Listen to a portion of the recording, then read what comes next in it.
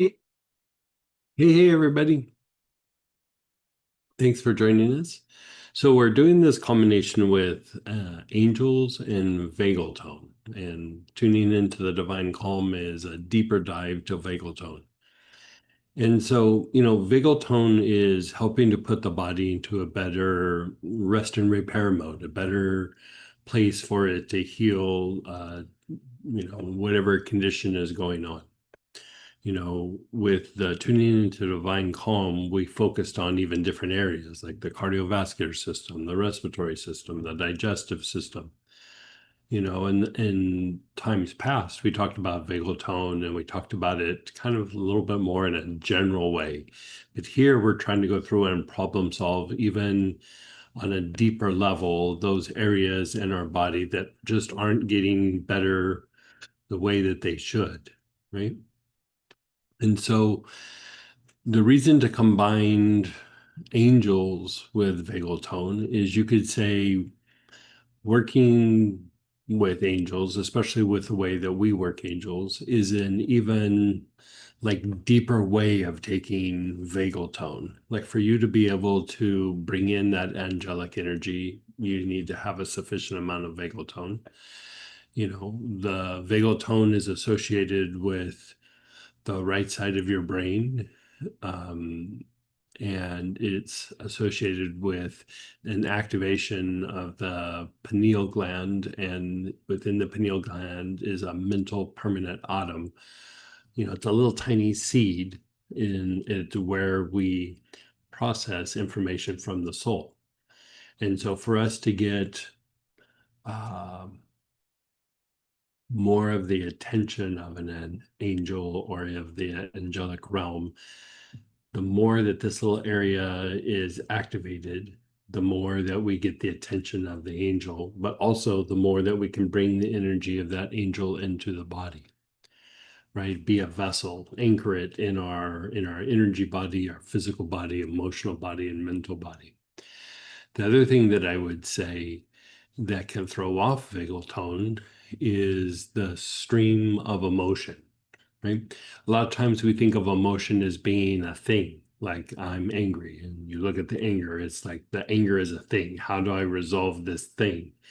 When really it's like a flow of something that's going through us, right? And so, yes, it's tied to the nervous system. It might be tied to the emotional mental body. It might be tied into the environment. But this flow, a lot of times,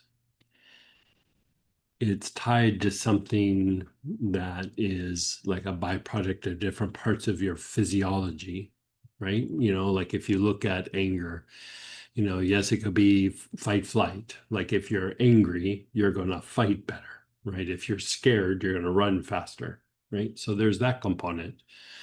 But also there's agitation in certain parts of our physiology that makes these things happen easier.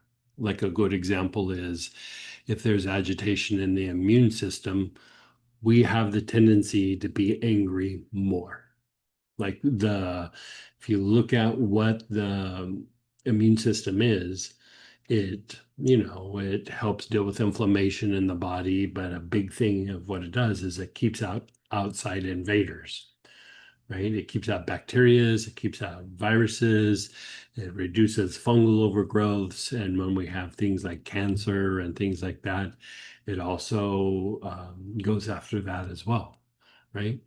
So your immune system is used to dealing with outside invaders. And so that jerk at work, the immune system also sees it as an outside invader. That person giving you difficulty, outside invader. The traumatic event from the past is some sort of invasion. So you see, like when people have gone through a significant traumatic event, like something really significant, like within 6 months or a year, they actually start to have like significant issues with their immune system because their immune system has become hyper vigilant. It had that traumatic event from the point of view of the body. It was like that was nuts. Like it's probably going to happen again. The mind and the emotion knows like that was crazy. It might happen again. I don't feel safe. I don't feel secure. Your body went into freak out mode. Like, what was that? Like, that was just crazy. And then it stays hyper vigilant because it thinks it's going to happen at any time. Like, it's always waiting for the other shoe to drop. So, sometimes you'll hear students say, like, I feel like the other shoe is going to drop. That's usually not mental and it's usually not emotional. It's usually that they're aware of some sort of agitation in the body. The body feels like something else is going to happen. I get that from time to time. I'll sit and I'll just feel like, ugh, something's about to happen. Like I can feel it. When it's clairvoyance, it feels very different. But there's times where I just like, God, I just feel like something's weird's up, and nothing ever happens. And then I keep looking at it, and I was like, "Ah, it's a weird agitation from my body." And it was probably like in my teens or early 20s. It wasn't even like something now. Like it's just some old thing. And so, sometimes I go through and do vagal work, but a lot of times I've already done a ton of vagal work. And so how do I take that deeper? Right. So here we're going to do angel work, and these vagal tone classes are free classes. So we were kicking the idea around of we're going to do it like we did the lymphatic classes, where we did 8 or 9 classes. We'll do it until you guys get bored of it, but I could talk about vagal tone all day. You know, it, it, it is an incredibly interesting subject, and even the stuff that's put out by academics don't even begin to touch the level or degree of how profound vagal tone is. You can even see some things written in Astara about vagal tone. So in mystical practices, esoteric practices, vagal tone is very much an issue and has been talked about for a long time. In the healing circles, it's been a very recent development, but I would say it's very old school. They're talking about it now, but it's been talked about for a very long time. And so with that, I like this idea of just like think of this weekend as an exploration of working with angels and working with the veil tone. And we're gonna kind of see the dynamic, right? And so on one level, you could say doing any sort of angel work would improve vagal tone, which is true. That is true. Just doing the work of working with angels does have an impact on vagal tone. But there's also specific angels that if you're trying to do a little bit of a deeper dive, they might be a little bit more specific to helping to restore the body. The thing with the angels is that you're not necessarily going to go, which angel do I use for my liver? What angel do I use for, a respiratory issue? It's more about just getting the body into a deeper state of repair mode. And so, you're going to look at things for like protection, and you're going to look at things for like healing and restoration. That's another big one, is like a restorative quality of some of these particular angelic energies. And yeah, we'll just play with it. And I'm sure you guys are going to have a bunch of questions and want to talk it out. And that's what this weekend's for, is kind of, I kind of really love the mashup weekends because we can just sit and chat it out and like, talk things out and play with these different things. And so that's what we're going to do. And so the very first thing is we're going to work with an angel, right? And so we're going to do that. And we're going to go do vagal tone, and then we're going to go back and work the angel again, right? And just see how that helps. And the idea being that, of course, we want to bring in healing energy into the body. right? We want to help heal the body. We want to help heal the emotions, the mind. But at the same time, we also want to enhance our ability to work with angels. And so I thought we'd see like how the body feels after we work with the angel. We'll do some vagal tone work. We'll see how the body feels again. And then we'll go back and work that same angel, right? We'll work that same angel and we'll see what happens, right? Now, we put forth in the Angelic Encyclopedia the universal angelic process, right? So we'll be doing that, but I would say we can also just do little short versions of working with an angel as well. Like it doesn't always have to be the super intense thing. We are going to be doing the super intense, the super strong angelic thing, but I just want us to think of this as more like play and play mixed with healing. We're going to kind of do these experiments and then we're going to help the body to heal. Right? So the very first angel that I'd like to work with out of your kit is the angel Adoniel. Adoniel. Adoniel. And that's number 2 in your kit. Yeah. And if for some reason you don't have the angel that we're talking about, just grab an angel blend. But those that have the angelic kit, Adonai. We're also going to be playing with like toning the angel. I'm going to have you guys tone the angel yourself. And we're also going to do a thing where we do the angel a little bit like a mantra. Because when we do it like a mantra, it impacts a different part of our brain. So we're this weekend as well.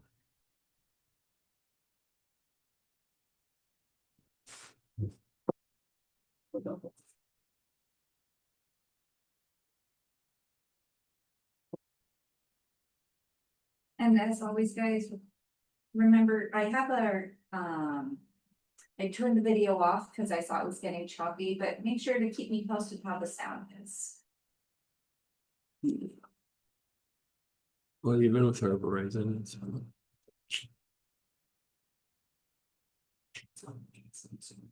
yeah.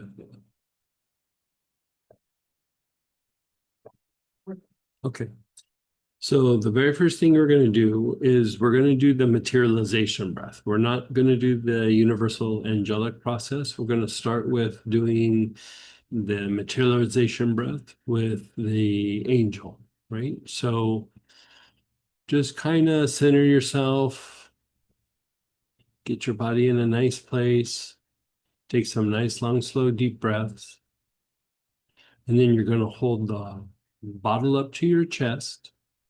And remember, this is one where you put your chin down to your chest, you inhale, you hold your breath, raise your head up, and then exhale. Okay. So again, you're going to go down, inhale, up, exhale, down, inhale, up, exhale, down, inhale, up, exhale, down, inhale, up, exhale, down, inhale, up, exhale, down, inhale, up, exhale, down, inhale, up, exhale. Okay, and then just be still.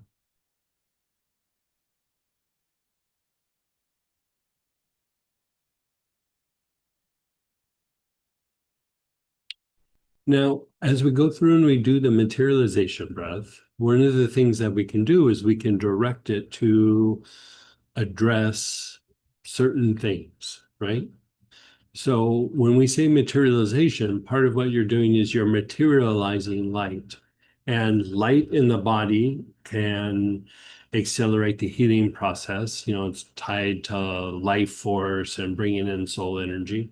But in external situations, it still might extend soul energy into that area. But a lot of times, what you're doing is you're harnessing divine intelligence, right? So if you're doing things in the body, the light that comes in is more associated with the soul and accelerating the healing process in the body, emotions, and the mind. But if it's more of an external event, you're helping to anchor light or divine intelligence to help that situation continue to evolve or heal.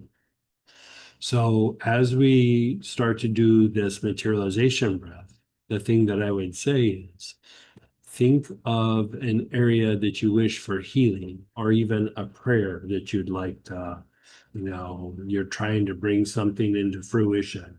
Might be some goal, might be some conflict in your life, or maybe in the life of somebody in your family. It, I would say at first, let's try to keep it to ourselves so that we can validate the process. But this is something you could also do with things you see going on in the world. You know, you look at the news and you're like, ugh, you do the materialization breath on that, and it drives light into that situation, right? So close your eyes and just, if there's an area in your body, put your awareness on the body. Like if you have a bad shoulder, you have a bad hip, you can do that, right? If you're having issues with your liver or whatever it might be, you can work that as well. So your eyes are closed and your awareness is on that area for healing. And as you reflect on that area for healing, keep your awareness on your front heart.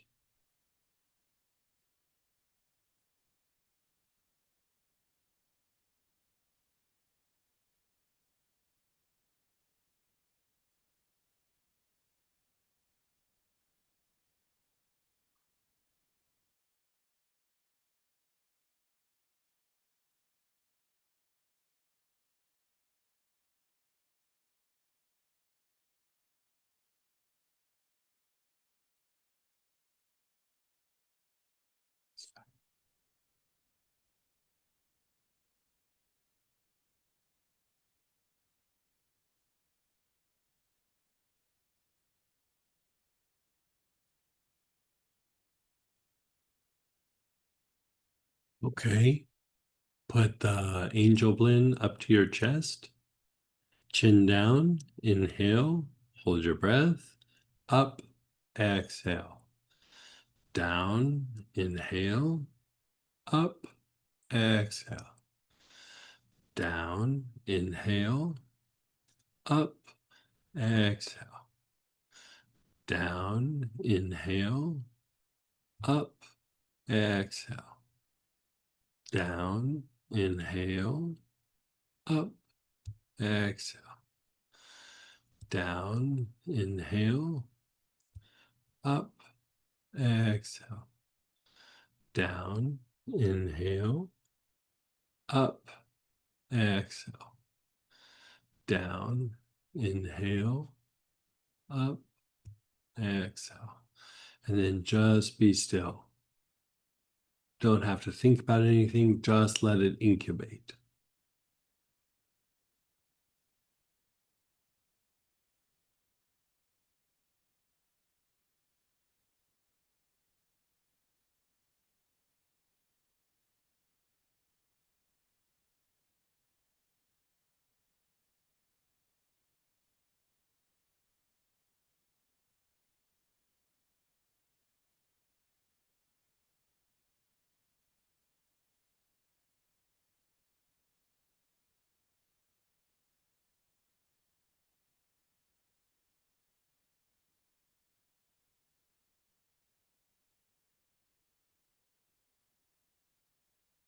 Just being still.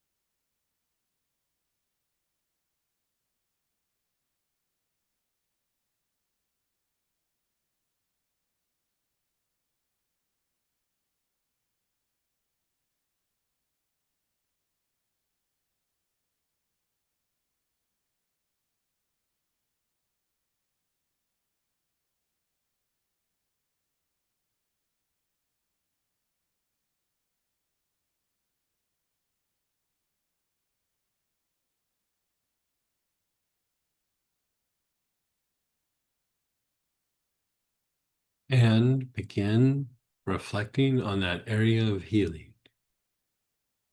If it's physical, put your awareness on that area of your body. If it's emotional or mental, put your awareness on that feeling or that thought.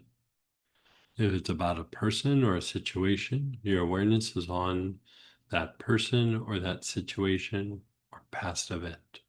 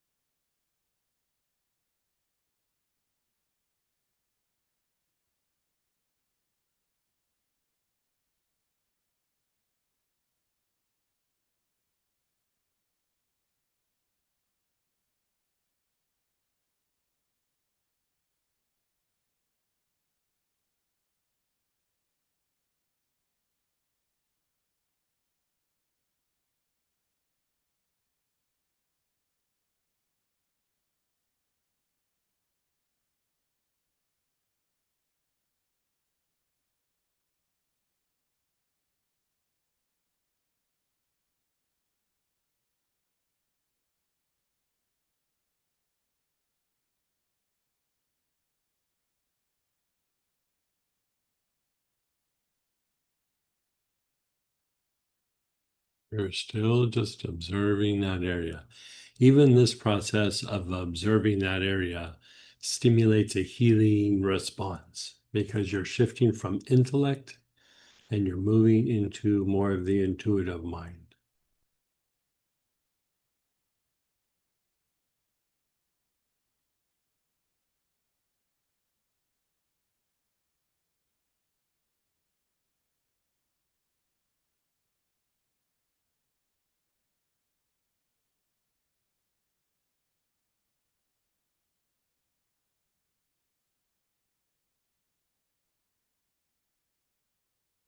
Okay, let it go. The bottle is to your chest, your chin is down. Let's take some nice, long, slow, deep breaths. Your head is down. Inhale, hold your breath. Up, exhale. Nice, long, slow, deep breath. Down, inhale slowly. Up, exhale. Down, inhale. Up, exhale. Down, inhale. Up, exhale. Down, inhale. Up, exhale. Down, inhale. Up, exhale. Down, inhale. Up, exhale. Down, inhale. Up, exhale. Down, inhale. Up, exhale. Down, inhale. Up, exhale. And then just be still.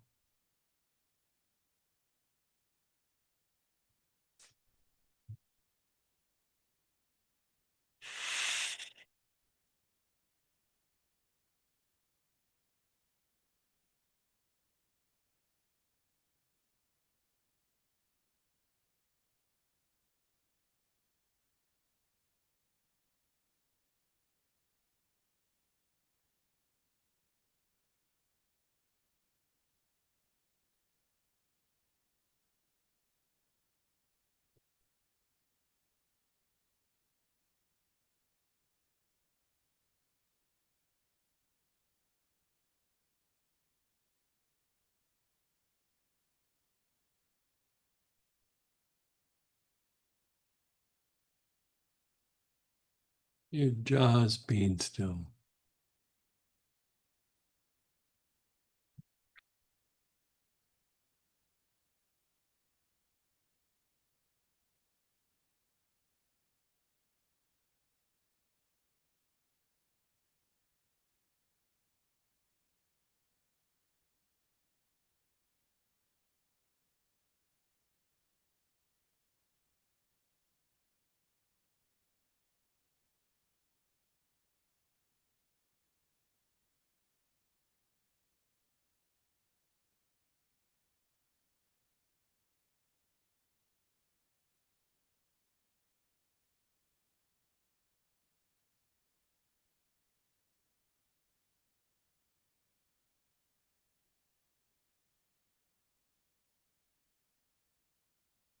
You're letting everything go and you're just being still.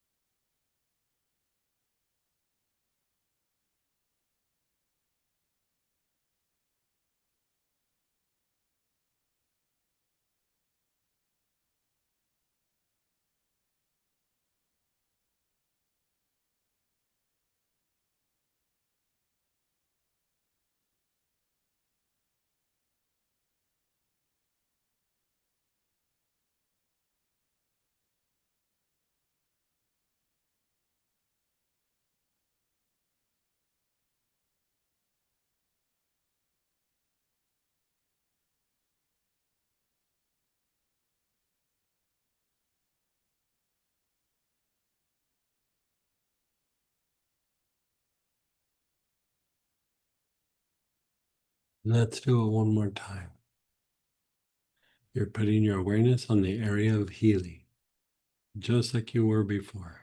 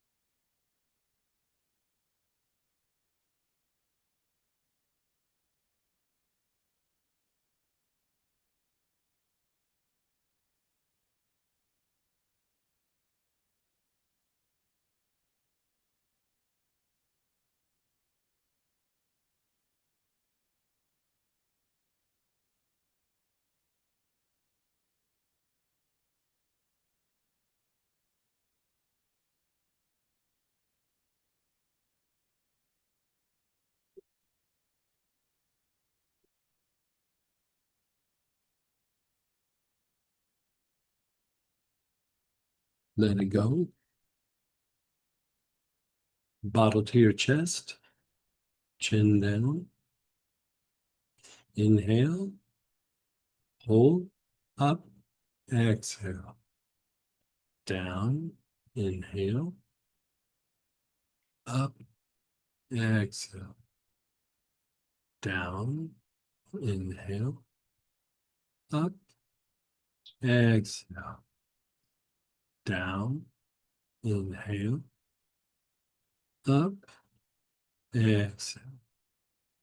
Down, inhale, up, exhale.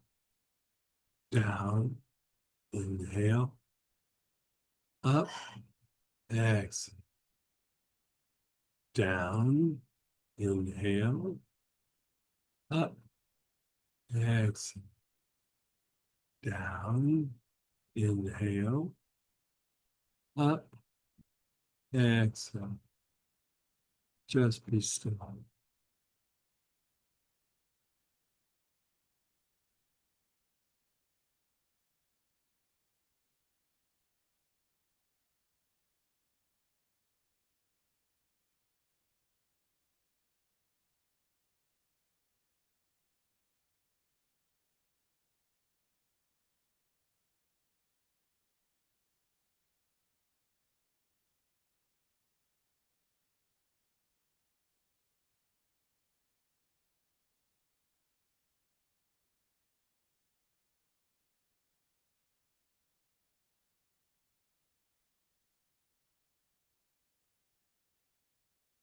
How are you starting to feel? Are you starting to feel a little more relaxed, that there's some sort of healing or relaxation that's happening in that particular area of your body, emotions, mind? If it's a situation, does it still feel the same that it did at the beginning of this session? So we're going to move now to the vagal tone. And the system that we're going to work right off the bat is the respiratory system. So this helps to relax the body. It helps a whole bunch of functions in the body. When we have good respiratory health, good vagal tone in the respiratory system, it impacts the cardiovascular system. It helps with the movement of lymph. It helps with the regulation of the nervous system. It has a calming effect on the emotions and on the mind. And it also helps us to access and release, purify the unconscious. You know, there's other things too, but those are the big ones. So we're going to go to the booklet for tuning into your divine calm on page 16. We're going to start by working the vagal tone in the respiratory system. So you have red myrtle or pulmonary stress support. If you don't have either one of those, let us know and we can try to come up with a substitute for you maybe.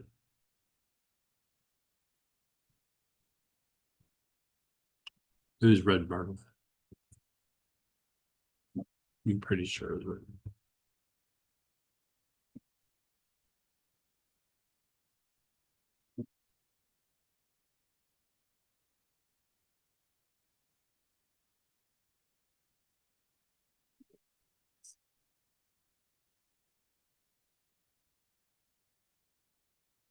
Okay. So we're going to pull that out. Everybody's good. Okay. So we're going to pull that out. You're going to start inhaling. Your awareness is on your throat. Nice, long, slow, deep breaths with your awareness on your throat.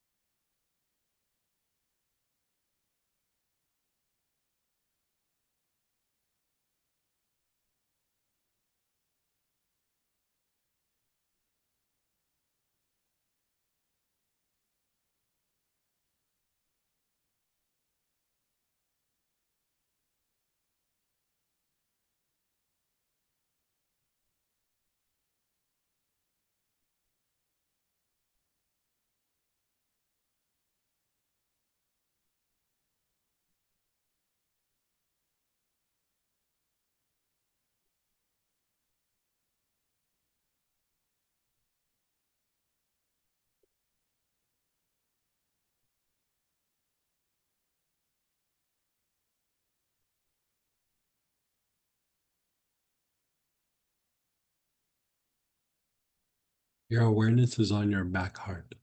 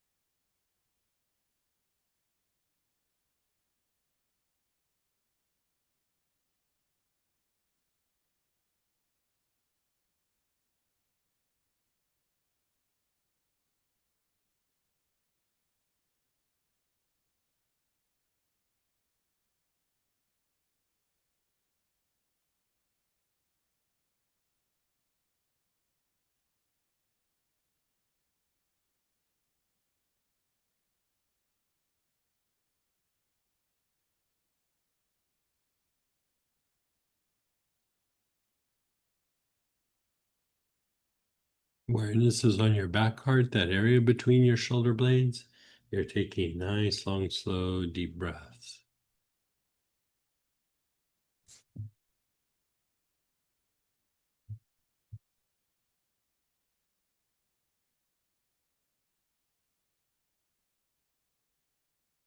Move your awareness to the lungs. Your awareness is on the lungs. You're taking nice, long, slow, deep breaths.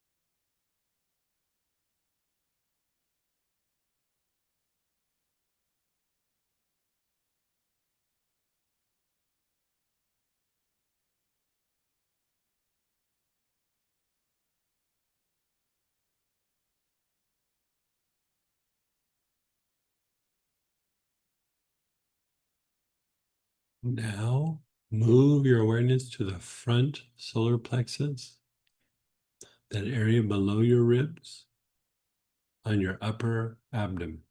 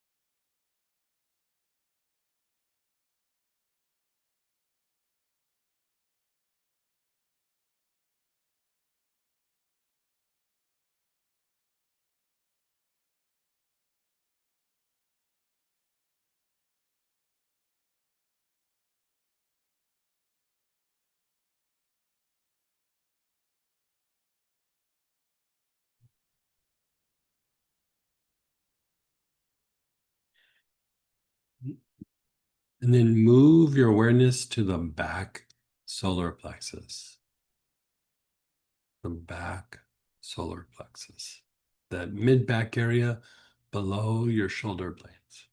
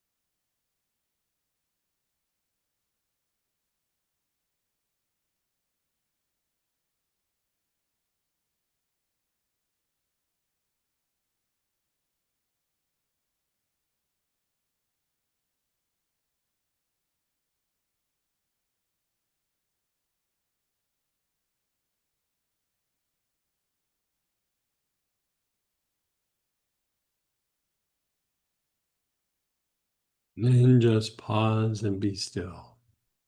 You're just pausing and being still.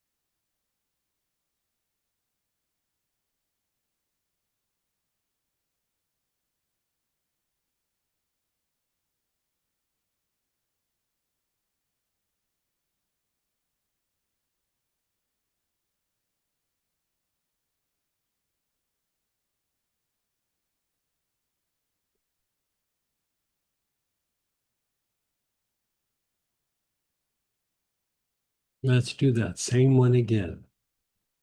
Your awareness is on your throat. You're taking nice, long, slow, deep breaths.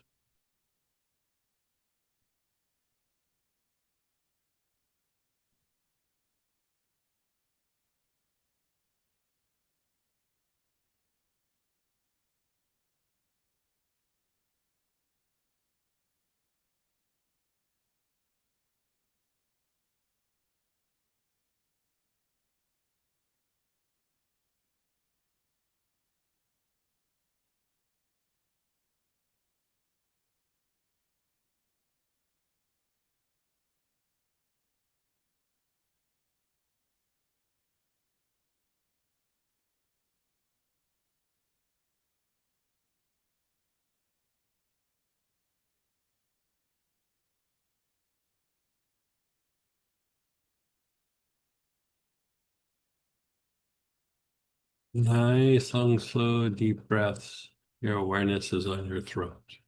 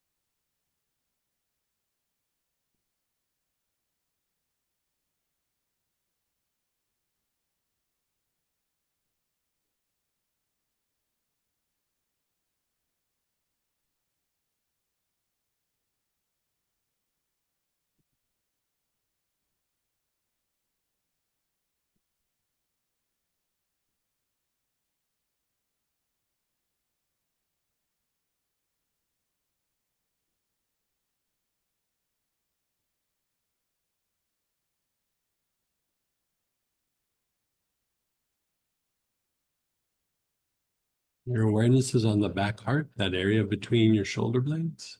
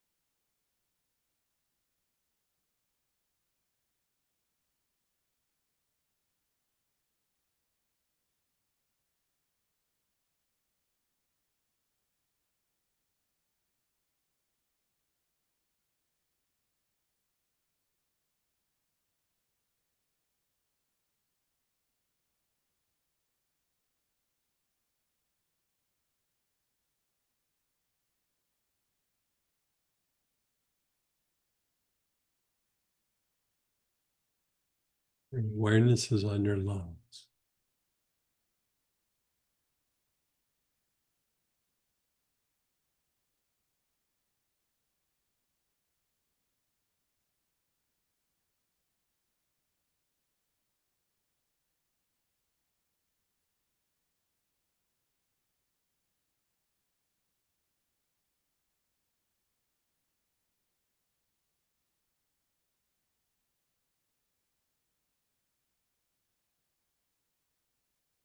Nice, long, slow, deep breaths with your awareness on the lungs.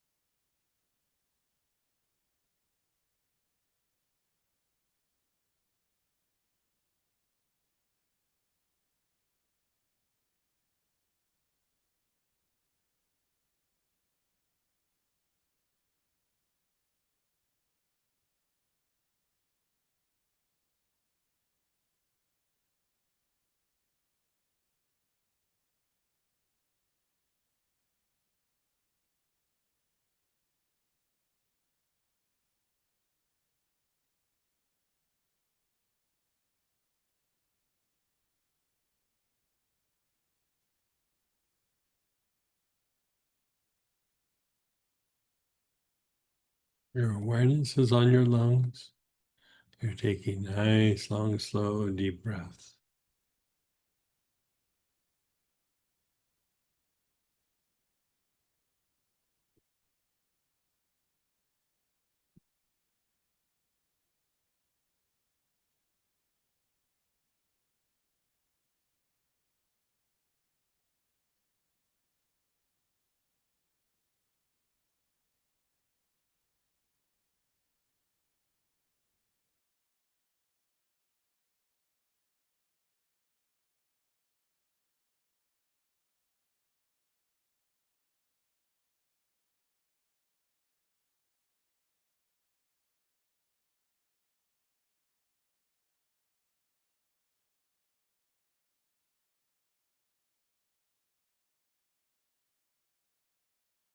Your awareness is on the front solar plexus.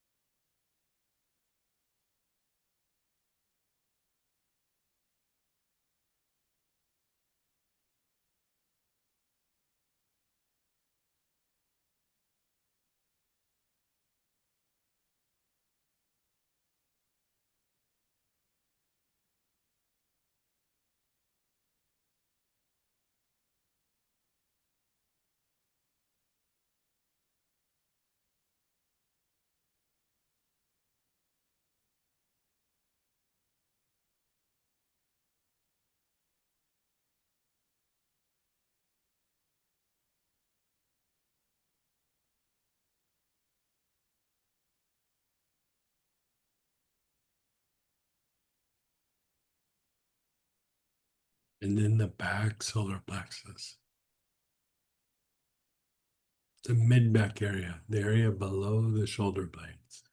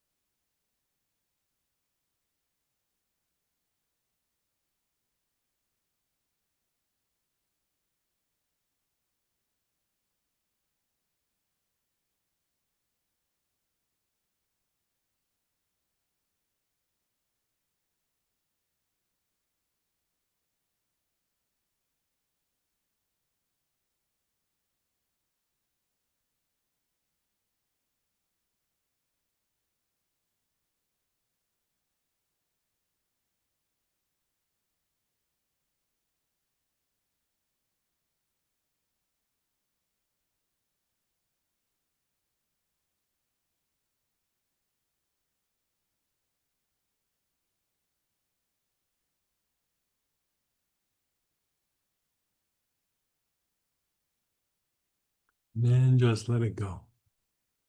Just be still.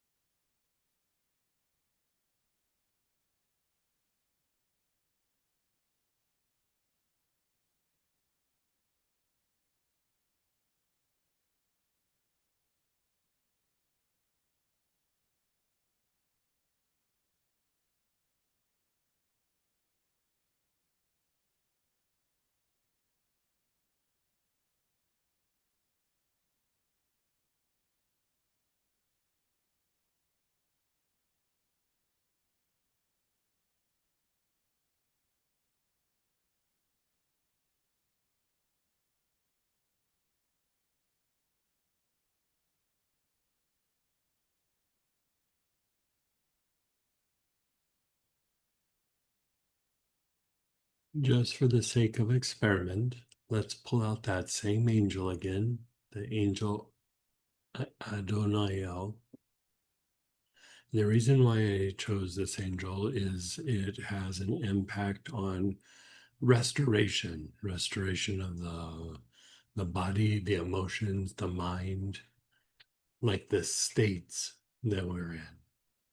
If we're in a chaotic state or a stressed out state, it helps to restore proper balance.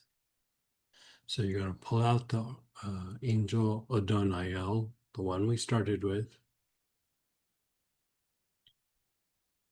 You're putting your awareness on whatever you were trying to heal first, your body, your emotions, your mind,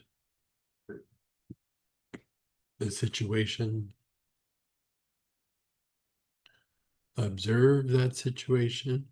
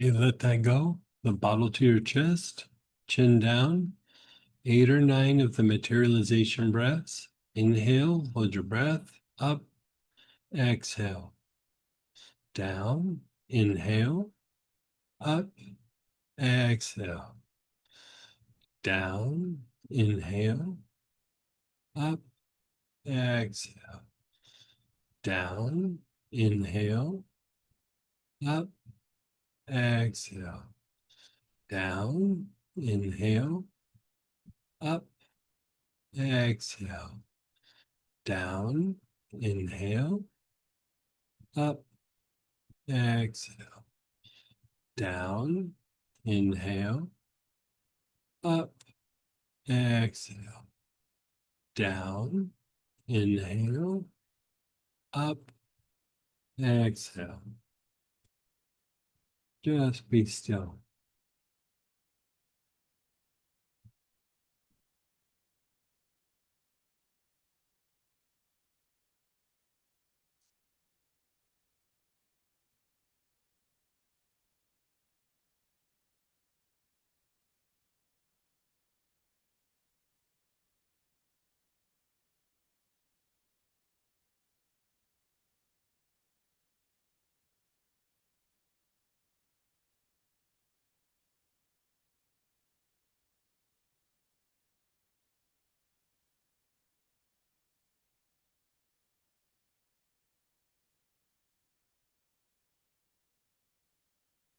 And that make you feel.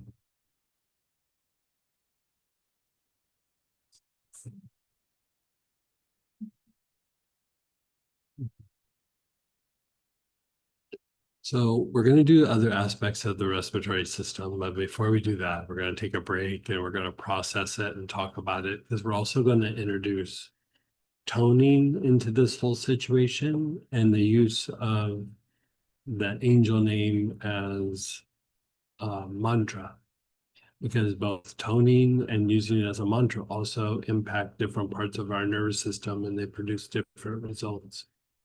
So we're not just reviewing things this weekend. We are going to take this a step further and go deeper into putting ourselves in a state for deeper healing. So maybe take a break first and then we'll do Q&A. Yeah, let's maybe do that. So how about we'll take a break. We'll come back at 25 after, and then we'll do shares and questions, and then we'll do a little bit more work with the vagal tone as far as the respiratory system is concerned, and the angel Adonai. So I'll see you in 15 minutes.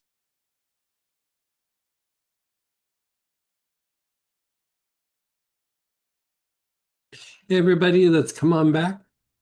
And we're going to do some more, but let's start off with some shares and questions. You can unmute yourself or type in. Let's go ahead and fire away. What was your experience? How did you do?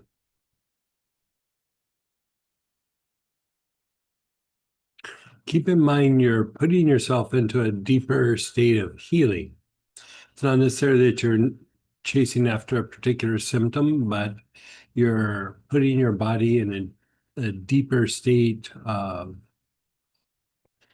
healing. It's like you're going to a place rather than chasing a symptom. You know, you're putting yourself in that place where healing happens.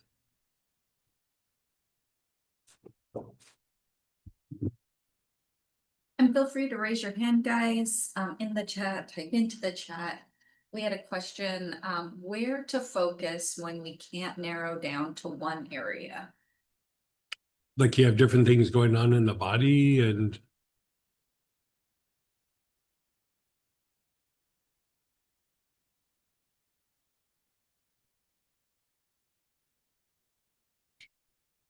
Yes, it's hard to comprehend or sense.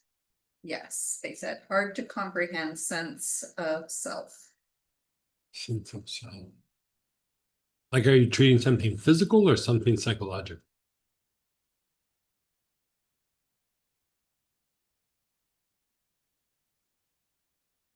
Emotional and physical. Um, yeah, with the emotion, you would tap into the feeling. If you're not sure and like you got a lot of different things going on, just be aware of your whole body. You know, more is happening than just where you're putting your attention and awareness. So I would say just put your awareness on your whole body and kind of call that good. They said because there's severe fatigue and maybe depression.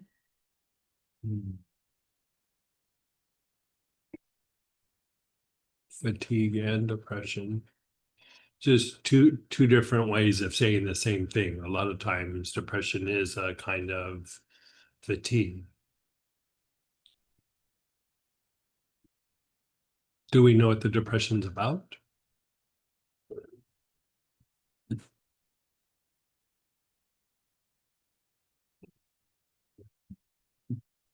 Overall. Overall, I'm not sure what that means. No sense of self.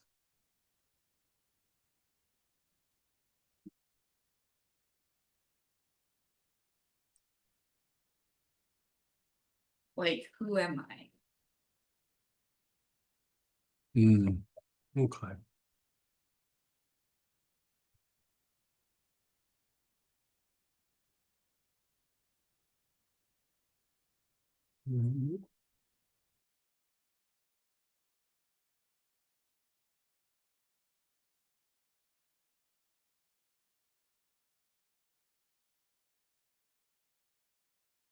No sense of self.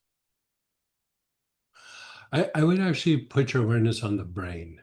A lot of times when somebody describes what you're describing is that we have an intellectual idea of the way things should work or how things should be, and reality and the way we're thinking about it doesn't necessarily match. And so we're wanting to move closer to being able to process the things in the environment and the things that have happened and are happening and the things from the past, and also have like the right kind of cognitive processes.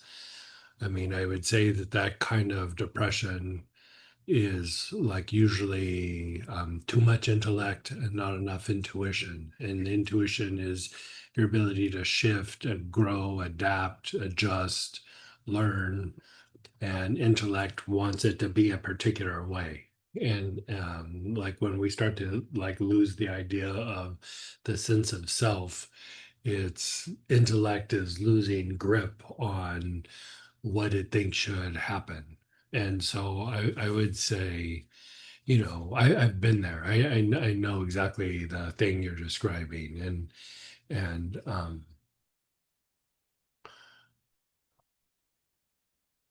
we want to be able to use other parts of our mind. The intellect left to its own devices um, can become very rigid.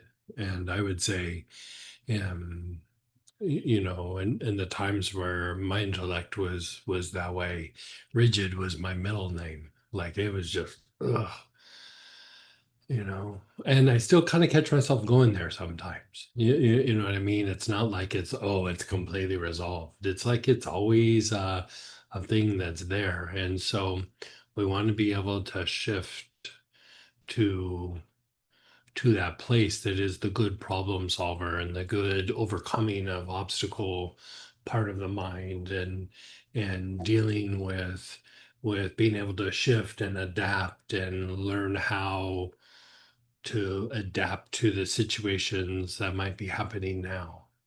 And so um, I would probably, as you do the practice where you're putting your awareness on the body, I would probably do it on the mind, on the brain, you know, and a lot of times we really have to work at intellect and intuition interacting with each other. For a lot of times, there is these two parts of our brain, or these two parts of our mind, are at odds with each other. And so the idea of putting your awareness on the mind, or I keep saying mind, I mean brain. Putting your awareness on the brain allows for a greater level of like harmony between the two sides, and allows the intellect to relax a little bit more so that intuition can have its influence and then be integrated back into the intellectual mind. Yeah.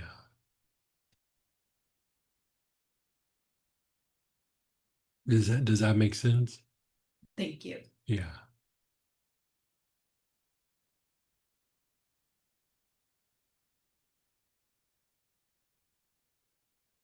Well, I wanted to share just briefly, just when we first did the angel, my point of focus was a physical thing. And it seemed like something was moving and it was shifting in some way. But when we went and did the vehicle tone part, Mhm. like that physical part really mellowed out. It Yeah.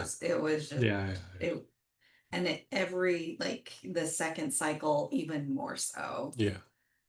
Then when we went back to the angel and we did it again, I picked the same physical point of focus and actually seemed to amplify again. Mm-hmm. So I'm like, That's okay, funny. yeah. I was like, well, that was a little uncomfortable, but Like think of the angel is it does deepen the impact of the physical body, but it also has a component of like emotional healing. Somewhat mental as well, but probably more emotional than mental. Yeah. mm, Yeah. So the thing is we, from the intellectual point of view, we see the body and the emotions very separate, but they're very entwined. And it doesn't necessarily mean that emotions are causing the issue, and it doesn't necessarily mean that um, uh, it's not that it's causing it, and it's not, think of it like this, like if say your knee hurts, right? Your knee just really hurts, right?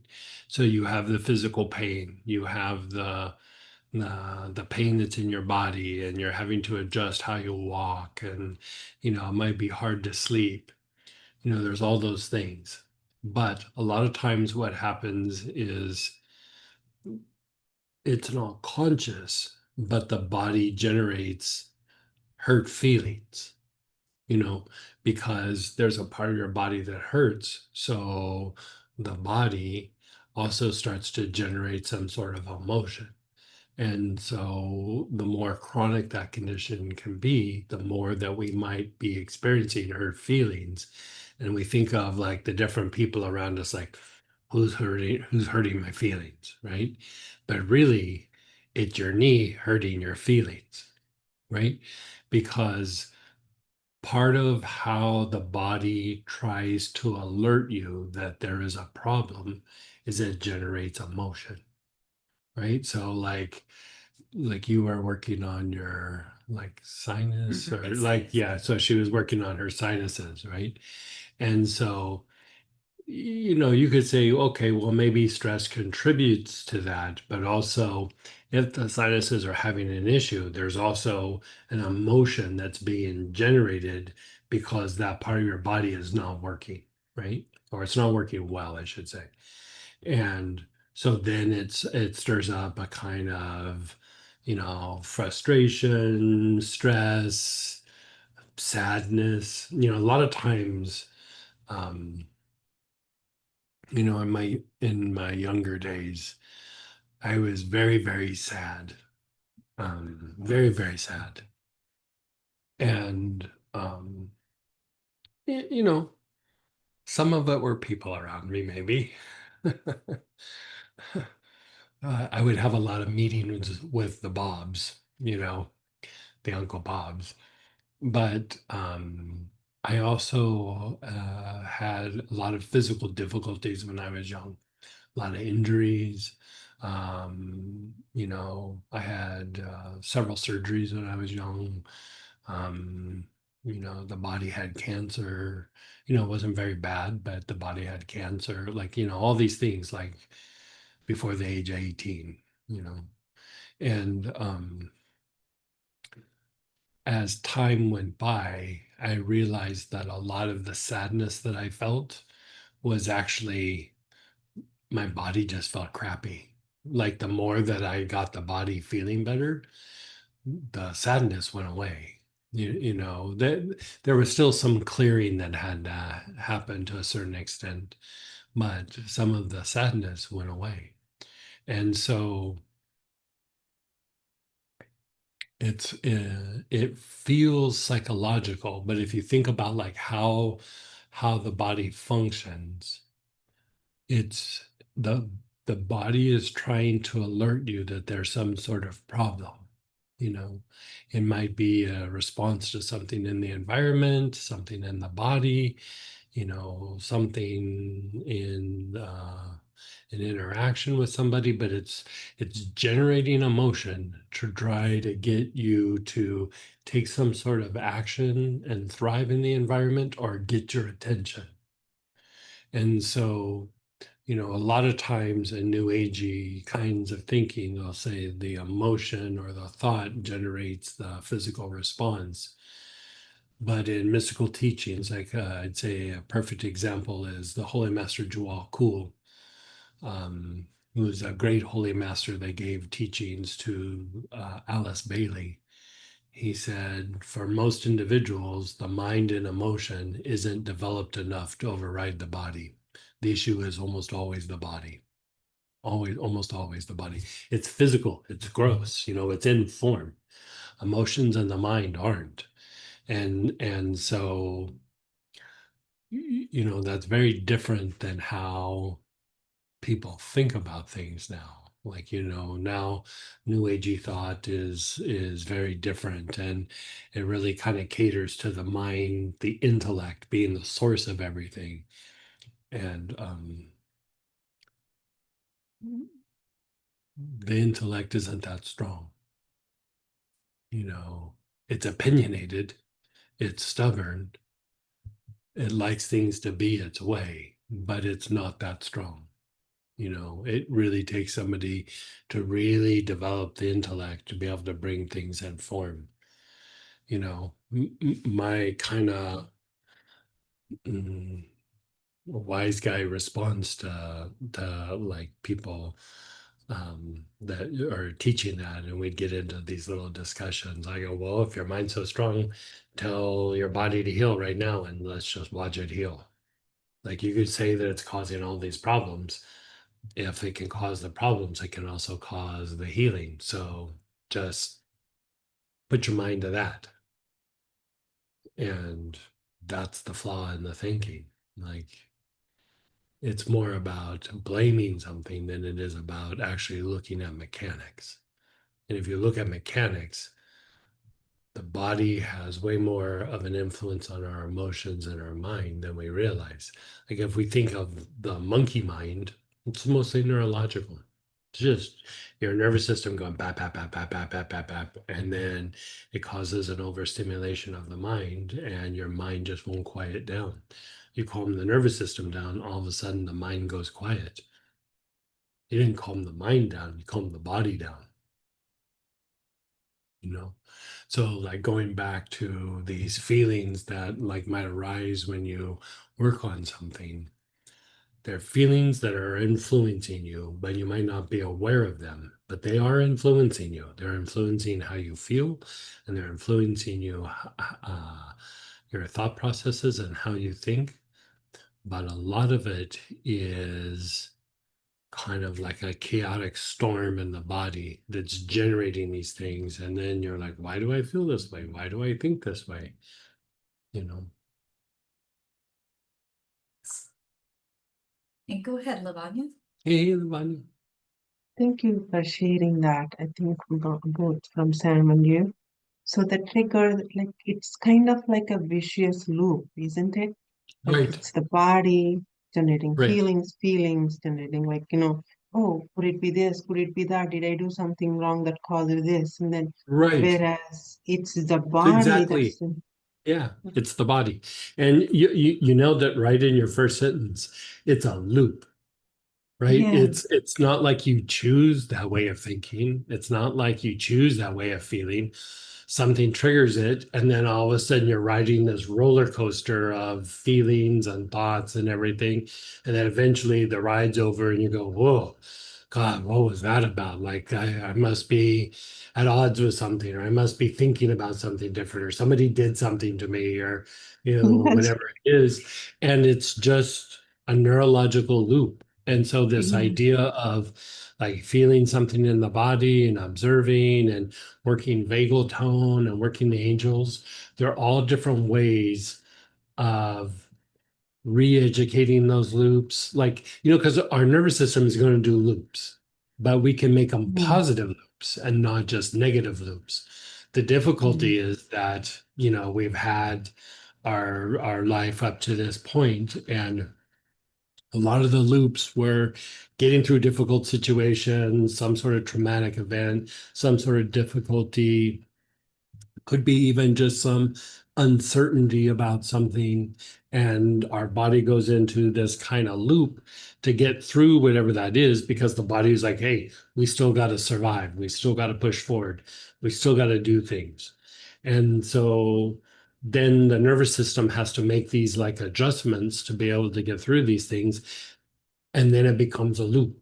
Like then from time to time these things just arise, and these things just pop up, and we really don't think about it. And I go to a story that I really really liked about, um a friend of mine was telling me a story of this guy that she was dating at the time.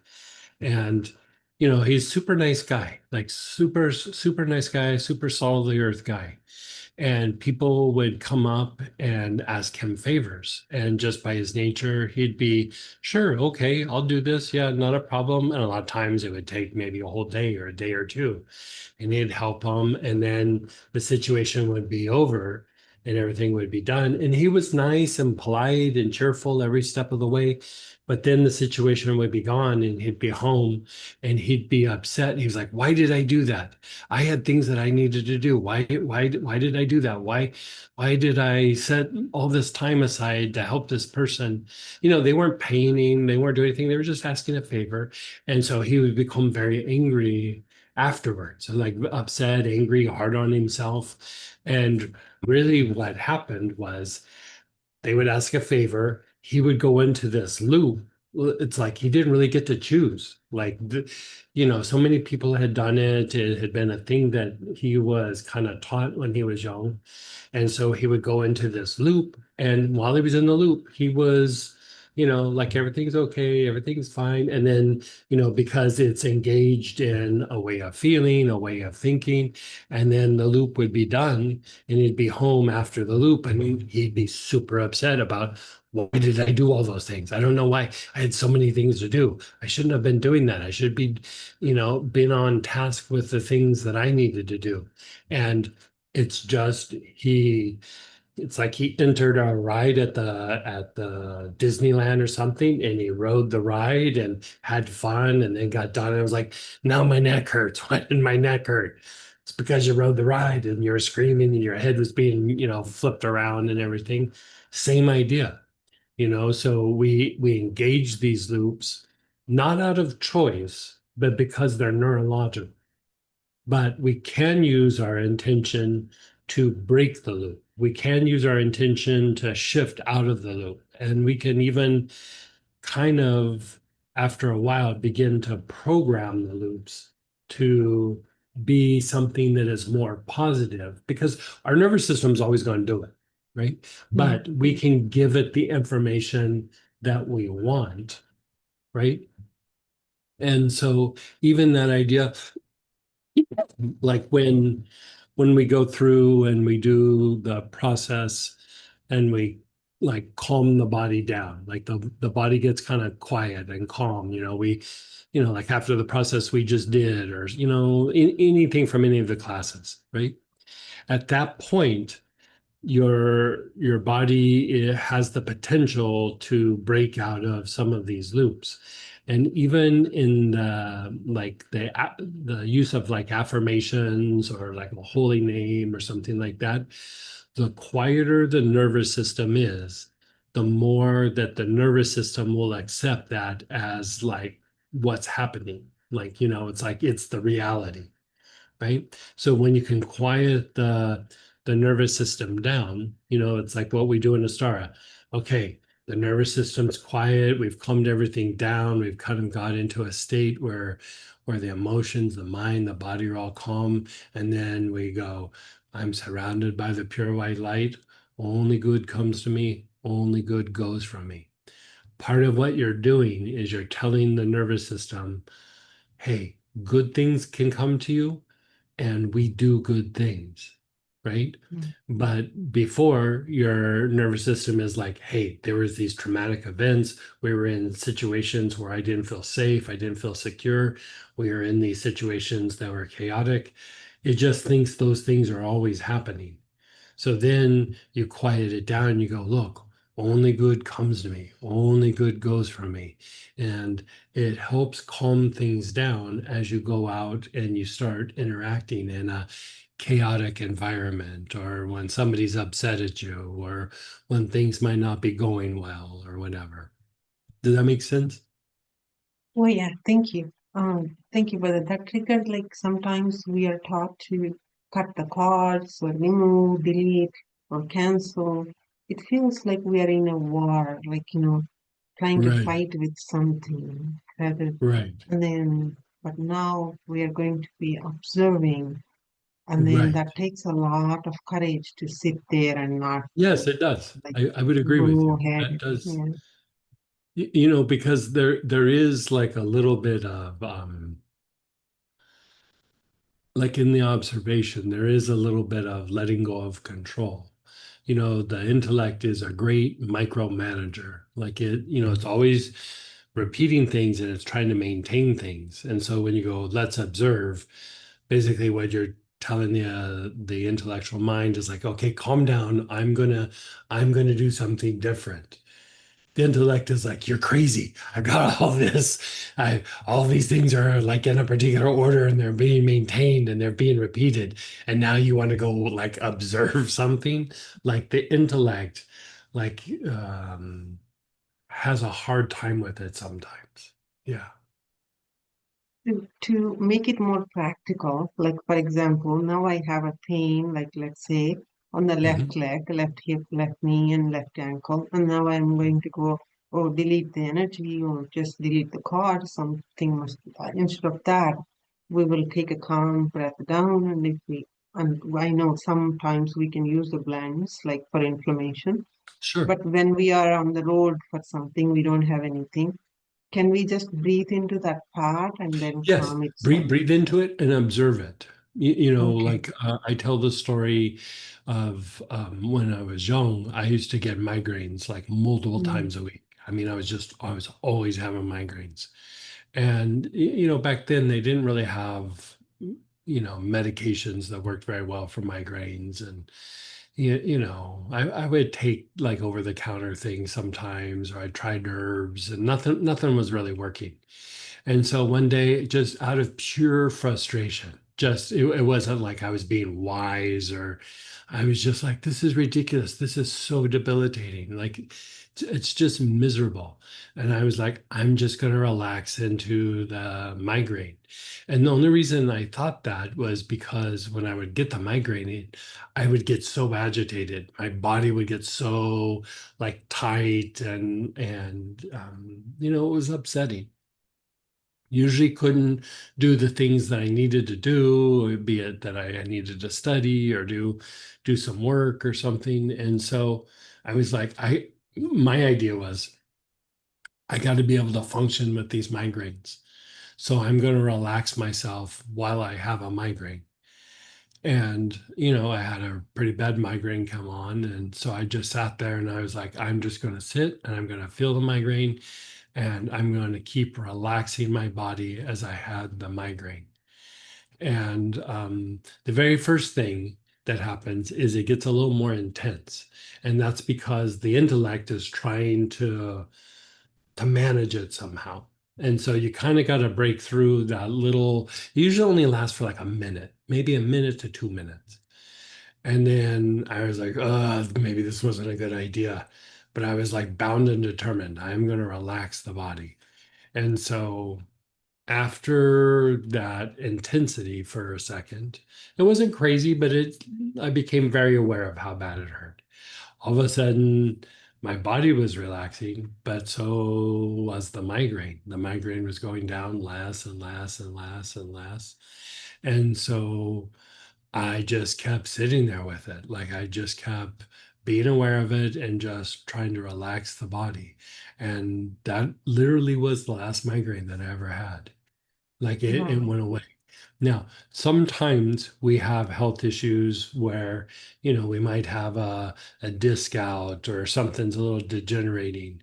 And, it might calm it down, it might make it feel better, but it might not necessarily make it completely go away. But it can take it from being a 10 to a 5. It Yeah. can calm things down quite substantially. And so, even in that state, whatever you use, be it a medication, some over the counter, some herbs, some oil, just getting to that state makes whatever you're going to do more effective, right? Sometimes when things don't work, it's not that they don't necessarily work, it's that the body is in such a sympathetic nervous system dominant state that it doesn't really allow anything to work. So the more that you can get it into vagal tone and calm the body down, then with whatever healing that you do, it becomes substantially more effective. Thank you so much. Yeah, That's you're very so helpful. welcome. Yeah, you're so welcome. And go ahead, Robert. Hey, Mr. Robert. Hey, Greg.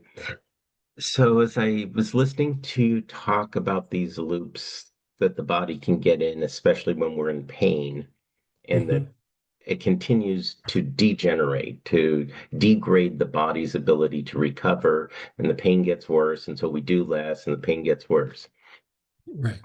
When we do a healing, are we basically changing the loop to be a more positive loop, a healing loop?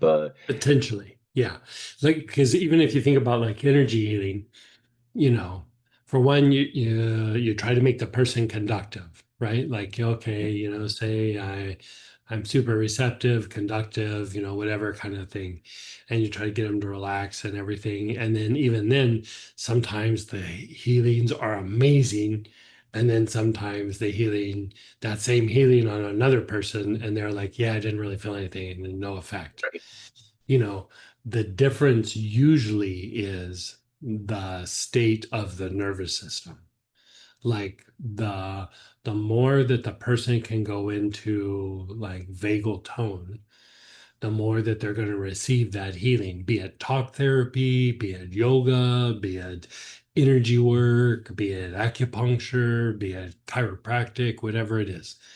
The more that they can be in vagal tone, the deeper that effect will be. So if they're in a sympathetic nervous system dominant state, the body is going to stay in that repetitive loop. And, we talk about trauma loops because trauma loops are kind of easier to understand. You're like, okay, my body had to get through something, there was a trauma, whatever. I got locked into this loop and I can't break out of it. But the body has all kinds of loops, and so pain is a very good example. We have like pain loops and like that blend nerve help. I mean, part of what that is that it helps the body break out of a pain loop, because the more chronic that the pain becomes, the more the nervous system goes, that's just what we're doing. Because pain is trying to get the awareness of the emotions, but more the mind. Like, hey, we have an issue going on here. Something's wrong. Something, something needs to be addressed. So, something is happening in the body or in the environment that's causing this. So the body is trying to send a message to the brain, hey, hear what I'm saying. We have something that needs to be addressed. And we manage it as best we can. But if the body doesn't feel heard, then it just goes, send that message all the time until the brain gets it. So as much as try to break out of that pain cycle, you feel a little bit better, but then it's back. I mean, I've been in those loops many times. And that's when like something like nerve help is very helpful for breaking out of that chronic pattern, and it allows the body to adjust and heal whatever that is.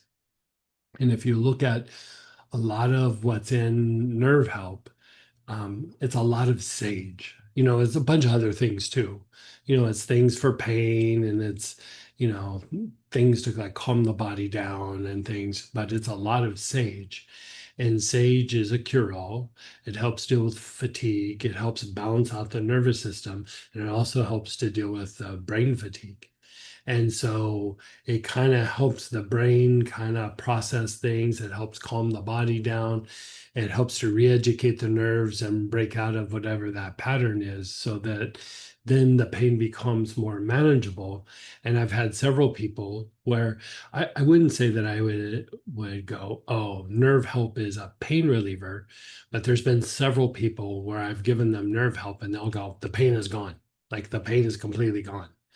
Um, I even for me, I used it quite substantially. Remember, there was about that 2 months where I mean, I thought I was on the verge of having another surgery again. I was like, man, they told me I was going to need surgery when I was 24, 25. Like, ugh, I might have to give in and finally have to have that happen. I don't want to, but started using the pain help, and I'm like, I was in a pain loop. I'd gone to the doctor. He just shrugged his shoulders. He was like, I don't know, and so that idea of being able to break out of that loop allows the body to do something different. And like, that was only what, like a year and a half ago or 2 years ago now, right? Yeah. Two years ago. Um, I've been more pain-free than I have been in probably 30 years. Like, I mean, it's just, it almost like it had to get bad for it to get like a lot better. And, part of what happened was I changed my perspective of how I was thinking about it. I was always thinking about my back's in spasm. I have these torn muscles. I have this area that the bones were broken and I'm trying to manage it the best that I can. And I just switched over to like it's a pain loop. Let's just treat it like a pain loop. And as I treat it like a pain loop, it's gone. Like I mean, I still have the degenerative issues, and I don't go lifting 100-pound bag of salt to get it in the bathroom, for my salt baths or something. But um, I don't have the pain that I used to. Like if anything, my back gets tired. It doesn't really hurt. And So, before, it was debilitating how bad it hurt. Yeah. so I in mean, there was a some, couple of times where we canceled Zooms and we canceled flights because my back was so bad I couldn't even sit in a chair.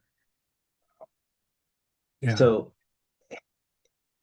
in the way you describe nerve help, one of the ways of interpreting those words is that it's the essential oil equivalent of Tylenol or ibuprofen. Mhm. It's sort of the thing you start with to tell the body to stop Yeah. reporting the pain. Right. Right. Nerve help is very specific to pain. It's not necessarily, I mean, it would probably help with some trauma, but definitely with like pain loops and any sort of chronic pattern in the body. Like even if, say, you have like a liver that's just, maybe you get your blood panel and it's, not doing good. And or you have high cholesterol and you're using medications and you're using herbs and it's just not responding. Part of it is that it's stuck in a chronic like loop. It could be vagal tone, but it also, even increasing, improving vagal tone in an area breaks the loop. But even if we set aside all the vagal tone stuff that we know and we go, okay, how can I break out of this chronic loop? You could start with even nerve help, and that would at least get you going down the rabbit hole. And it would probably make the area respond much faster than if you hadn't used it. It's not necessarily the thing that you're using for the symptom, but you're trying to break the body out of that repetition so that something different can happen. And You know, help the, here's like a deeper thing too, is over the years, like talking with different people and be it that they were muscle testing or scanning energy, like we'll use cholesterol as the example. They'd go, well, I was scanning it or I was muscle testing it, and it might have been good in the beginning, but then I stopped using it because when I would scan it or when I would muscle test it, it didn't test very well. Part of why that would happen, and then their cholesterol would still be where it's at. And we use cholesterol because it's not something that is like perceived like pain is. Like pain, people know they're in pain, right? Cholesterol, the doctor tells you you it's have high invisible. cholesterol. You don't really go, oh, I'm feeling a little cholesterol today. Like, oh, my cholesterol's getting to me today. Like, we're not aware of it. But so the issue was that the body was beginning to change. And that same thing that we have in the intellect, the body has that with homeostasis. And so as the body would start to change, their evaluation was the body doesn't like it. Yeah, the body doesn't want to change. The body is stuck in a loop and is maintaining that loop. It doesn't want to break out of that loop. You have to manually go, we're breaking out of this loop, right? We're breaking out of this loop. And so, you know, if you go through and you're just going, oh, the body doesn't like this. Of course, the body doesn't like this. You're making it do something different than what it's already doing. So, you know, that whole thing with how people evaluate, it depends on what they're evaluating. You know, if you're just always asking the body what it always wants repetition. It always wants repetition. Like it never wants to do anything different. Right. So then if you go, okay, what does the body want?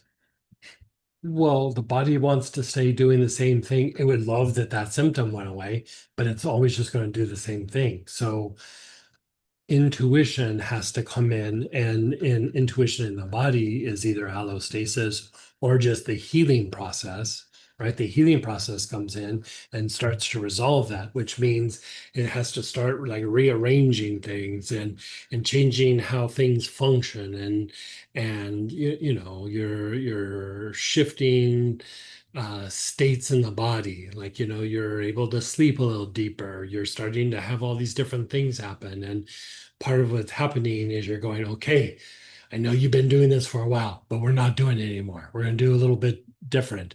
And so that's why something holistic is always kind of great, because the thing with holistic is it's a lot of baby steps. You know, it's a lot of baby steps. So the body can shift a little bit and then go, oh, okay, this is the new us. And it shifts a little bit more and goes, okay, this is the new us. Shifts a little bit more. Okay, this is the new me. Rather than going, you're going to change right now. Liver, you're going to go from high cholesterol to low cholesterol today. The body is super going to push back. So you do these little things. You just keep doing little things. So it's consistency and it's you know, you're using repetition against the body.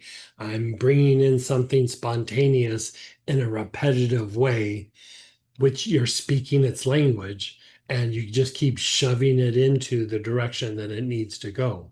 So like going and you working with your clients, the more that you do and on a schedule or in a repetitive way, you're speaking the language of the body and you can keep nudging the body in a place where it can heal. I mean, it's always amazing when we can do it in a single session, but most times, most conditions are going to take a bunch of little movements moving towards that goal. So say that nerve help is one way to tell the body that you're introducing a change and to relax and listen for a bit and then adopt it. Yeah, you know what I'd call nerve help? You know how they give cough medicine to children and it's like cherry flavor. Uh-huh. Nerve help is cherry flavor or orange flavor or It whatever it is. sugarcoats it for the body. It sugarcoats something that the body kind of doesn't want to do, but it keeps nudging it towards that goal of more optimum health and even psychological, you know, especially emotional health. You know, it keeps nudging um, it to that direction, you know. Yeah. I've had several people where, you know, they've used all different kinds of pain blends and things like this to try to eradicate like a pattern in their body, you know, their hip, their back, their neck, something. And I had them just do the four quadrants of the nerve help. Like get up in the morning, inhale it, and then they'd say they wake up and their neck hurts or their back hurts or something, and they do the four quadrants of the aura, and they go all of a sudden the pain's going away, and as I get up and move around through the day, it kind of goes away. So then I started having them do it at night before you go to bed, do it in the morning when you get up. And it didn't completely eradicate the issue, but it definitely took the edge off. It took it from a 10 to a 5, and it helped them to continually get a little better and a little better and a little bit more. It became a little bit more manageable. And then when we put the pain processes in, then they became more like I don't want to say they became more effective. Like the things that we had already tried, all of a sudden became more effective. Okay, so nerve help can start to turn the big cruise ship, and then the more symptomatic processes can Right, fine tune it and direct it exactly where you want it to go. right. Okay. And so if we translate also what nerve help is doing is it is like kind of a form of pushing the body to vagal tone, but it's instead of going, let's go to the liver or let's go here, let's go here. It's very specific to like the mechanics of the nervous system's aspect of vagal tone. So you could use it with like the vagal tone blend, or like here you could use it with some of the things that we're doing in this particular area. I mean, that's kind of the beauty of the mashup. And even eventually when we start doing the mentoring, part of that is we're going to tailor things to each individual so that they can produce the maximum result, the maximum benefit. And a lot of it is going to be specifically addressing the repetition in the body so that they can achieve the things that they're having a hard time achieving, whatever it might be. Okay. Yeah. Thank you. Kind of interesting, huh? Yeah, I'm one of those people who looks at patterns, loops. I Hmm. see patterns where other people know there's something, but they're not sure what it is.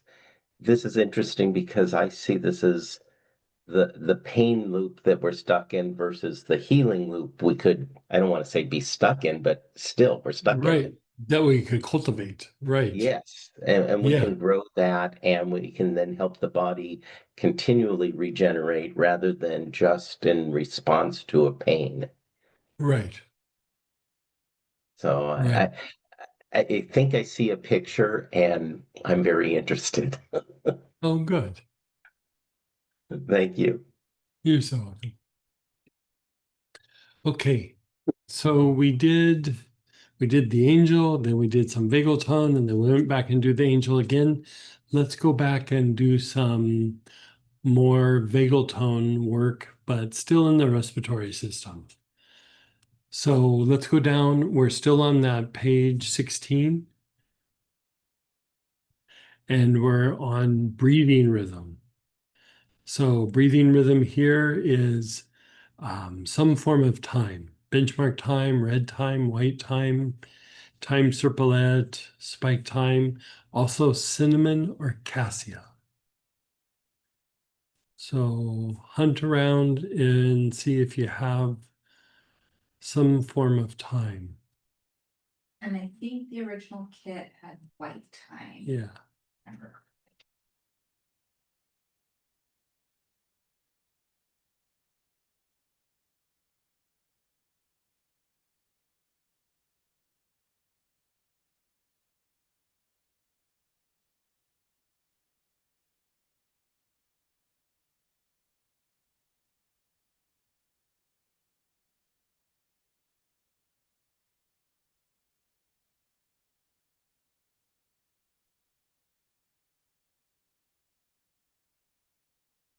Okay, so you're inhaling, your awareness is on your back throat.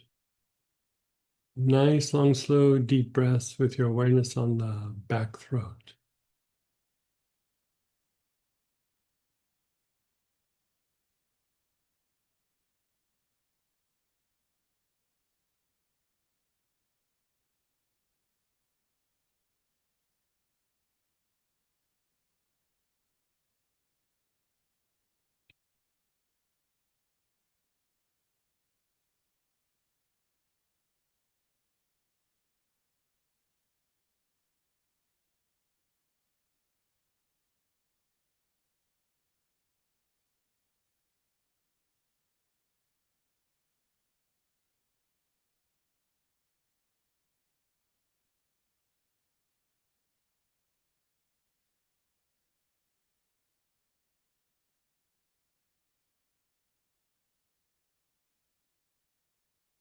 You're in the back throat, the middle of the back of your neck.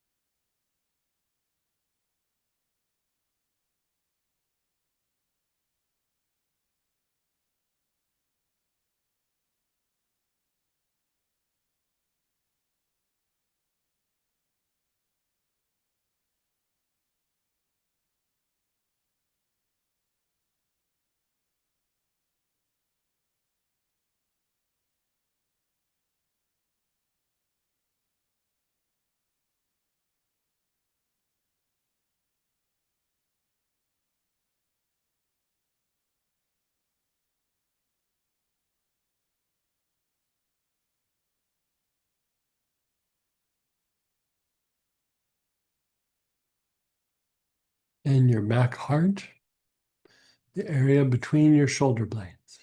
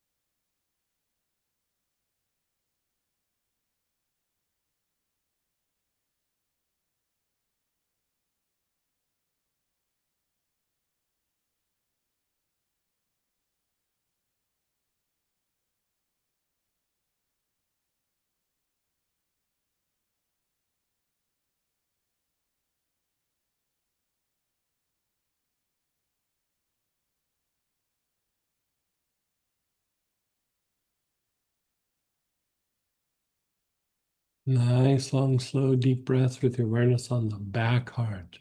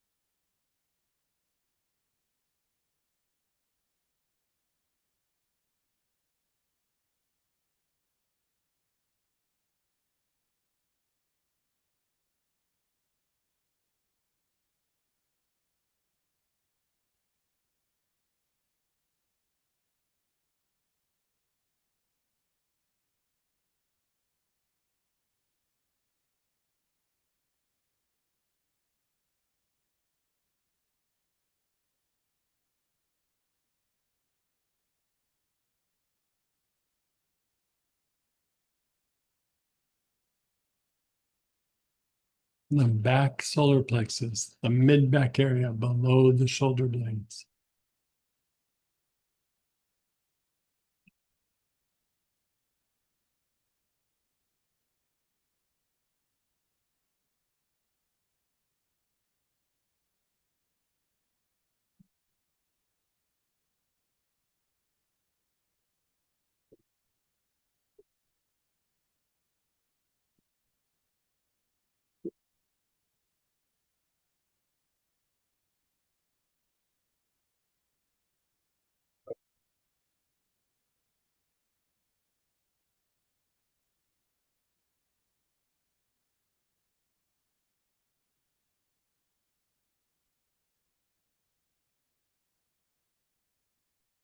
And then the navel, your awareness is on the navel.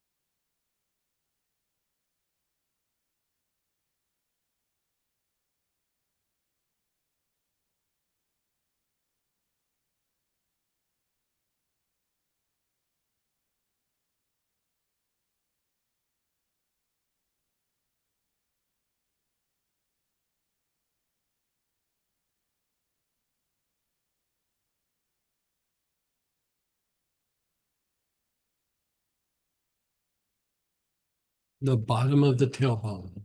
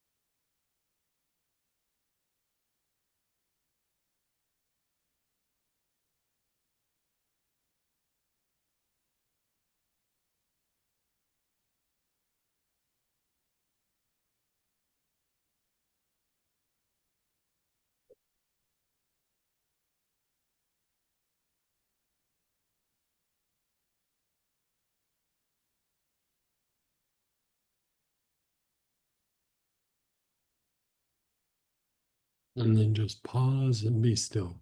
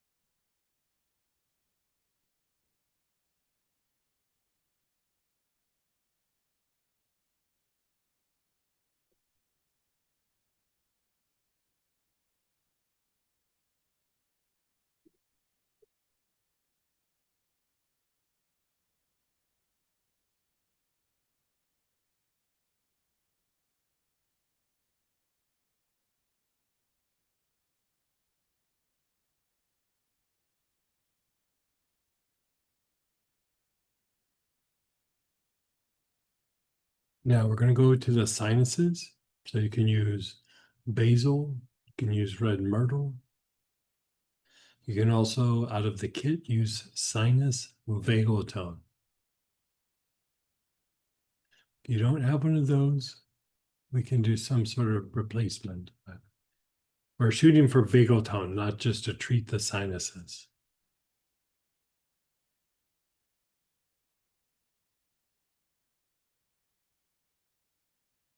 So basil, myrtle, meaning red myrtle, or sinus vagal tone.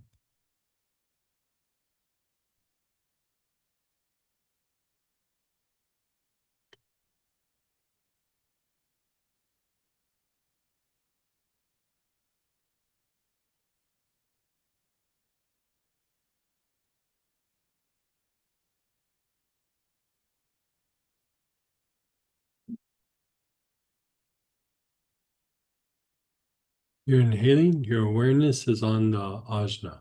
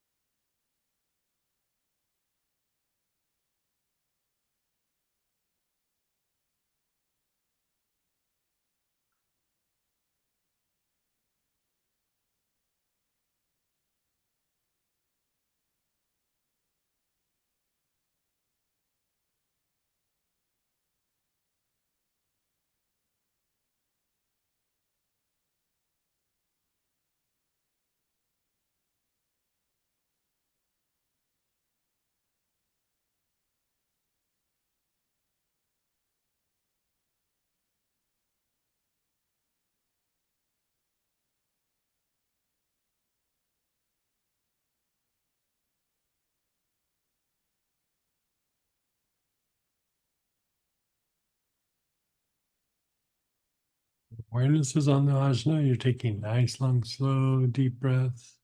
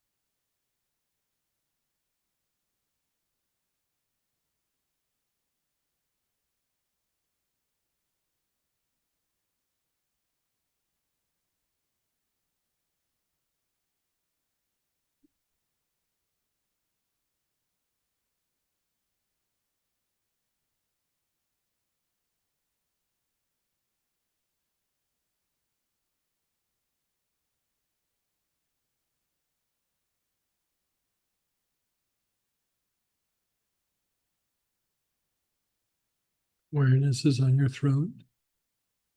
You're moving your awareness to the temples. Nice, long, slow, deep breaths with your awareness to the temples.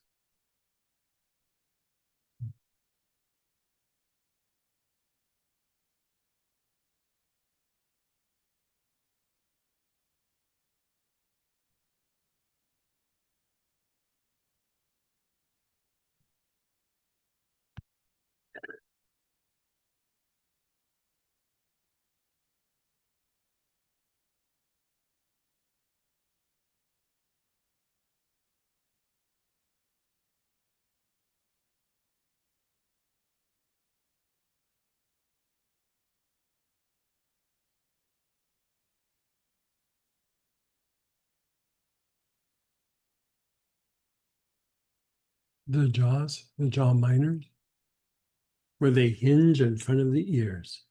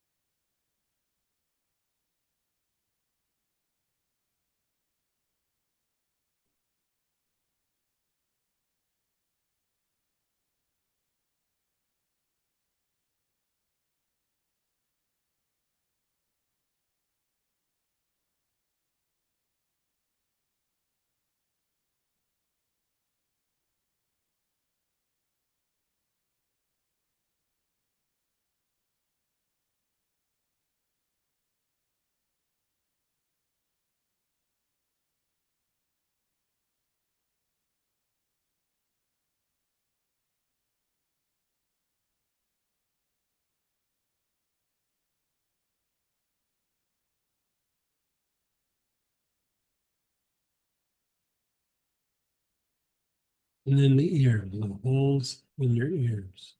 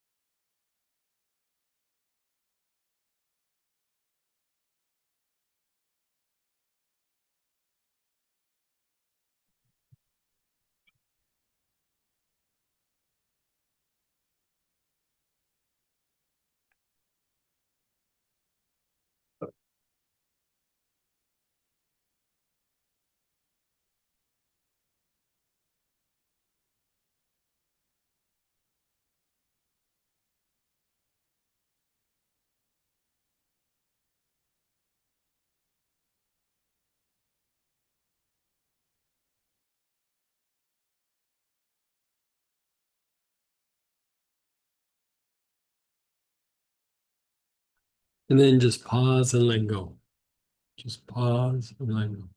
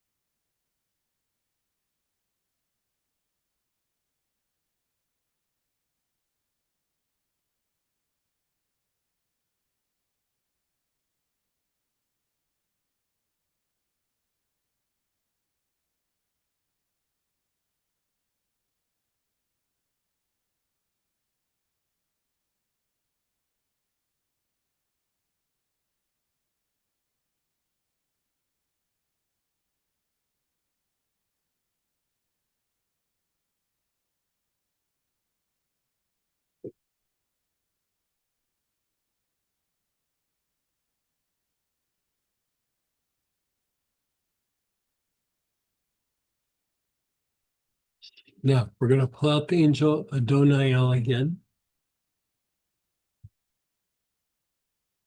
We are pulling out the angel Adoniel. And again, we're going to do materialization breaths. So bottle to your chest, chin down. And this time I'm going to let you do it 8 or 9 materialization breaths at your own pace.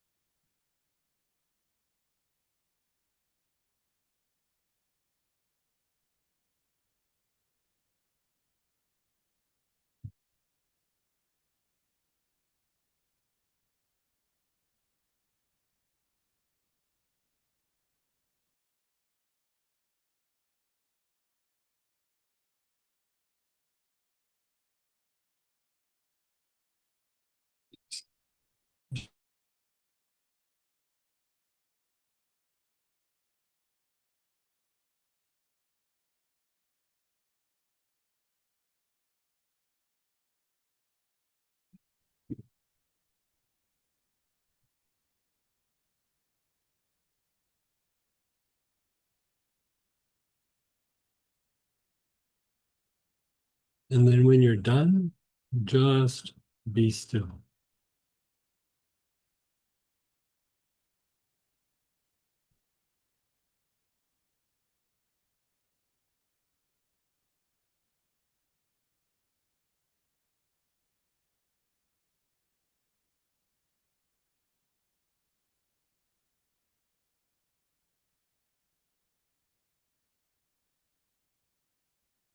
Notice how you feel.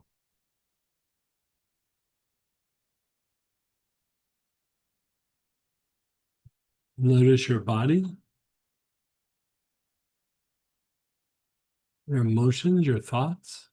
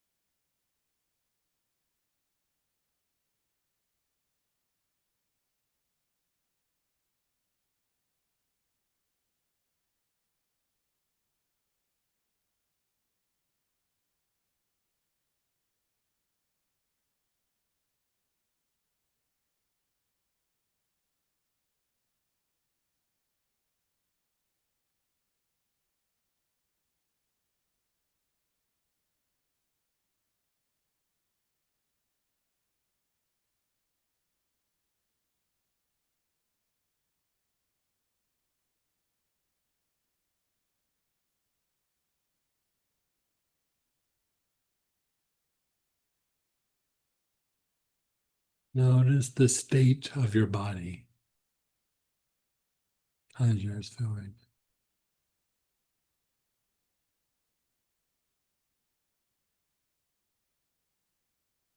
Besides all the yawning.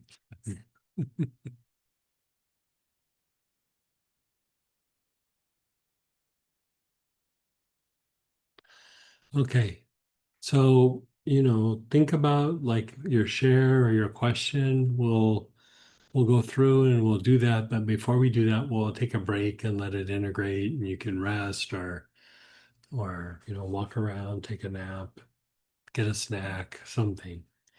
And we'll come back at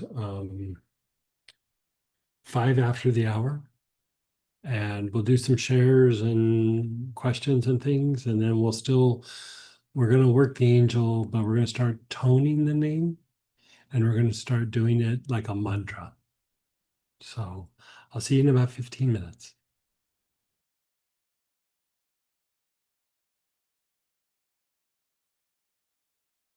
Hey. So let's go ahead and do shares and questions. You can unmute yourself or type in.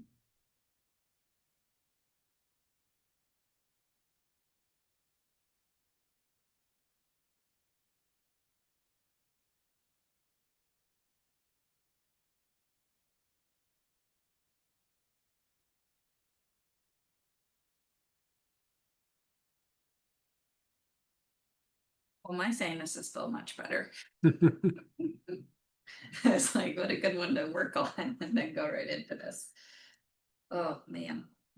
But seriously, like everything for my system just calmed way down. And when we did the angel this time, it felt like deeper. It felt like more was coming in and coming through. It was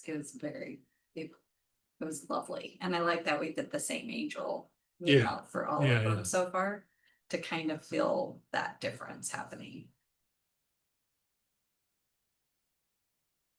We have a couple just more logistical questions. Sure. Asking about Moroccan time for this step B. The breathing. Oh, they said the breathing rhythm. Breathing rhythm.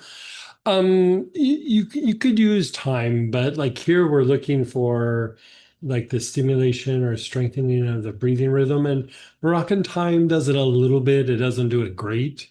Like if you didn't have anything else, you could use that, but I was shooting for like A choices, and so yeah, like if you didn't have any of the other forms of time, it would work, but these work substantially better. Yeah. And go ahead, Kat. Hey, Kat. Hey, I just thought I'd share this. Maybe it was a coincidence, but only a little bit of one. When we first started doing that last, gosh, I've already forgotten what oil we were on, but anyway, starting with the ajna, Mm-hmm. had an interesting moment where,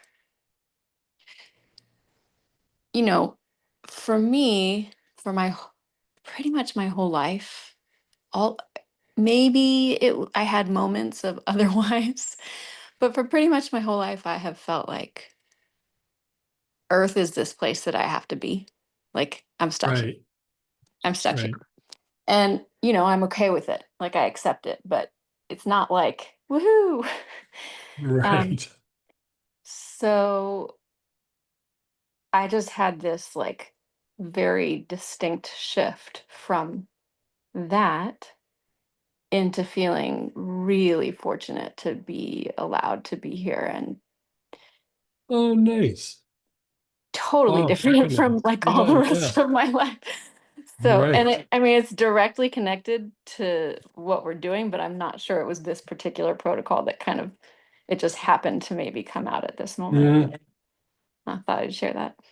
Well, definitely kind of working with the angel, I would say, is probably a bigger piece of it. But then, the vagal tone, it's almost like taking the angel like into the body and helping to facilitate that to a deeper degree.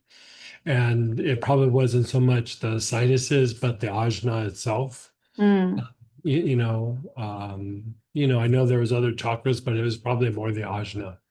And yeah, I mean, that's the beautiful thing about working with the angels combined with physical work is it produces these things that are not even that it's not just like, oh, that's not predictable. I wouldn't even have said that was in the realm of something until you had the experience. And then you're like, oh, yeah, that makes sense. But I wouldn't have done it for that particular thing. I wouldn't go, okay, here's what we're going to do. You have that issue. Let's do this angel and let's do this protocol. Magic's going to happen. It's almost like, oh, yeah, magic happens. It's more like that. You know what I mean? Yeah, it's like those I forget what you call them, but you can like order surprise boxes like of Oh, yeah. just a bunch of stuff and you don't know what Right. it's going to be, and like Right. sometimes you get treasures, sometimes you get a bunch of Right. other random stuff, but sometimes you get Right. like well, thank you. It's I feel so grateful to be here. Oh, thank you. Yeah.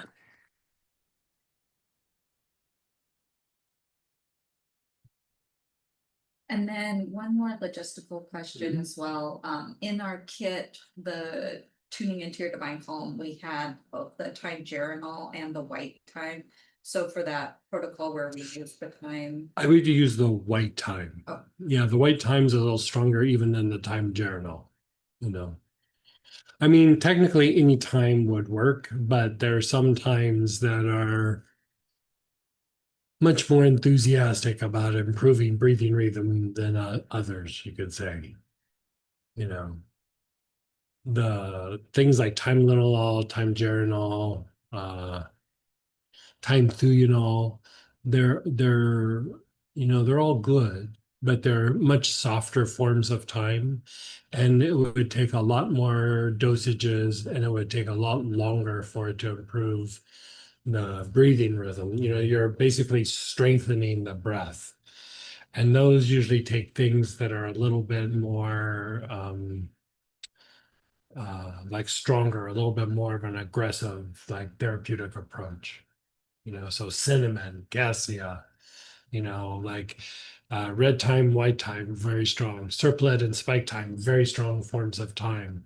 Benchmark is a form of regular time, like white time, but it has different things grown around it to produce different qualities or properties in it. And so, it's kind of a fancy time that's strong but soft as well, but it's strong enough to work for this. So,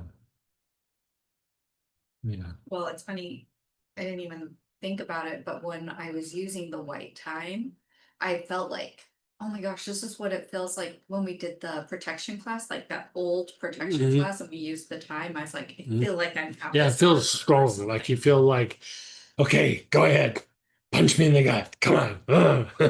Like it makes you feel like, I don't want to say invincible, but it makes you feel like stronger than you probably do normally. Yeah.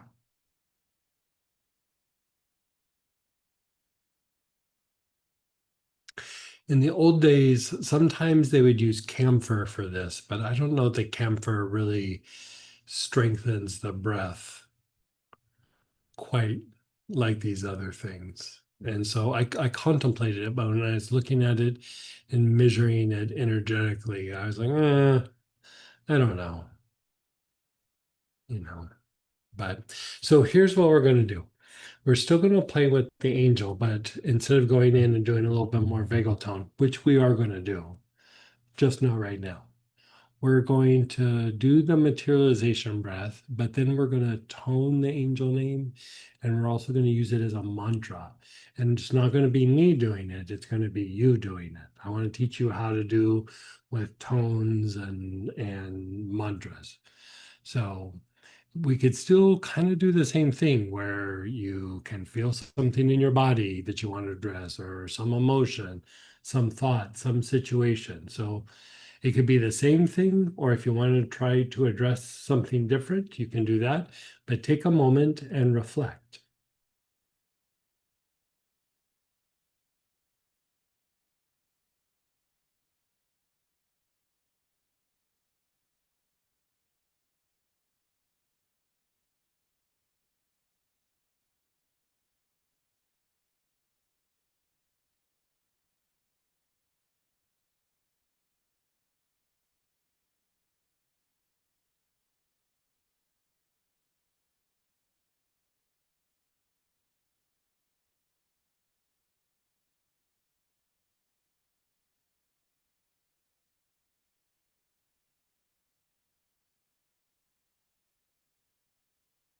You're still reflecting.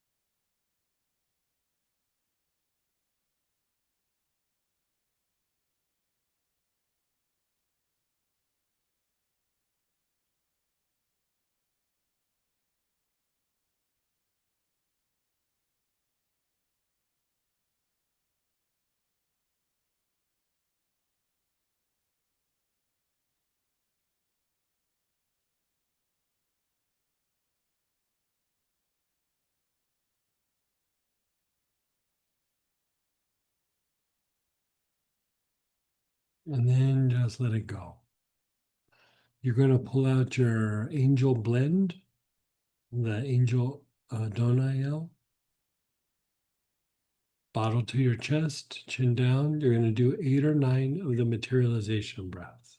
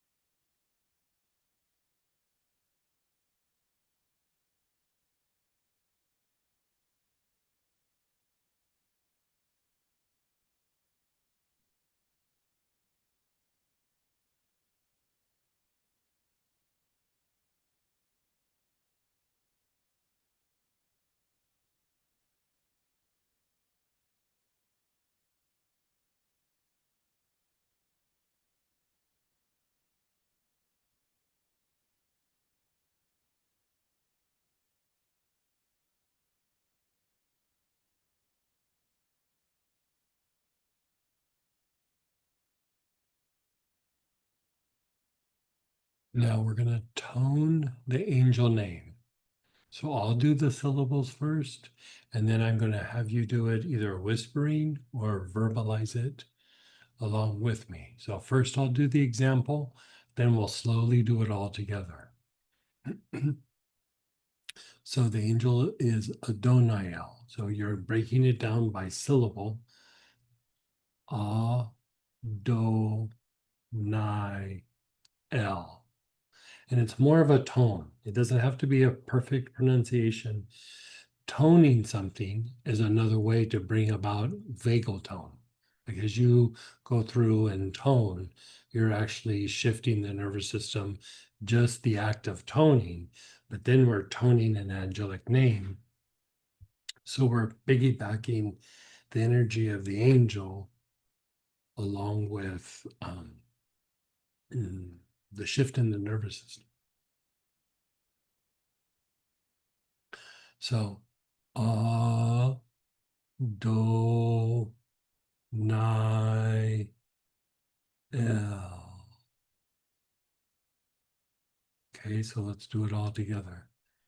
Do, ni, l.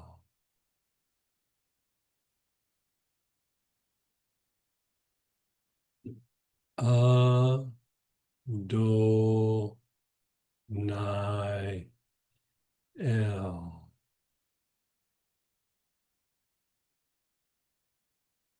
Okay, now as you lengthen the space or the gap between the syllables, it makes it stronger, right? So we're going to lengthen the space or the gap.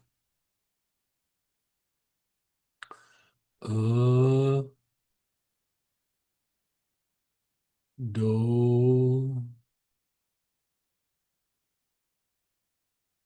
ni, l.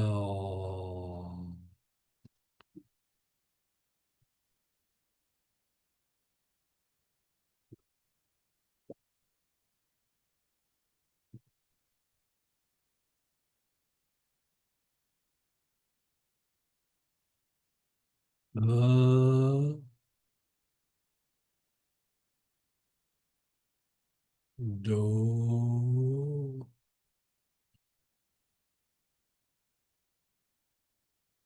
ni,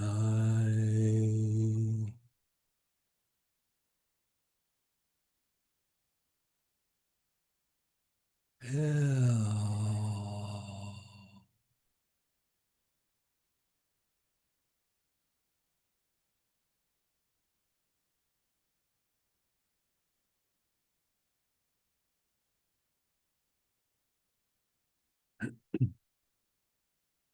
Now let's lengthen the length of each syllable. We've lengthened the space or the gap between the syllables. So now let's lengthen the syllable.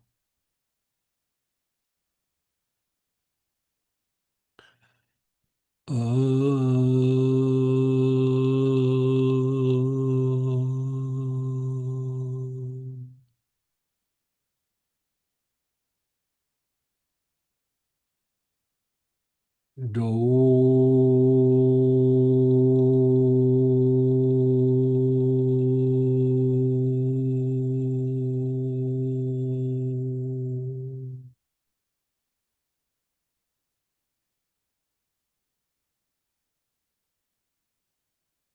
No.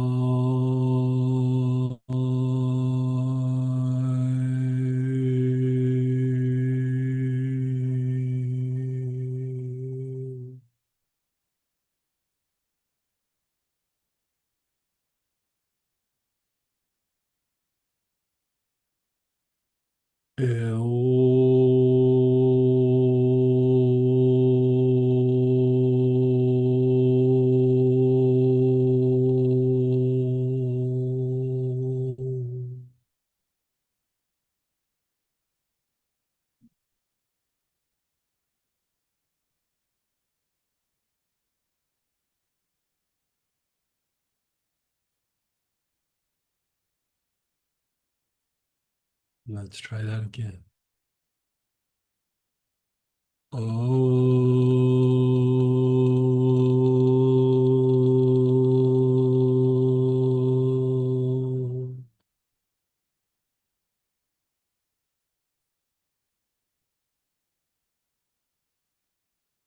Do.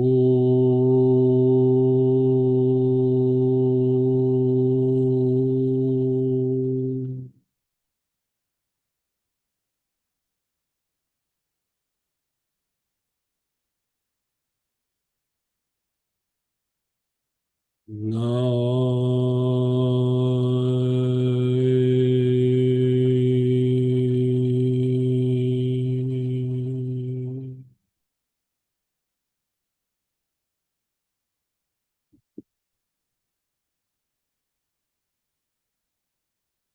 Ew.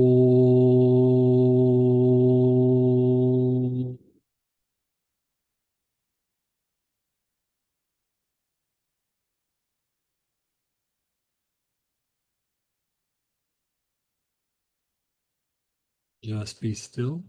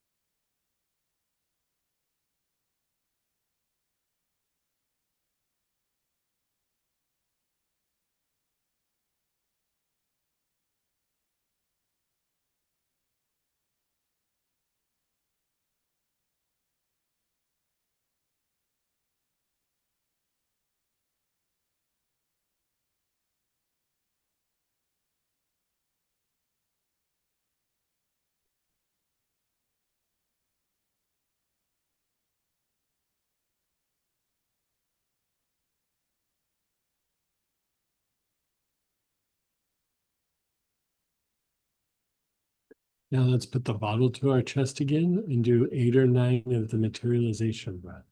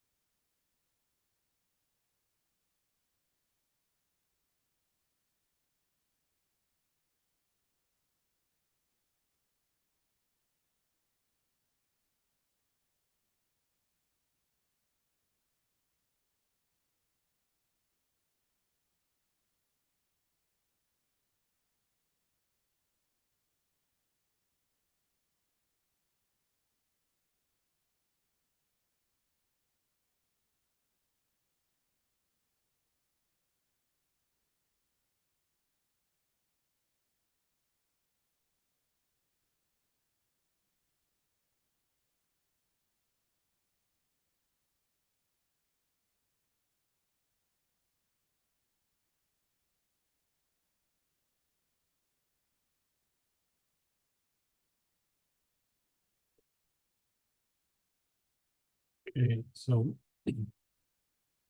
this next little piece, we're going to use the angel, but instead of lengthening the gap and lengthening the syllables, we're going to still use the syllables, but we're going to use them in quick succession. So when we lengthen out the way to say it, it actually impacts the right side of the brain, the intuitive part of the mind. It improves vagal tone. But here, when you do it more like a mantra, it actually impacts more of the prefrontal cortex. So prefrontal cortex is also about how we get things done and how we monitor situations, how we monitor our efforts. You know, it's also tied to some of these loops that we're talking about. So we're wanting to affect a different part of the brain when it comes to utilizing the angels. So I'm going to do it a couple of times, and then we're all going to do it together. Okay, so the idea is to still use the syllables, but you're doing it a little bit quicker. So A, do, ni, el. A, do, ni, el. A, do, ni, el. A, do, ni, el. A, do, ni, el. A, do, ni, el. Okay, so let's do it together. First, we'll do it slower, and then we'll pick up the pace. Ready? A, do, ni, el. A, do, ni, el. A, do, ni, el. A, do, ni, el. A, do, ni, el. A, do, ni, el. So let's pick up the pace. A, do, ni, el. A, do, ni, el. A, do, ni, el. A, do, ni, el. A, do, ni, el. A, do, ni, el. A, do, ni, el. A, do, ni, el. A, do, ni, el. A, do, ni, el. A, do, ni, el. A, do, ni, el. A, do, ni, el. A don I L, A don I L, A don I L, A don I L, A don I L, A don I L, A don I L, and then just be still.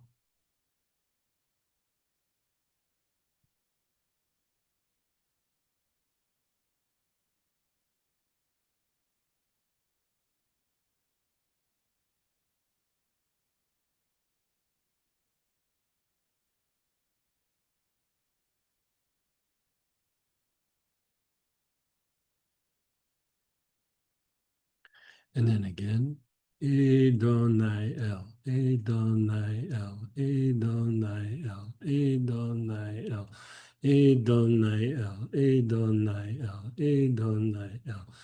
A don I L, A don I L, A don I L, A don I L, A don I L, A don I L, A don I L, A don I L. A don I L, A don I L, A don I L, A don I L, A don I L, A don I L, A don I L, A don I L, and then be still.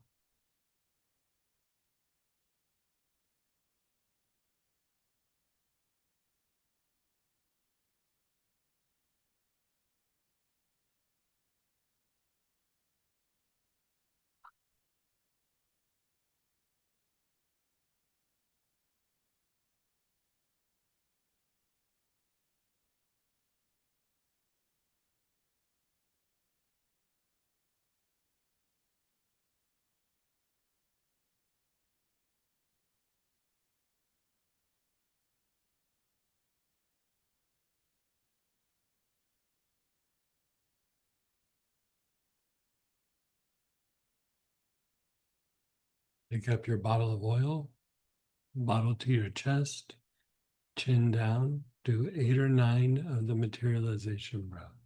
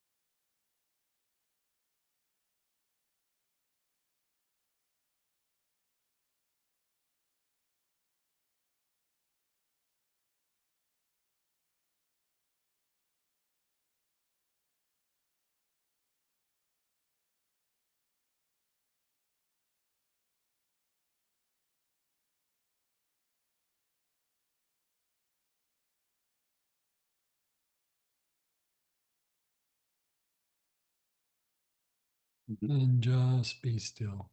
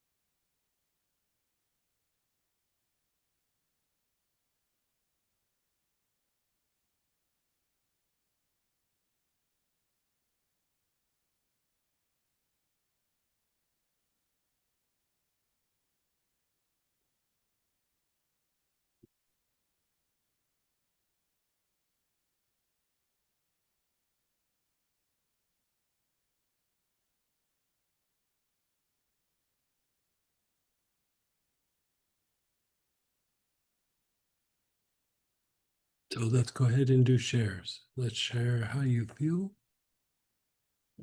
or questions about technique, or how you feel. Unmute yourself or type in.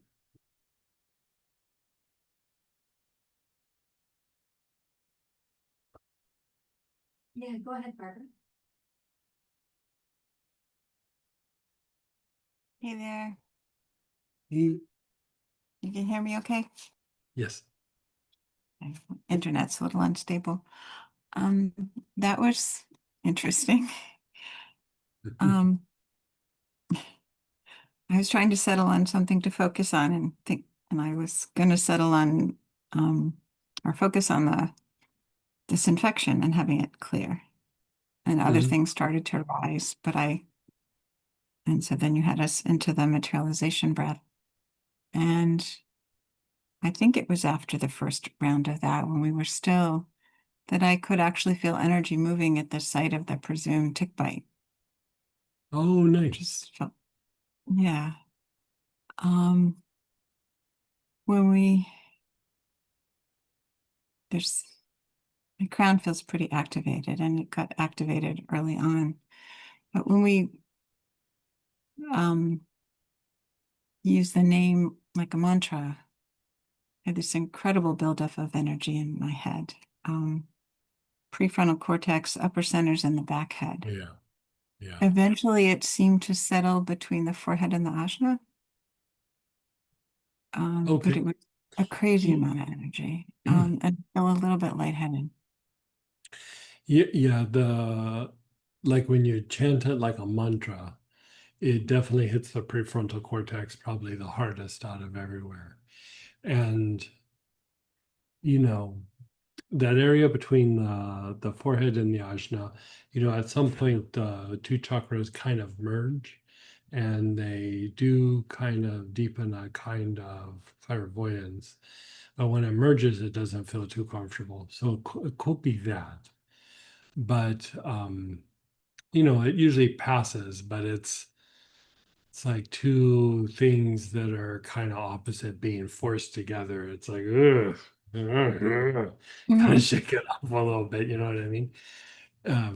But the other thing about doing the angel as a mantra versus a toning is it does like invoke the aspect of the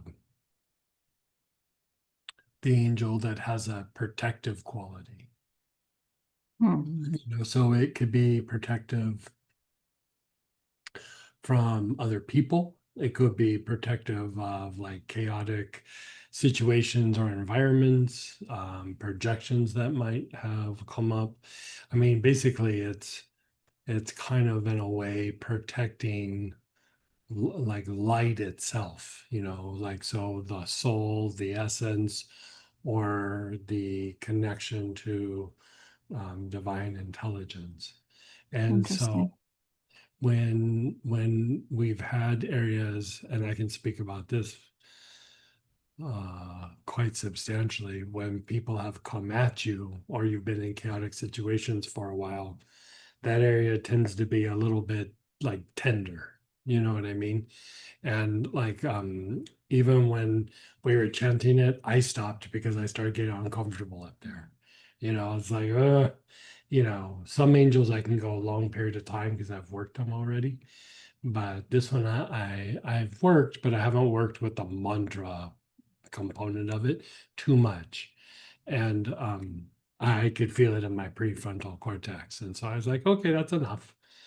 And it probably means I need to do it more, but um, it's a way of strengthening and shifting that prefrontal cortex to more like in alignment, like with the soul or divine intelligence, where like when people, I go back to the Uncle Bob's were the first round for me, but then later it's like I stepped away from the Uncle Bob's and I was like, I'm gonna go out and seek out people who are kind of like Uncle Bob, but I'm not related to, and I'm gonna interact with them. And like, I just found even worse versions of that out in the world. And especially in my youth, and when I say my youth, like to my 30s, like early, like until I was about 30, um, I wasn't surrounded by very good people, and a lot of it was my own choosing. But I just had the examples to follow that I did, and didn't mean that everybody around me was not good, but a majority was not good. And they weren't horrible, but they were, I don't know, they didn't have good intentions towards me, even though they would smile and say polite things to me. There was always this weird, like, underlining agenda that would expose itself at some point. And I don't know. A lot of that, um, if you look at it mechanically, hits you in the prefrontal cortex.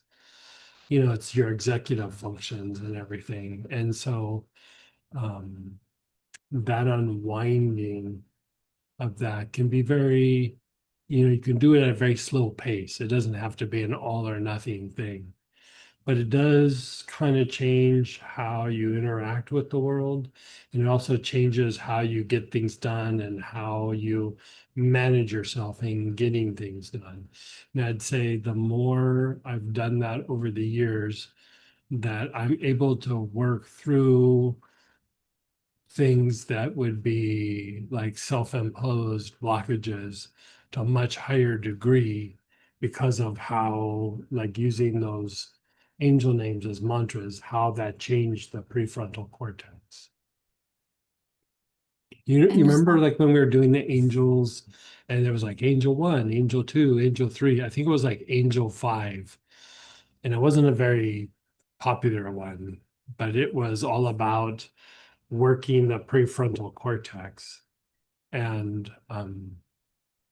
even back then it was like, well, it's kind of maybe will help with when we do it as a mantra, you know. But it's hard messing with the prefrontal cortex. It doesn't respond well, and I've given myself headaches. They go away, but like I've given myself headaches monkeying around with it too much. And so I kind of just dropped that class and stopped talking about it very much. But that was the idea, is to try to help unwind that prefrontal cortex so that we can unwind the effects of how life, people, the environment, the situations, chaos has come at us, and undoing the effects of it, and then being able to change it so that we express outwardly in a different way. But it's a tender area to address. Very, very tender. So are there particular angel energies that impact that more than others? It would depend on the individual. I would say the ones, like if I was to go through and say, let's make a list of angels that really work that particular area, any angel that says that it has a protective quality to it. Because really what we're talking about is protection. Like in a way, even like some of the protection classes, when we go through and we do the protection, we're doing things in the energy body and how we react. But if we get down to like a deep root cause, the more that we can fortify and unwind the prefrontal cortex, the more that we're protected in projections from other people, difficult situations, chaotic situations, when people are maliciously coming at us, any of those things, the more we refine the prefrontal cortex, the more it stops being a problem, And so any angel that has a protective quality to it would be something that really hits the prefrontal cortex a little bit harder than some of the others. Thank you. Are those 5 angels in the kit? Once when What's you it? the angels 1, 2, 3, 4, 5, are they all in this kit? Or not? I don't even know that we worked with particular angels. I think we worked processes. Okay. But if we did, they probably had some angels. They're all in the kit because it's all angels that we were already doing. Okay. Thank you. Yeah, it wasn't like they were something separate. Yeah. But Thanks. in that particular class, and I'm not even suggesting that you go back and do it. We used like single oils and we did processes to try to unwind the prefrontal cortex. But I don't I remember. think it was a little too intense for people. Yeah. And so just maybe the use of doing the angel as a mantra, I think it's a gentler way to do it. Okay. Thank you. Yeah. Yeah. Yeah. I mean, maybe at some point we'll revisit that class, but I kind of remember when we were doing it on the weekend, I was like, oh, this might have been too intense. I mean, we've done a lot of stuff since then, so maybe going back and revisiting it might not be as crazy, but we have a lot more of a body of work out now. So yeah. Someone shared, it's hard to yawn and tone at the same time. Yeah, it is. Yeah, try yawning, snoring, and trying to tone all at the same time. That's a skill set.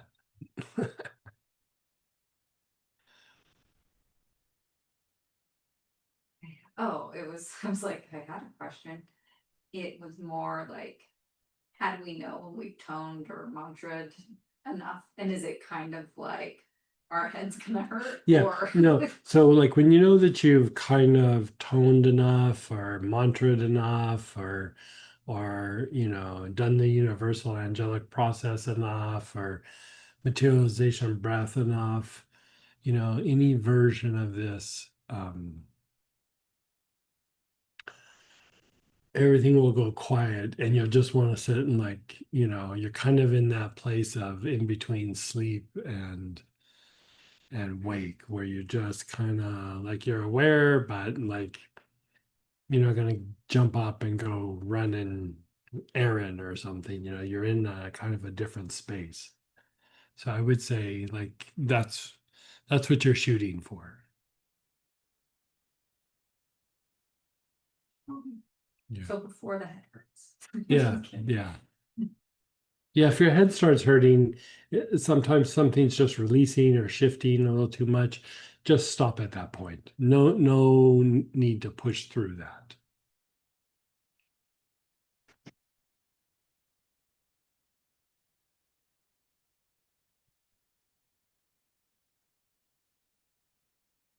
Um,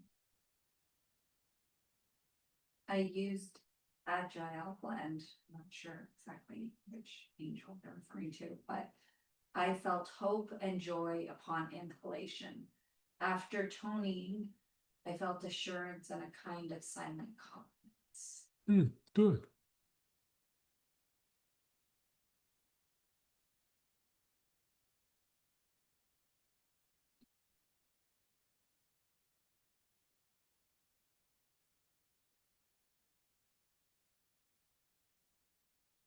I think that's the Okay. shortest. Yeah. All right. How about we'll break for lunch. We'll come back and we'll do a little bit more. So we'll do an hour and a half lunch. We'll come back at 2:30 Central Time.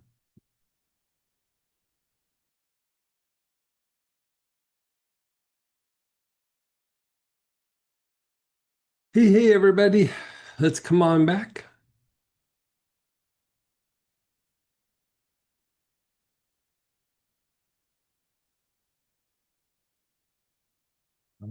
Give me just a second to get my words.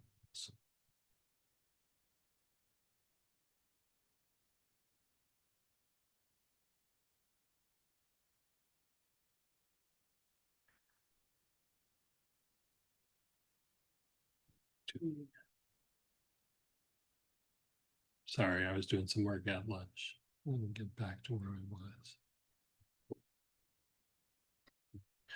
Okay, does anybody have any shares or anything from before we broke for lunch?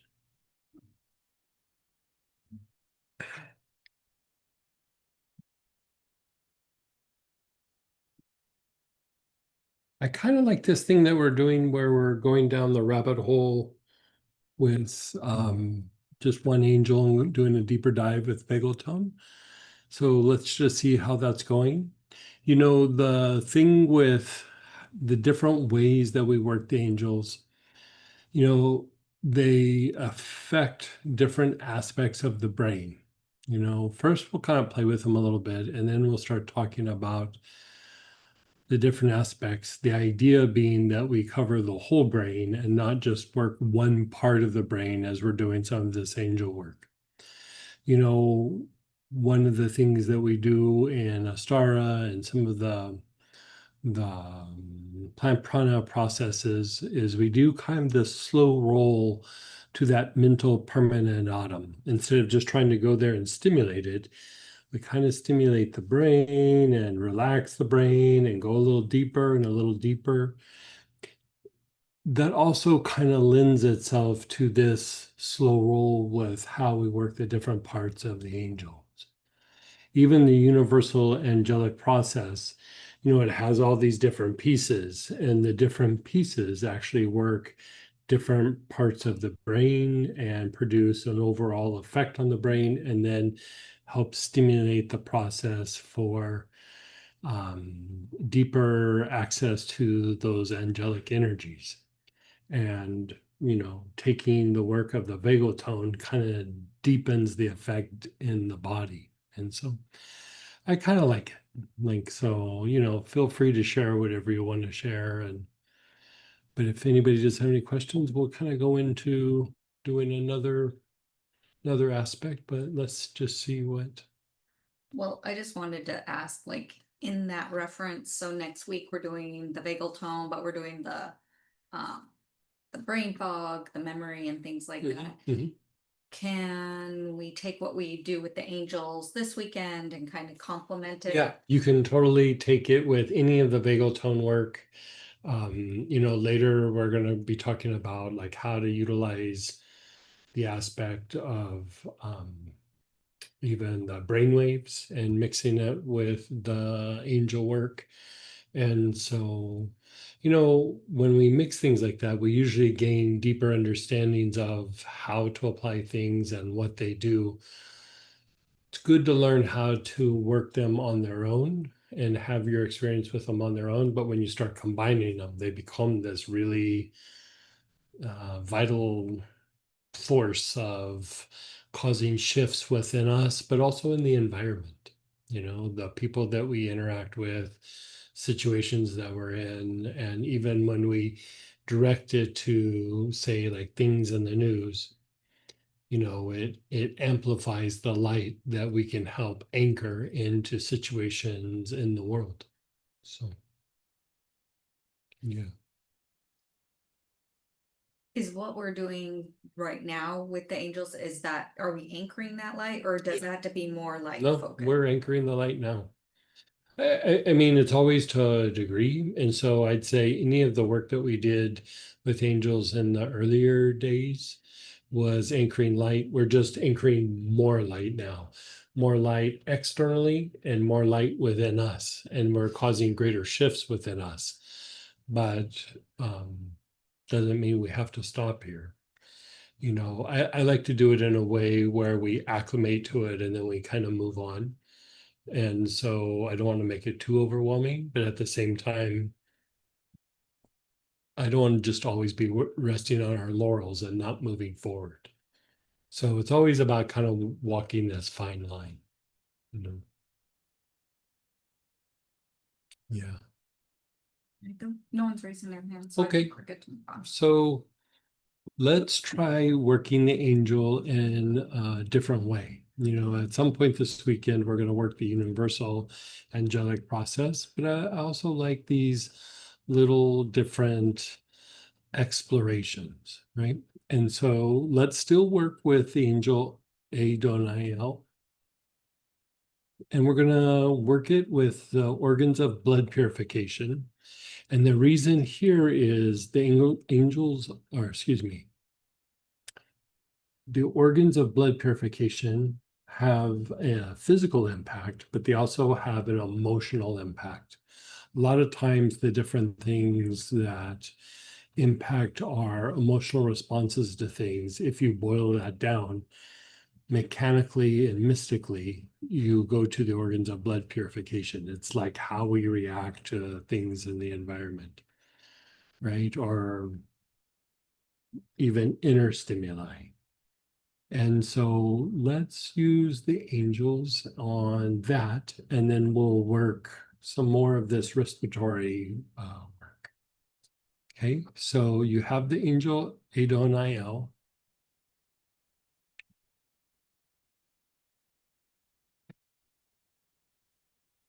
And begin inhaling. Your awareness is on the lungs. Nice, long, slow, deep breaths with your awareness on the lungs.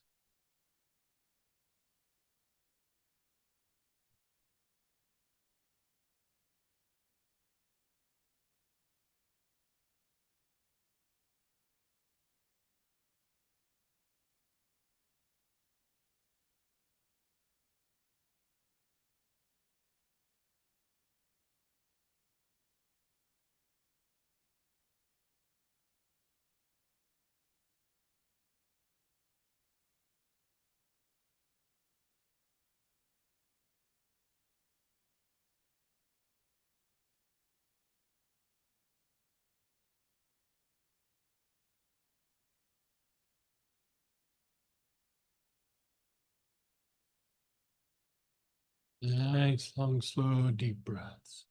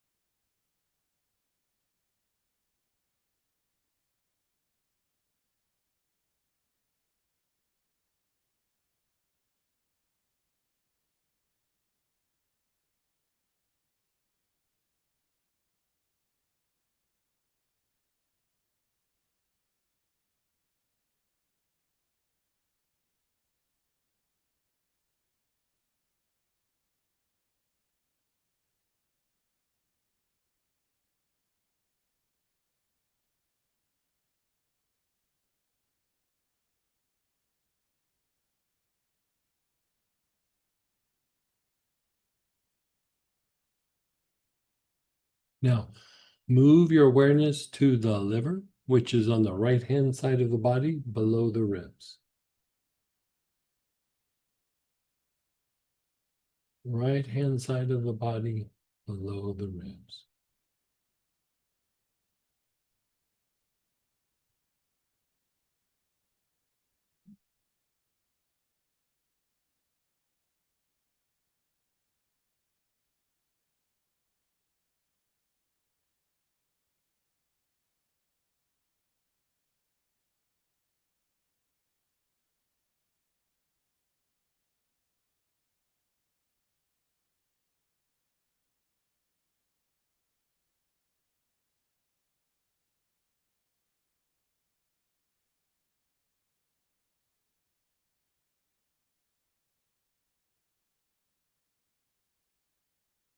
You're on your liver.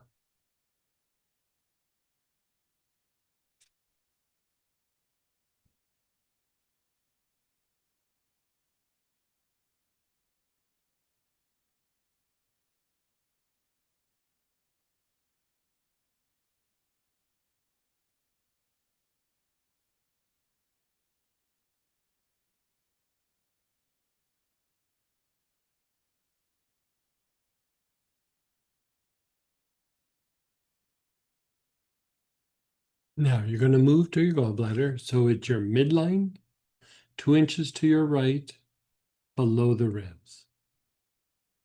So go to your midline, the center of your body, 2 inches to the right, below your ribs.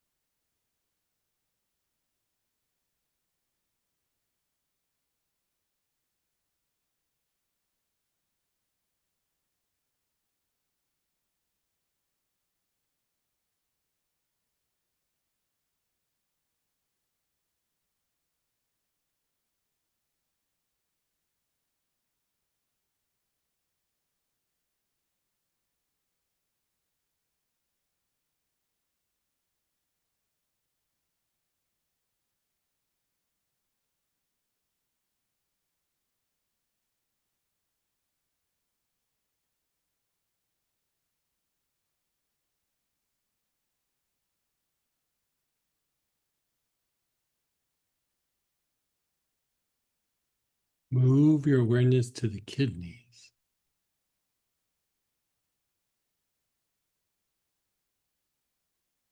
Your awareness is on the kidneys.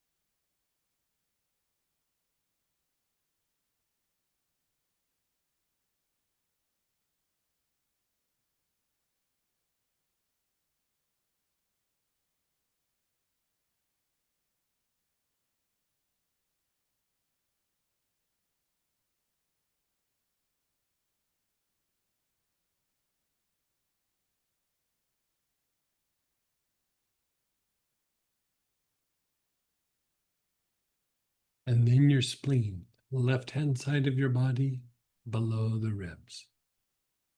Left hand side of your body, below the ribs.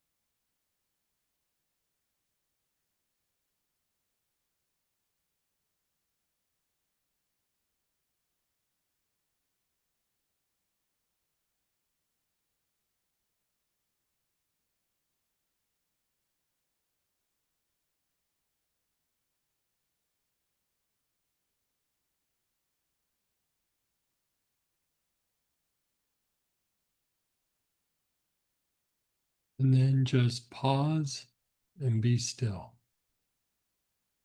Just pause and be still.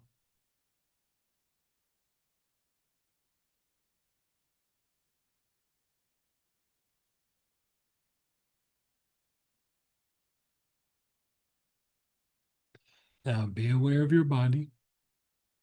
Where do you feel something in your body? A heaviness, an agitation, your attention is drawn to an area. There's an ache or a pain. Wherever that is, you're observing that in your body right now. You're observing that area.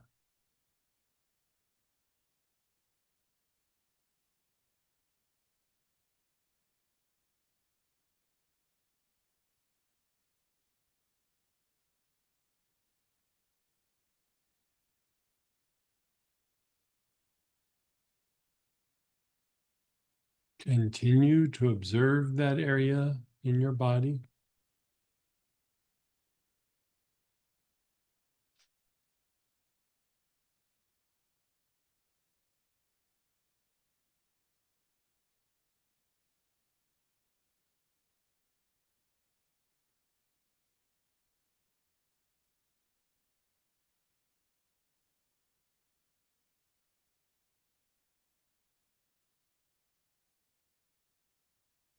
And let's go ahead and have you breathe that same angel into that area you're observing, wherever you feel it.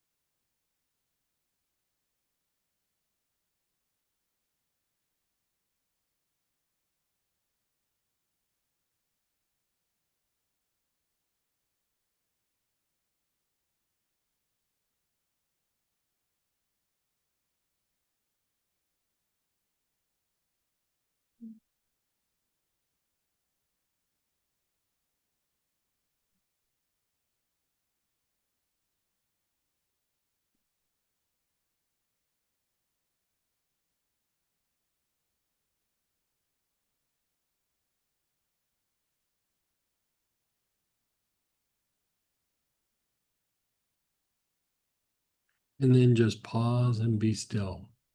Just pause and be still.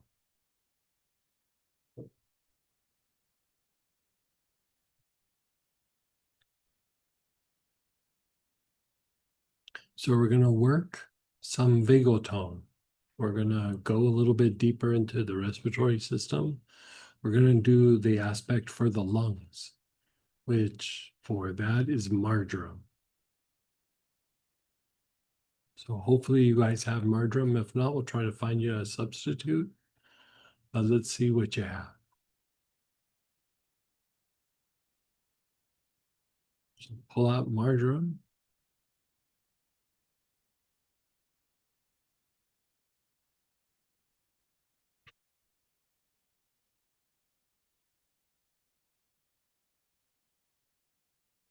Yeah. Okay, so begin inhaling. Your awareness is on your back throat. Nice, long, slow, deep breaths with your awareness on the back throat.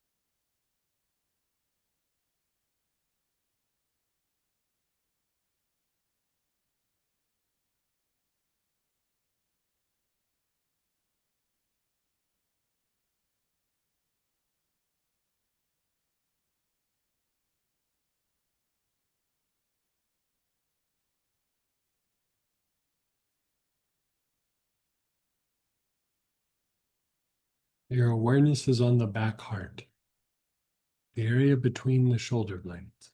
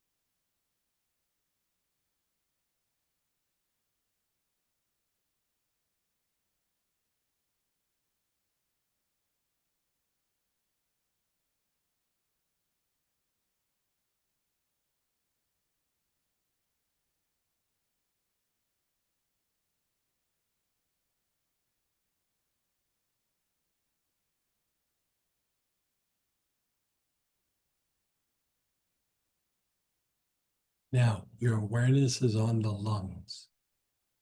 Your awareness is on the lungs. You're taking nice, long, slow, deep breaths.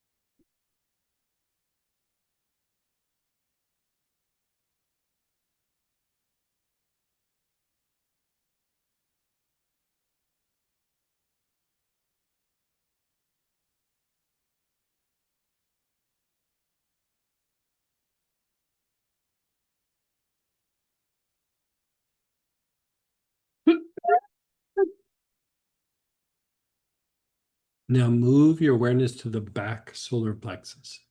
Your awareness is on the back solar plexus.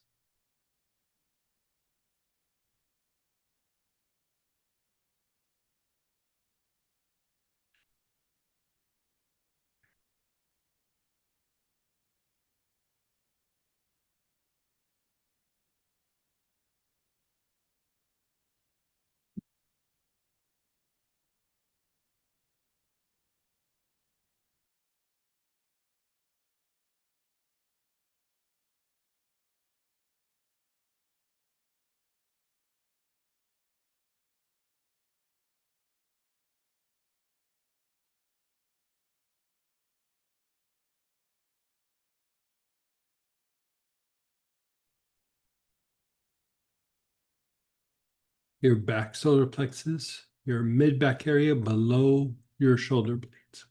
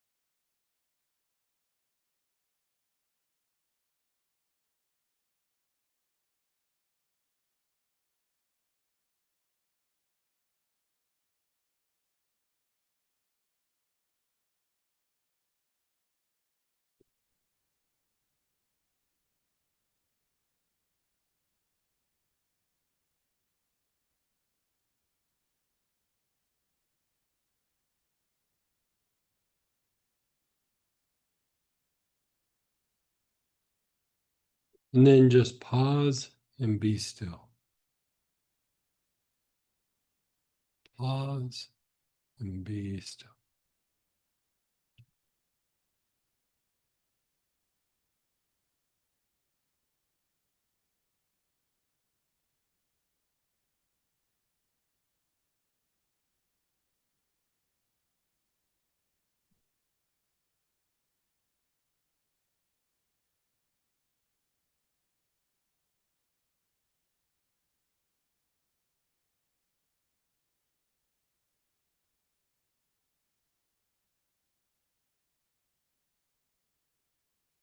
And now we're going to go a little bit deeper into the lungs, and we're going to go to the bronchioles. Larch is your best bet for raising the vagal tone in this particular area, or the blend bronchioles. If you don't have that, you can try using the marjoram or like hyssop. But larch is by far the best choice along with bronchioles. Either one of those is a plus choice. And larges, if you got the optional kit, that's in there.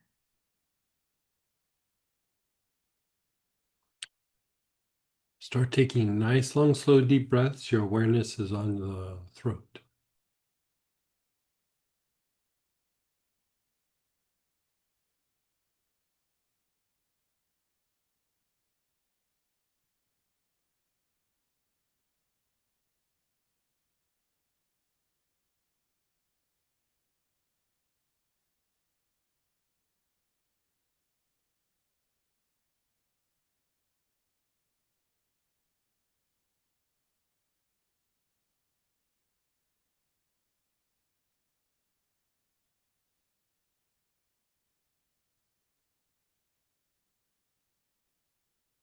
Okay. Is that large?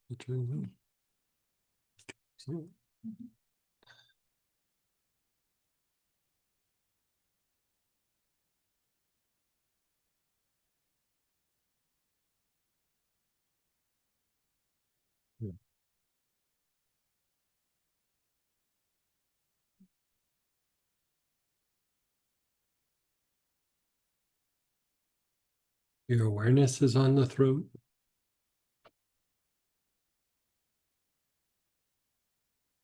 Move your awareness to the throat minor, the bottom part of the throat, where that little notch is between your two collarbones.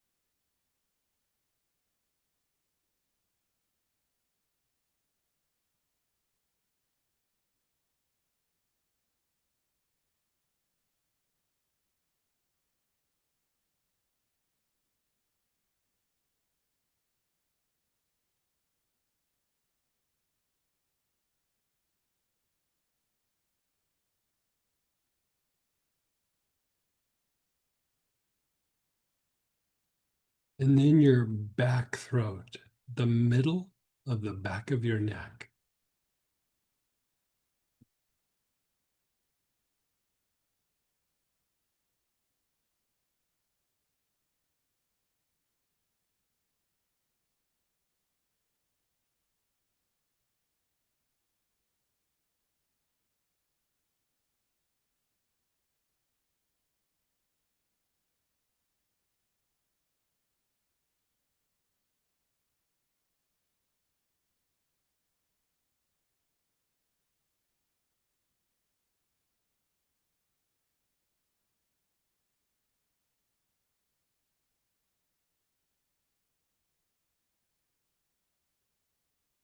The back heart, again, between the shoulder blades.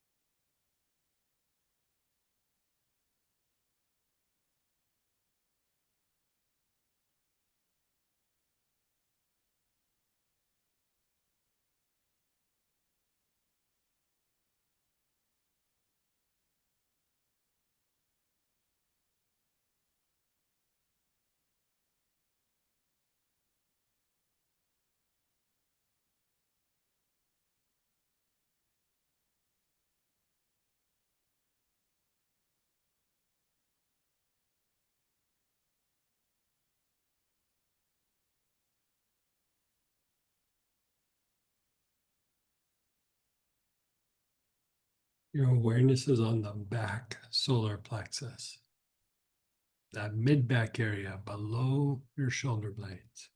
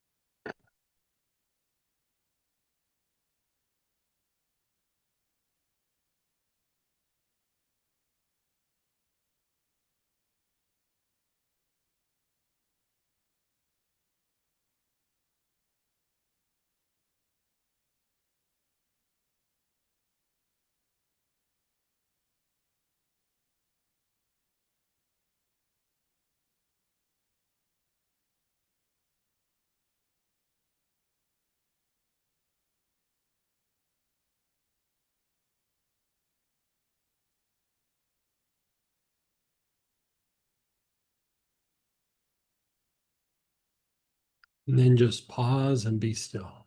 Just pause and be still.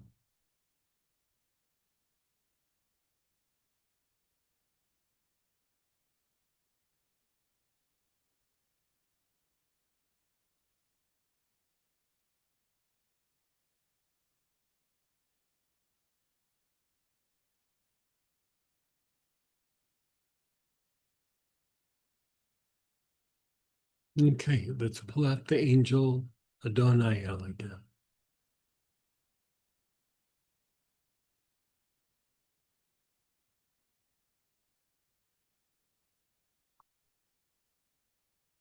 And let's do the materialization breath. So bottle to your chest, chin down, and do 8 or 9 of the materialization breaths.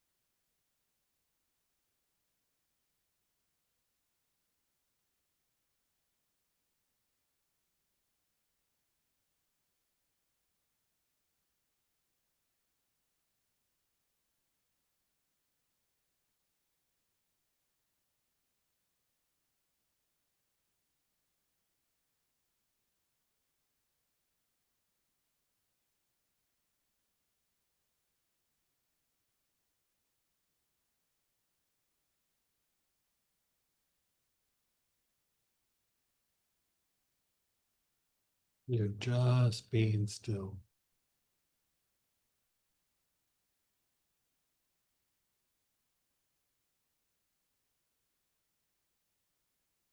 By working the lungs and the bronchioles, you should be able to achieve a deeper level of stillness. If you have a deeper level of stillness, you have a greater potential of breaking out of those loops, be it a trauma loop, a behavioral loop, a pain loop. You know, even how we feel about ourselves, self-esteem, self-image, self-worth, they also have loops. So just try your best, just be still.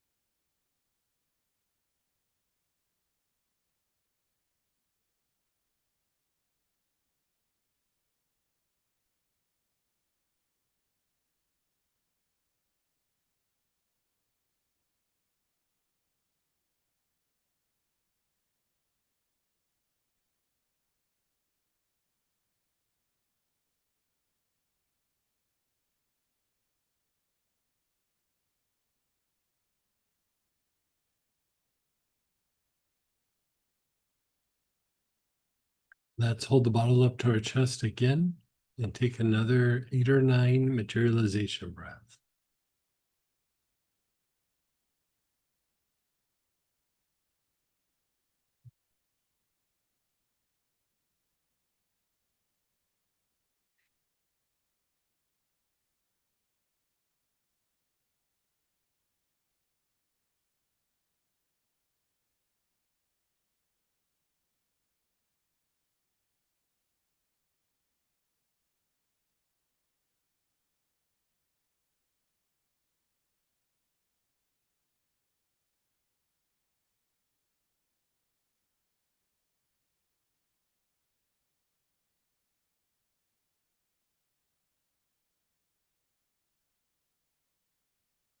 And just be still.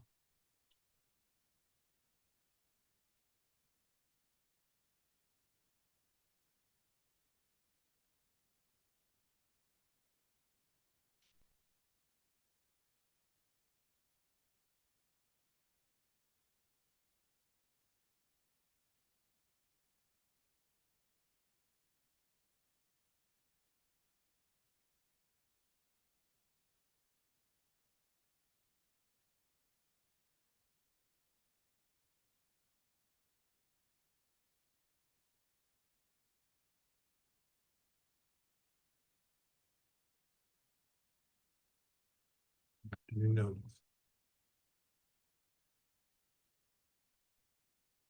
I just want to sink into my heart. Oh, that's nice.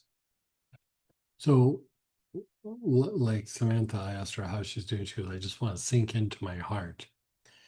Anytime that you work the organs of blood purification, so the lungs, the liver, the gallbladder, the kidneys, and the spleen, especially as a whole, you're working lower emotions, but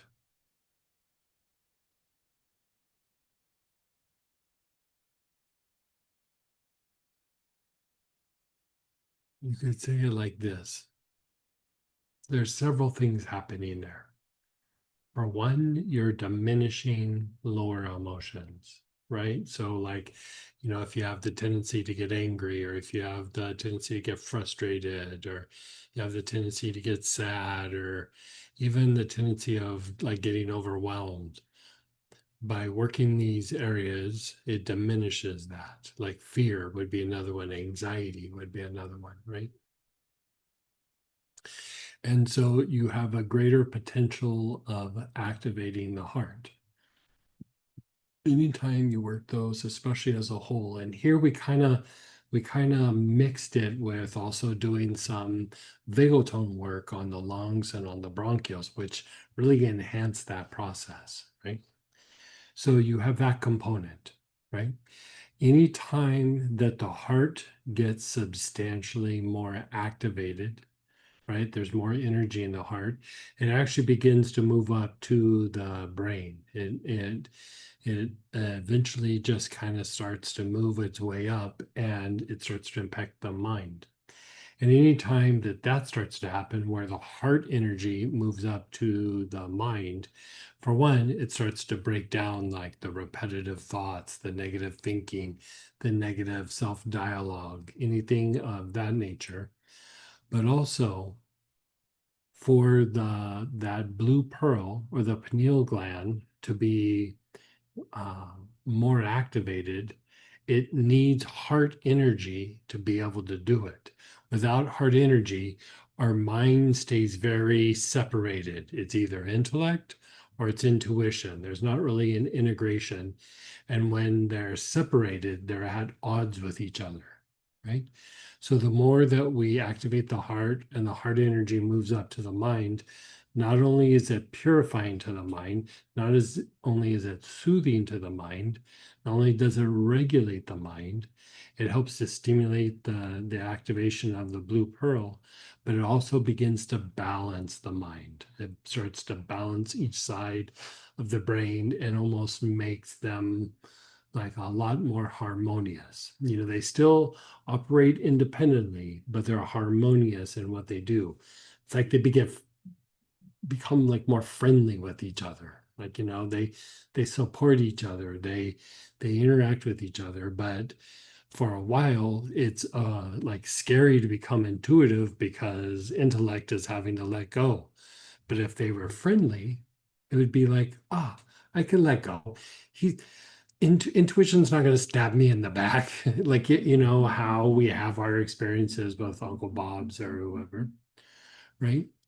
But an even deeper piece of this is that, we talk about how emotions are a flow, not a thing. So a deeper form of that is not only do emotions go from like instinct and lower emotions and then eventually the higher emotions and up to the brain, but when we want to bring things into materialization, when we want to bring things into form, be it the soul, a goal that we're working on, a project, that flow also goes the other way, right? So if we activate the heart and we have this really good positive feeling about the manifestation of something, we can actually bring it downward and start to bring it into materialization or a goal, right? If we're trying to bring in healing or soul energy, we can bring it into the heart and then manifest it down. The difficulty with this is always happening, but when we're stuck in lower emotion, like anger, irritation, frustration, anxiety, or repetitive thinking, like, this person's a jerk. Why is this person treating me this way? Nothing ever goes right. Whatever it is, negative self dialogue. I can't just do anything right. We're also taking that down and physicalizing that so that it becomes like kind of our nature, so to speak. So this flow works both ways, right? The key is working the organs of blood purification so that the heart keeps getting more activated and that energy goes up. But with the heart being more activated, it cleans things up so that when things do go down and come into form, it's a cleaner version of what it could be, if that makes sense. So we're not just manifesting it up into the mind, we're also manifesting it down into the form itself, if that makes sense. So this idea of using angels in the organs of blood purification, and how we do in different processes where we work the organs of blood purification, that's always what we're targeting. We're purifying the emotional component. We're purifying a pattern of some sort. We're purifying the potential of things moving up to the brain, and we're purifying things that are going down below our feet and coming into form. Even the idea of treating something that's repetitive in the mind, you could treat it in the organs of blood purification because eventually that's going to go up and eradicate that pattern, if that makes sense. So anyway, I could keep chatting about this all day long. I love these classes because we just get to free form and think things out and experiment. But let's hear from you guys and see where you guys are at and share experiences, unmute yourself, and Yeah, you can unmute, raise your hands, you can type into the chat.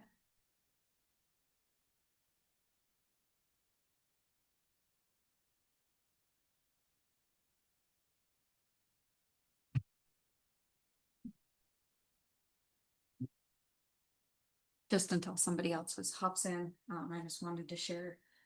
I don't know if it was my Ming was kind of overactivated, but like, how I said, like, it felt like I wanted to sink into my heart.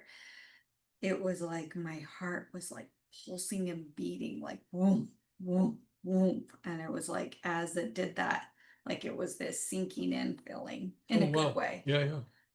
And as you were talking, I just felt like everything was settling a little bit more. My heart's not doing the thumping anymore. felt like my shoulders felt a little bit more relaxed than they did at the beginning, and just like little things like that feel really nice. Yeah. The thing that's nice about working vagal tone is even when you focus on a particular area, it has a cascading effect on other areas of vagal tone. You know, so even though you're working the respiratory system, it's going to affect the heart, it's going to affect the muscles, it's going to affect your liver, it's going to affect your mind, it's going to affect emotions, it's going to affect, you know, your overall stress response, and you know, you'll feel a sense of well-being. And you know, going through and targeting these areas is very good because you find areas that are potential problems.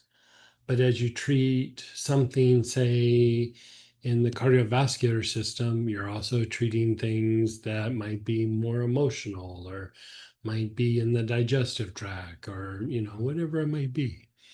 And so it doesn't have to be super symptom oriented. You know, we all have our areas, but it doesn't have to be um, super specific. You're just always trying to nudge the whole body towards better vagal tone.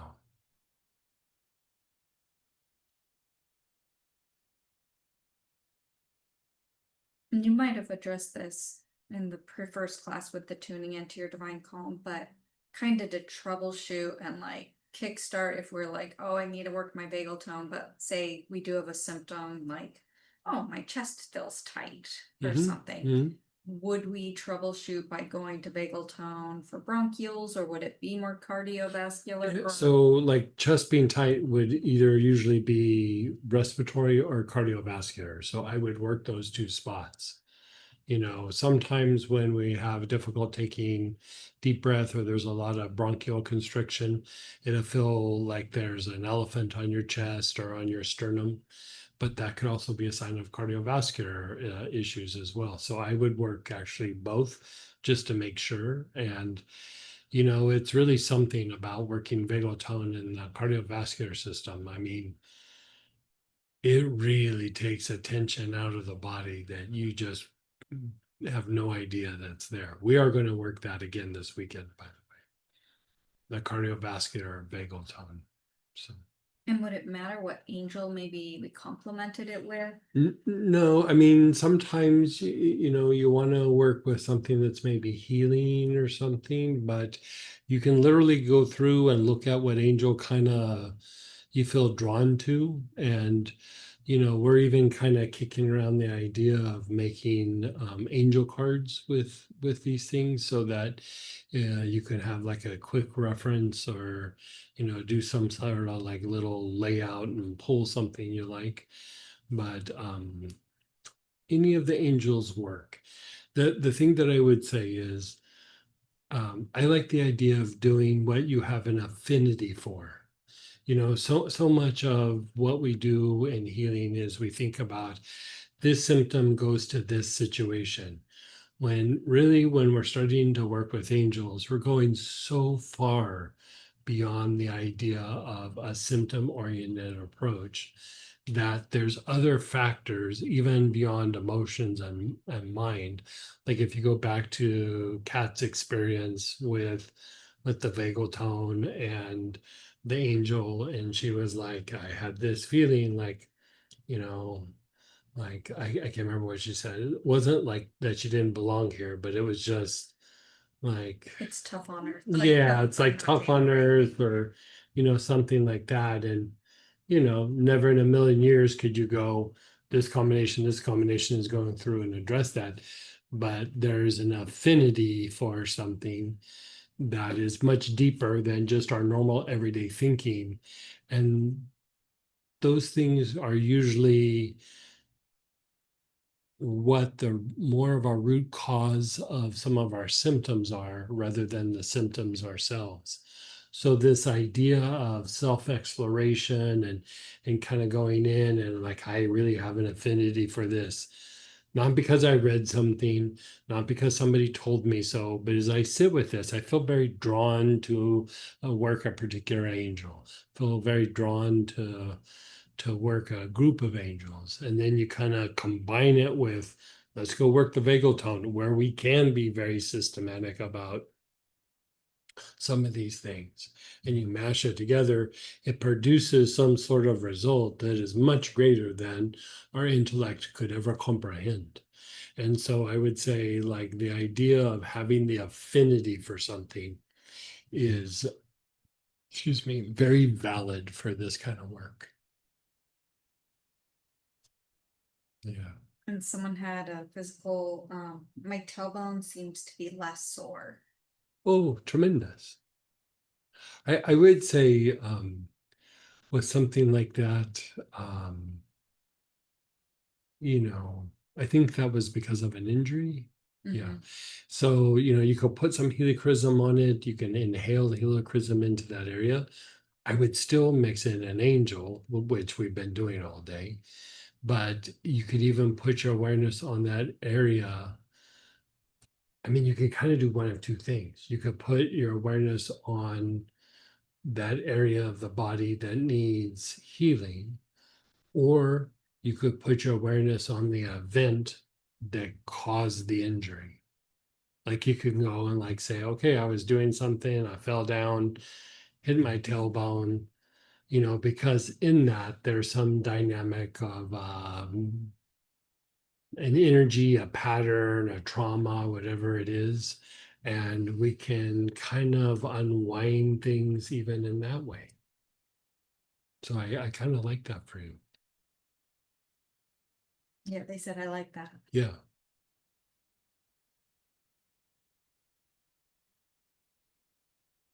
You know, I go back to there's been a few times, you know, I could say this has happened to people that I've worked on, but I can also say this has happened to myself where, you know, um, I'm not saying that this is going on for this person, but it's just, it's another dynamic that we haven't really talked about. Is like, say, you know, your back hurts, you know, and it's been hurting for a while. I've gone through this where, you know, wasn't even that long ago, maybe 10 years ago, where my back was just, it was bothering me, and I'd do some things for it, and I'd get relief. I'd totally get relief. My back would feel better. I was like, I'd be okay. I've got the relief that I was looking for. And then that day I'd trip on something and my back would get re-injured again or go back to where it was. And then I'd go through and I'd treat it, and you know, it'd take me a few days, and I'd stabilize it and, you know, get the pain reduced and everything. And I was like, whoa, boy, that was rough. It was bad. And then it got better, and then it got bad again, and now it's better. And within a day or two, something else would happen. Somebody would bump into me, and I'd wrench my back a little bit. And I was just like, is it me? Like, what is going on? You know? And for whatever reason, you know, those things, there's like a pattern there that's manifesting. I'm not choosing it. I'm not thinking it out. I'm not, you know, making choices. It would just be things that happened. Now, sometimes this can be actually good karma in play, right? Because maybe before you had the karma that you would have this debilitating injury that would really shut you down, but instead you had a bunch of little versions of it. So you still experienced it, you just didn't experience it all at once. Or you didn't have maybe the karma or the some sort of pattern that is not allowing you to get better. You know, when I look back, I'd love to say, oh, I had the good karma, but it might have been the other. You know, being super honest with myself is probably the other, right? And so I like the idea of when we have like little weird things that happened, or there's an event that causes an injury. I like to treat the injury, but I also like to go and treat like the situation that led to the injury. I do this a lot when I do healings on people. I have them give me an idea. The first thing I do is I go to like the event and I treat the event, and then I go and treat the specifics. And so, this could have been just a thing that happened, but at the same time, you never know. And so I like treating the event because if there is a pattern there, let's just nip it. Let's just nail it before, you have to fall on your tailbone 5 more times for it to like play out. So, Yeah, they even shared I was kind of annoyed with myself that I needed to do the job in the first place because I let it get out of hand. yeah. So there Yeah. was kind of that. So yeah, so maybe there was something in the annoyance or, you know, for me, if I put myself in that situation, that annoyance on myself would probably come from uh getting reprimanded when I was young and people being annoyed at me, and then it made me feel bad about myself, and then like a chain of events. And so, you never know with these things. There's always something in motion. There's always some sort of momentum from something. I go back, it's still kind of mind boggling. It doesn't always have to be a traumatic event, but last weekend with Leanne, and, like, here's this kind of dynamic business person, but she goes, my number one thing is I'm always procrastinating. And her mother had knit her a pillow, and she's wanting to be a good girl and do the things that please her mom, because I think she gave it to her when she was like 5 or something. And on the pillow it says, wait a minute. She hand stitched it and it just says, wait a minute. And she goes, I've lived my whole life always waiting a minute. And so, not really a trauma, not really somebody even being weird with you, like not like, a manipulation or a judgment or something like that. It's just, her mom gave her a thing that said, wait a minute, she wants to be a good girl, and grew up with like going always in an unconscious way, oh, I need to wait a minute. And it just turned into procrastination over a period of time. Not really a traumatic event, but still something got set in motion. So we want to be able to undo these things, whatever they are. We don't have to figure out what they are. Let's just break them up and then be who we are now. And just kind of to keep with this flow, they said I fell on it in my 20s too. And it would have been an easier job if I hadn't put it off. And this was only the tip of the iceberg of this job. Oh, yeah. I feel for you. Yeah. Yeah, I think we all have the tendency for those kinds of things. Yeah. So yeah, think of the event maybe, or even the task, like what the task is and like the thing you need to do and clean up or whatever, and even do the process on that. And go ahead, Robert. Hey, Robert. A sort of a follow on to this discussion. Mhm. You're talking about how we could work on the event or the Yes. situation or the task. I'm the way I understand it, is it correct that we don't have to know what the exact event or situation or task was? We can just say the event that caused this. Yeah, you could say the event that caused this, or you could just look at it from the point of view of a pattern. For me, like I don't always know what the root cause is for myself, Uh-huh. but I can follow a pattern for a while and go, oh, I'm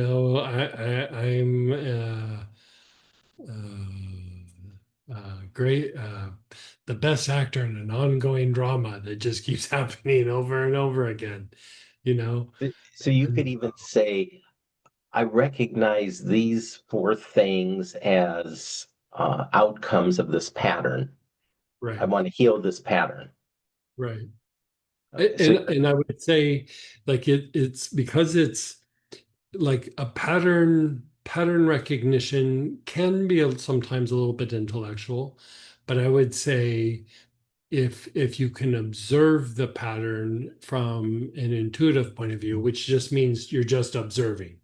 You know, you're not trying to resolve it. You're just going, oh, look, that happened. Oh, this happened. You'll probably get like a deeper effect that way. And one of the things that I used to do with like patients, you know, like people you would work on, is I would either ask them questions or I would internally just ask questions about like make observations like, oh, look, the shoulder's elevated. Oh, look, this helps elevated. Um, when they bend over, they have a hard time getting back up. You know, I would just make these observations, never answering why. Like I would just go, oh, look, oh, look, oh, look, oh, look, oh, look. And then I would just sit with it and then let the guidance kind of percolate. And then I would go through with the treatment. So it can just be like a series of observations that you're doing. And then from the series of observations, then you go, okay, I'm observing the observations. Now let's do a process. Okay. So yeah, again, you don't have to know the cause, the root cause, like you said. You simply I have would to I would agree, and I observations would of agree. I would say for myself, even when I think I know the root cause of something, I usually don't. You know right. what I mean? Yeah. Like I have a good story of what it probably could be, but it's not usually what it is. And many times that's, at least for me, I don't know, I haven't been doing this as long as you have, but for me, it's like, oh, there's a story. Okay, let's start with that. Where does this Right, lead? What right, what happens with it? What more am I supposed to right, observe? What? And as I right, follow that path, it becomes um, less traumatic, less tight in the body, less of a loop. right, And then it becomes easy to shift it, to change it, to release it, whatever we're doing in that moment. right. Uh, Yeah. Observation, I think, always opens doors for greater potential. You know, like I don't want to go into the details of this just because it's a heavy subject, but like when I used to work with that group of psychologists and we were working with abuse victims, you know, like we'd have the stories of what happened and what was going on with them and their struggles and difficulties. But, you know, I always pose this one question. Um, I, you know, they tell their stories and, you know, it was usually with a group of us. So, you know, we'd have different ways of um, asking questions and things we'd focus on. But I always had this one question is, how did the abuse stop? Like what brought it to an end? I found that that was a much more significant issue to address because usually like something came to a head, something happened, and usually addressing that brought more relief for the person than the actual abuse that they went through. You know, and who would think of it as that? But you know, the abuse was usually crazy, but like some of the stories they got told about like how the abuse stopped were just crazy.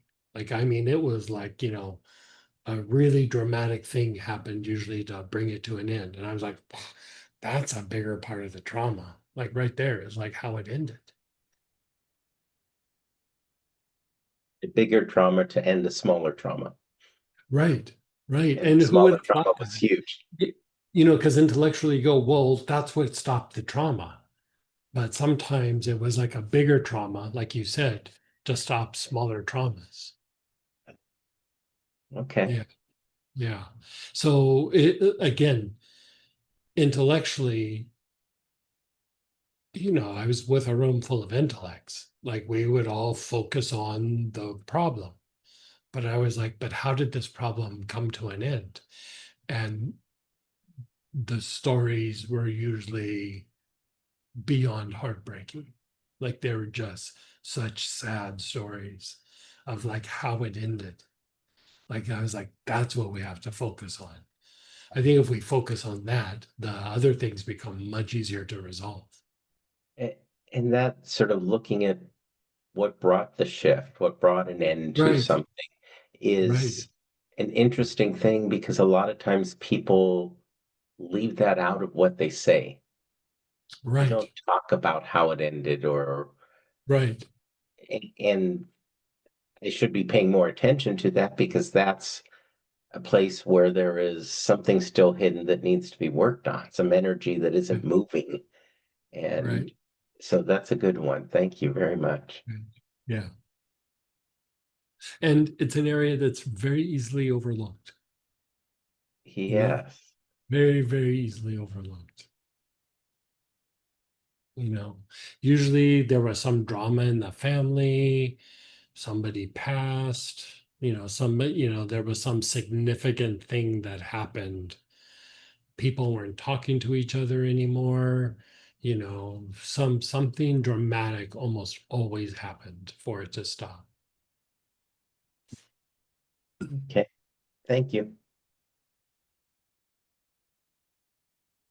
Okay, so how about we'll take a break, we'll come back, and we're going to do the universal angelic process with this angel.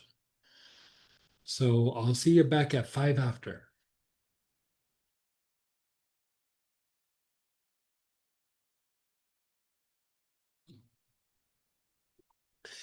Hey, everybody, let's go ahead and come on back.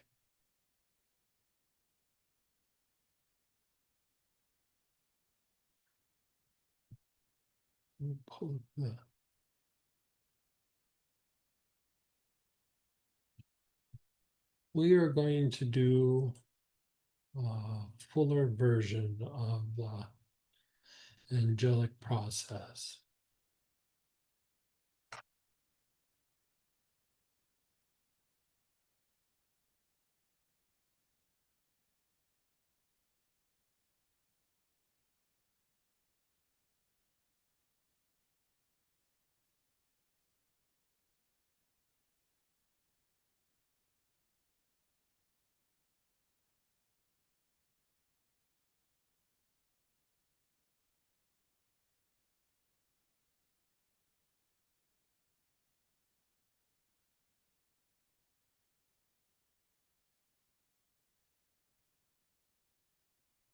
Okay, so if you want to change angels, you can, but we've been going deep on this angel Doniel, so let's maybe stick with that one.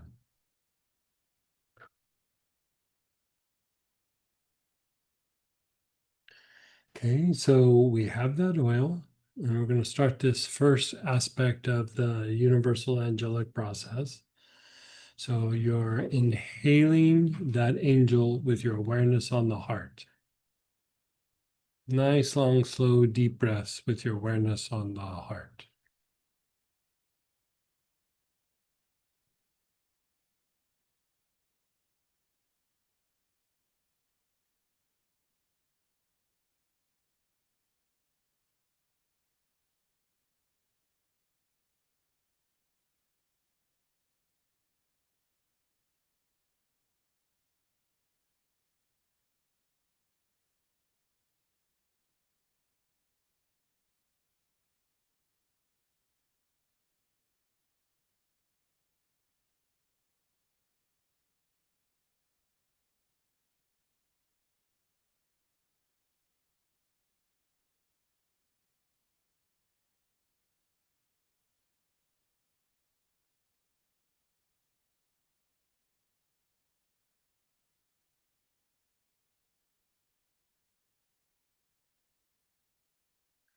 And you're going to keep your awareness on your heart, but as you inhale, move closer to, like you're inhaling in, moving closer to your spine. And then you exhale out away from you. So you're inhaling it in, exhaling it out. Inhaling it in, exhaling it out.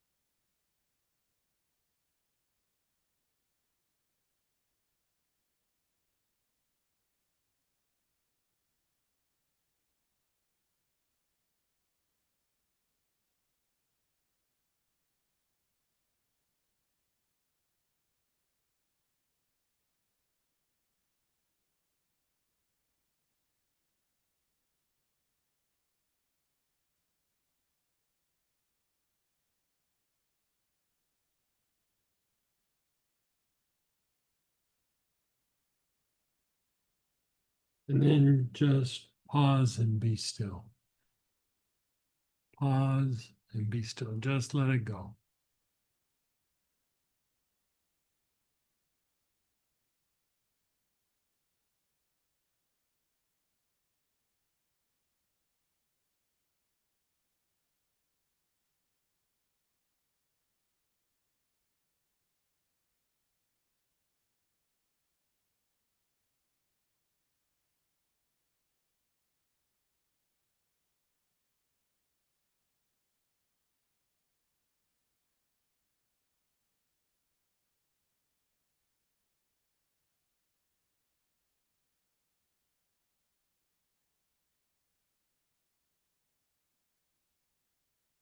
Now, you're going to inhale, your awareness is on your heart, but now as you inhale, you're going to move your awareness from your heart up to your brain. Right? So let's just practice that. Your awareness is on your heart. Every inhalation, move your awareness up to your brain.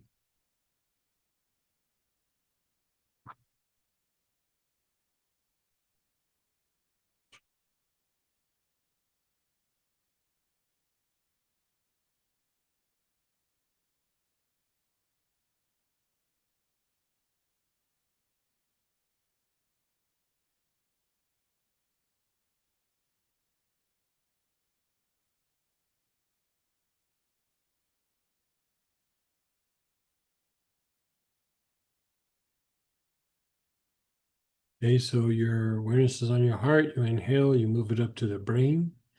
And then from your brain, right, as you exhale, move your awareness down to the heart. So you're inhaling up, exhaling down. Inhaling up, exhaling down.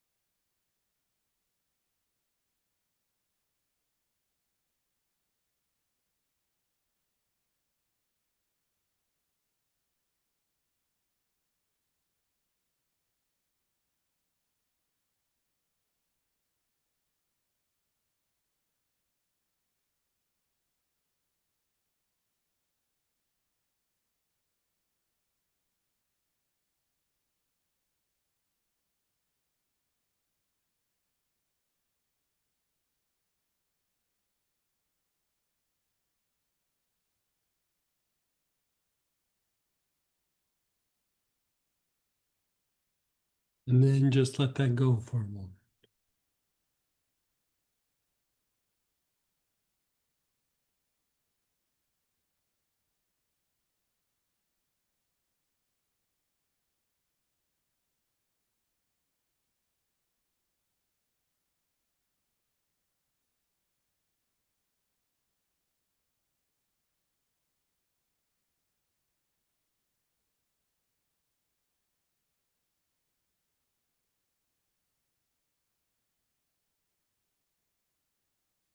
Your awareness is on your heart and your brain, both at the same time. Take nice, long, slow, deep breaths. Your awareness is just on your heart and your brain. Yeah, you're inhaling the oil as you do that.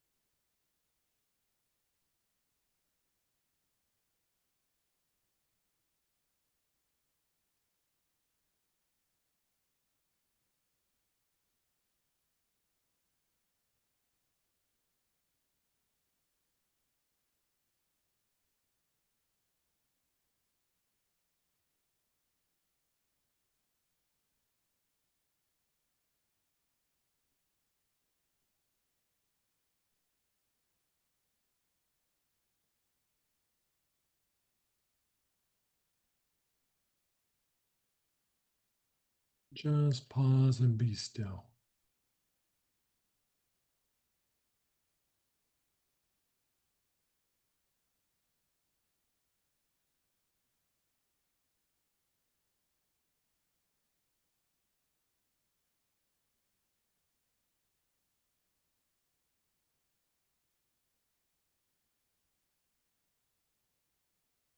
Now we're going to do the same thing, but with the back heart. So you're going to inhale, moving your awareness up to the brain. And as you exhale from your brain back to the back heart. So from the back heart, inhale up. As you exhale, exhale back down to the back heart. So you go ahead, inhale up, exhale down.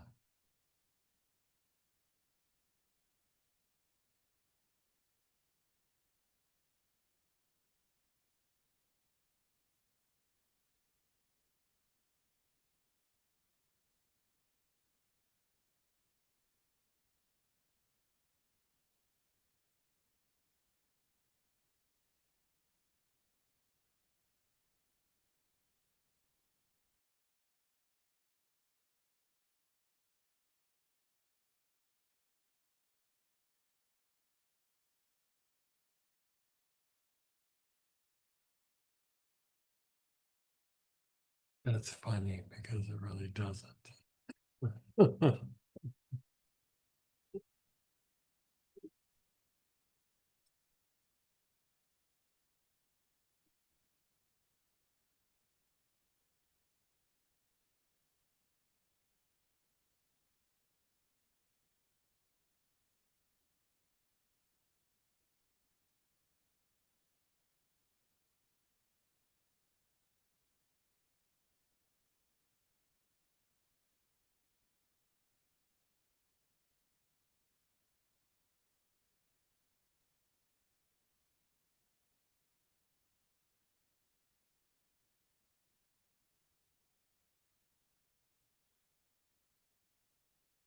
And then pause and be still.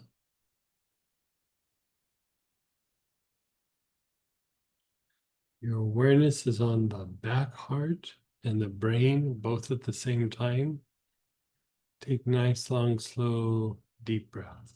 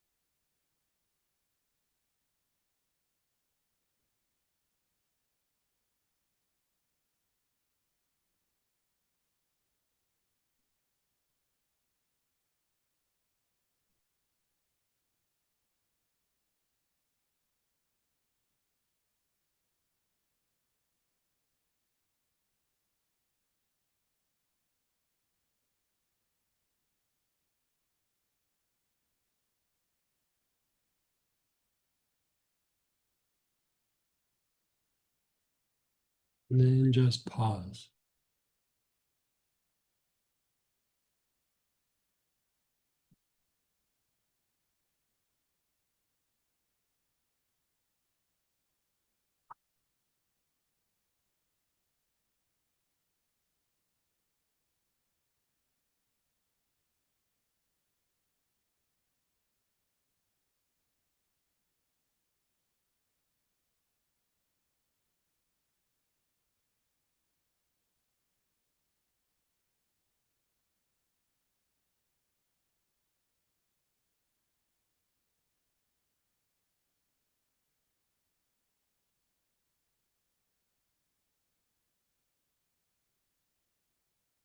Just be still.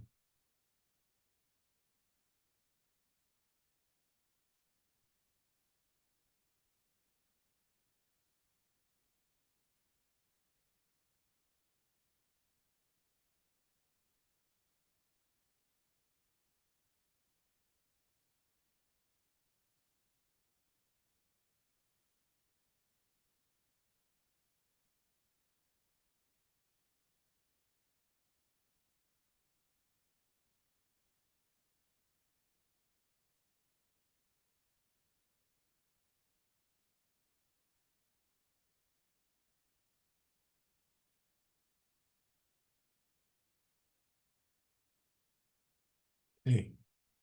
Before we even start inhaling, just put your awareness on your brain.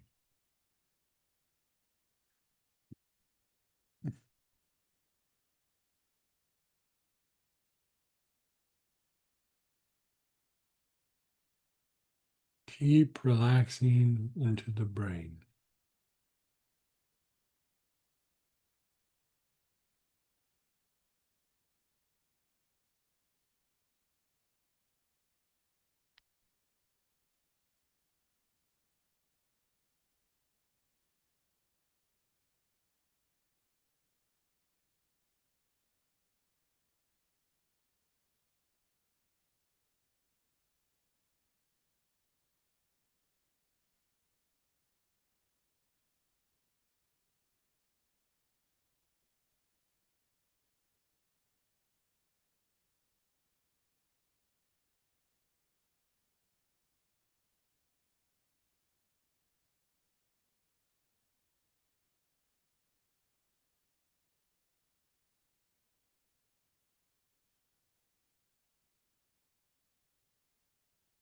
Your awareness is still in your brain. Start taking nice, long, slow, deep breaths.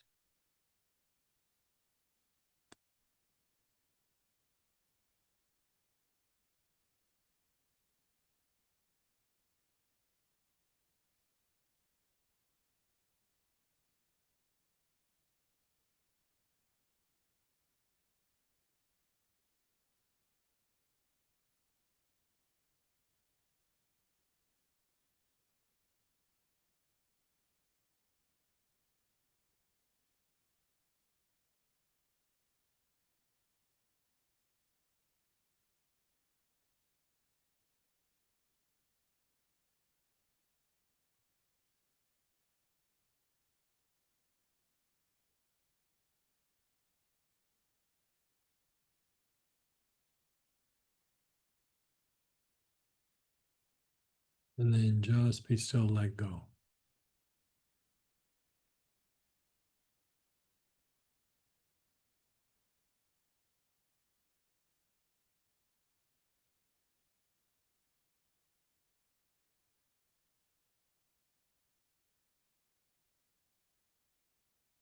The area between your eyebrows, the ajna, you're taking nice, long, slow, deep breaths with your awareness between your eyebrows.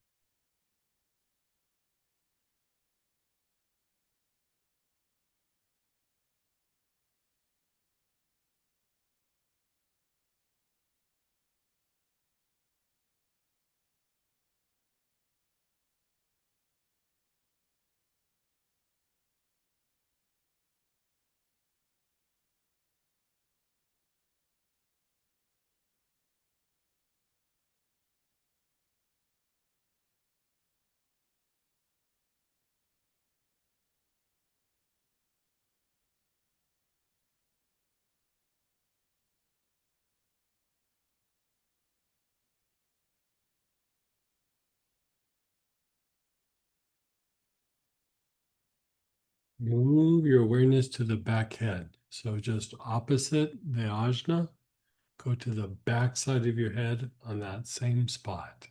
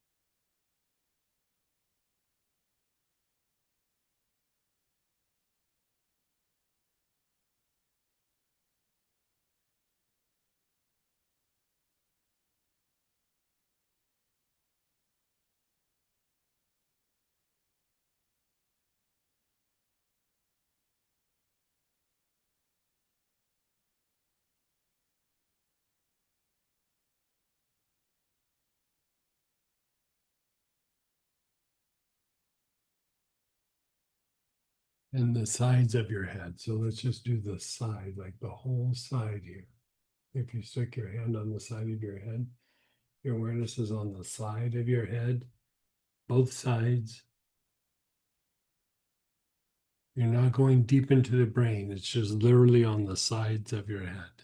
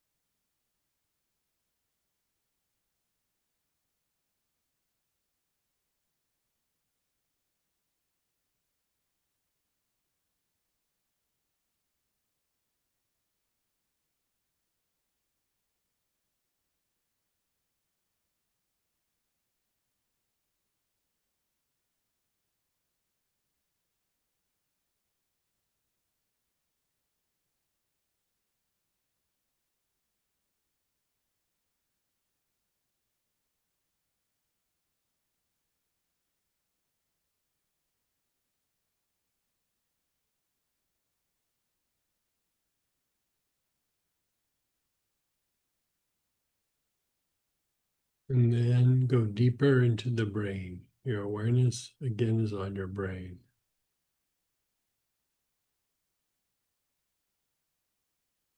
Try relaxing deeper and deeper into the brain.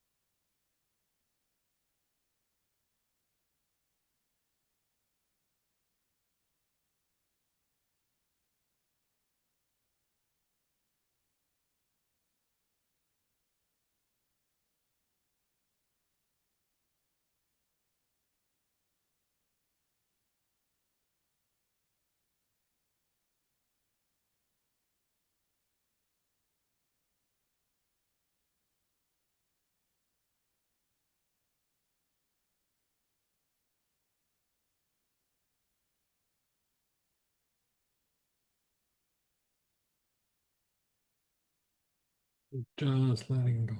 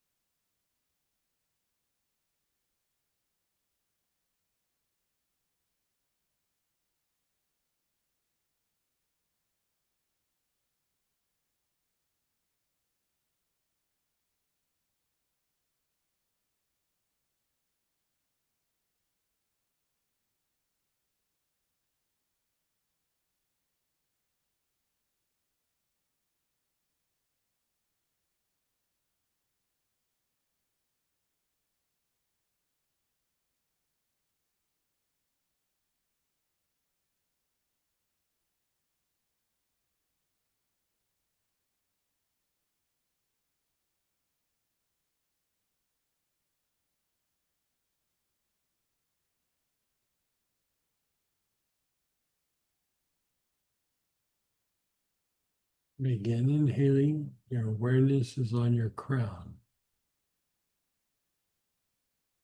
Your awareness is simply on your crown.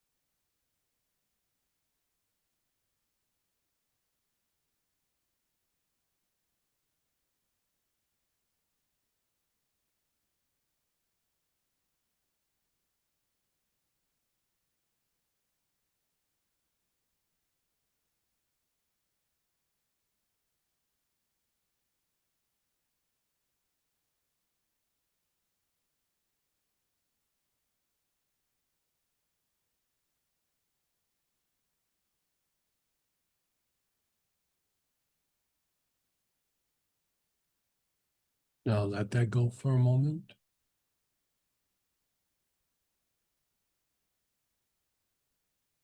Your awareness is on your body. Just where do you feel something in your body? You're just observing. Where do you feel it in the body?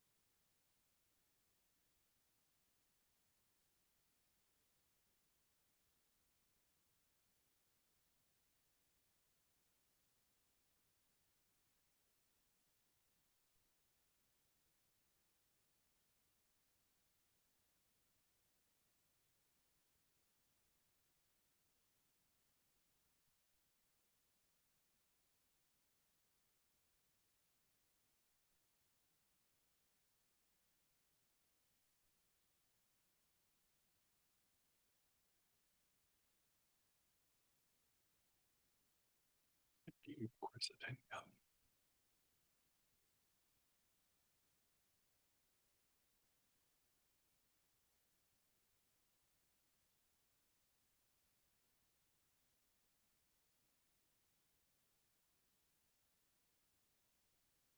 Now, wherever your awareness is on your body, take some nice, long, slow, deep breaths with the angelic blend, the Adonai blend. You're inhaling with your awareness in the body.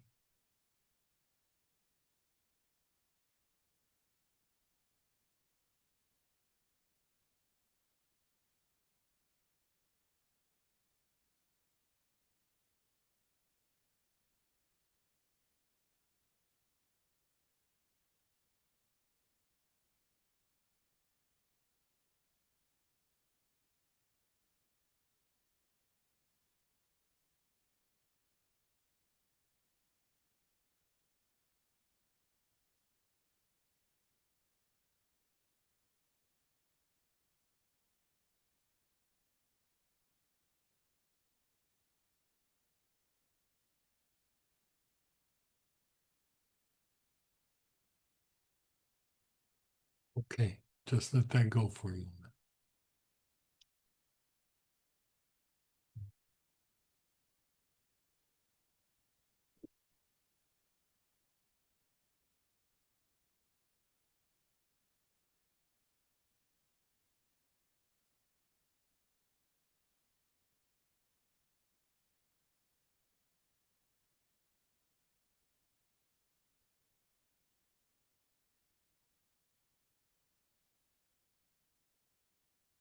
Okay. Your awareness is on your crown. As you inhale, you move your awareness up about 12 inches above your head. So let's just start with that. Put your awareness on your crown. Inhale, move your awareness up 12 inches, and then just let go. Then inhale again, crown all the way up 12 inches, and let go.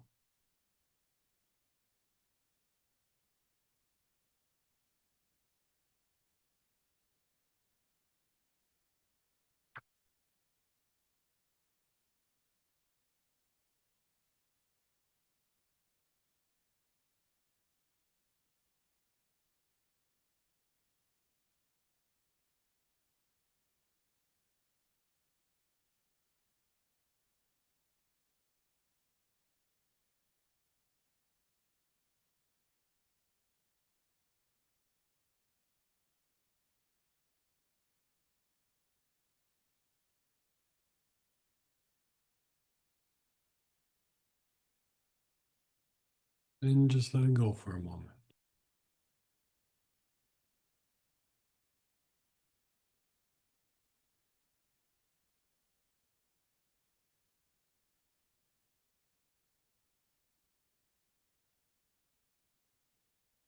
Okay. So we're going to combine a couple of things. Your awareness is on your head. You're going to inhale, moving your awareness up 12 inches. At the end of the exhalation, come back to your crown. So let's just practice that. Inhale, moving your awareness up. At the end of the exhalation, come to the top of your head.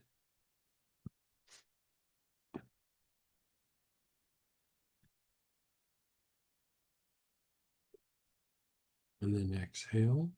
And then inhale, move your awareness up. The end of the exhalation, come back to the top of your head and exhale.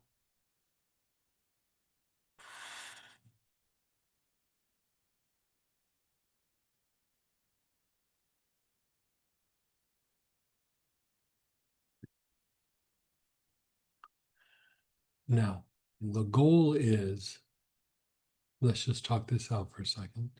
Your awareness is on top of your head. You're going to inhale, bring your awareness up to 12 inches above your head. And at the end of the inhalation, you come back to the crown. You begin to exhale and you move your awareness to that area where you are practicing body awareness, right? So if it was your shoulder, you're going to exhale, moving your awareness to the shoulder. If it was your back, you're going to move your awareness to the back. If it was your knees, you're going to move your awareness to the knees.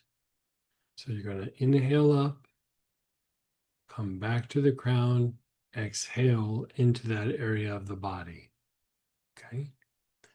So inhale, moving your awareness up, come back to your crown, exhale into that body awareness area.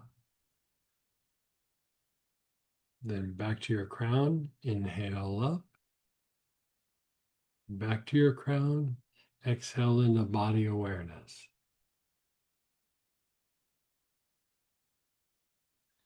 Inhale up, back to the crown, exhale into body awareness.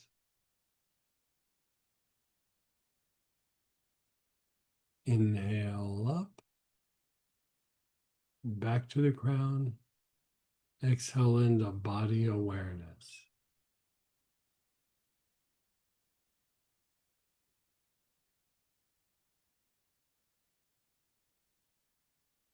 And then just be still. Let go and be still.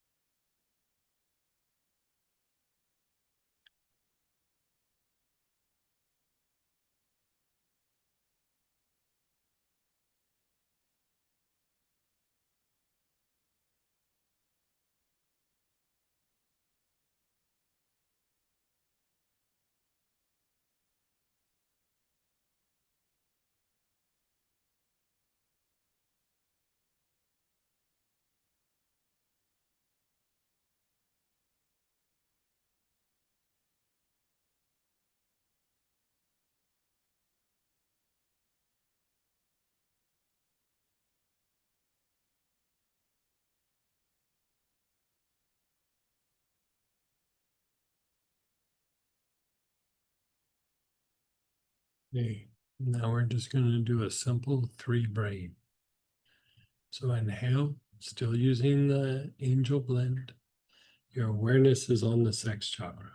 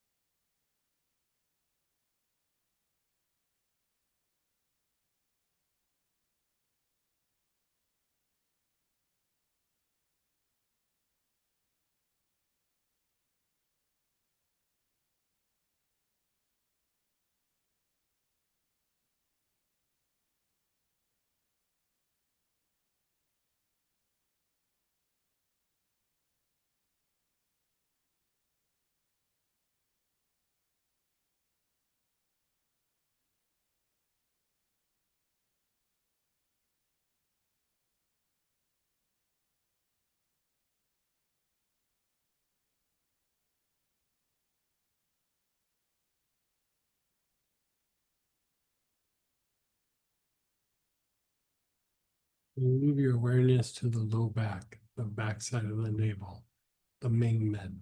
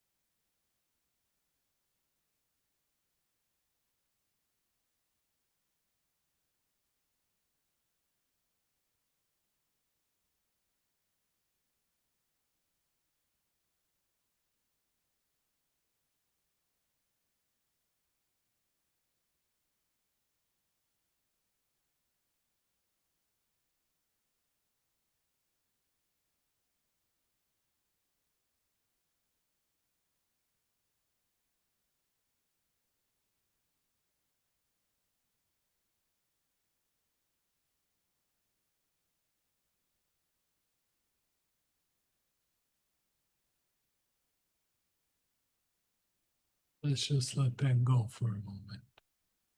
Just let that go.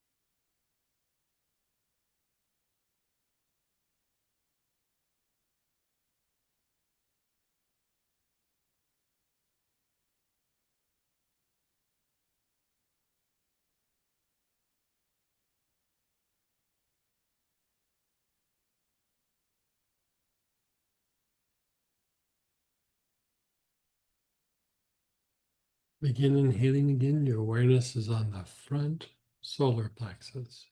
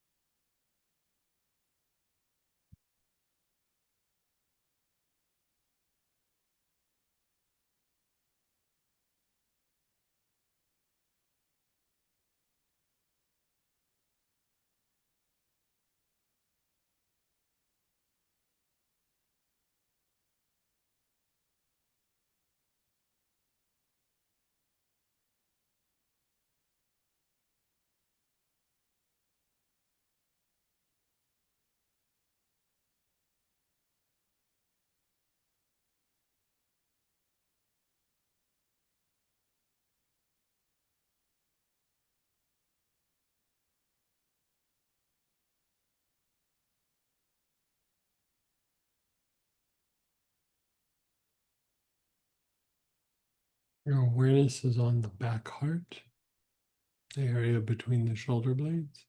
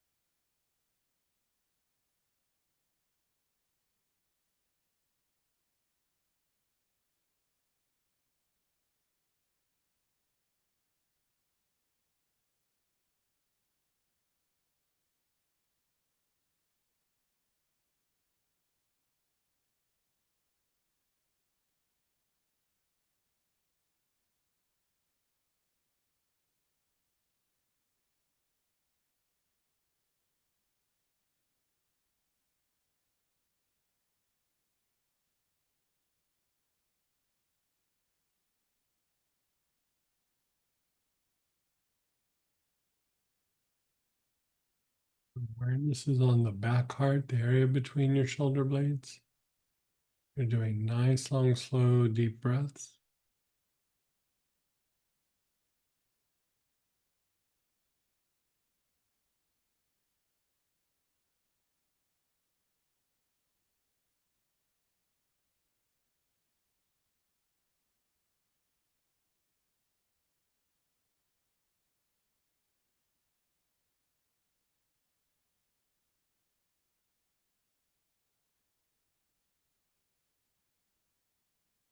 Just let go. Let go of everything. Just let go.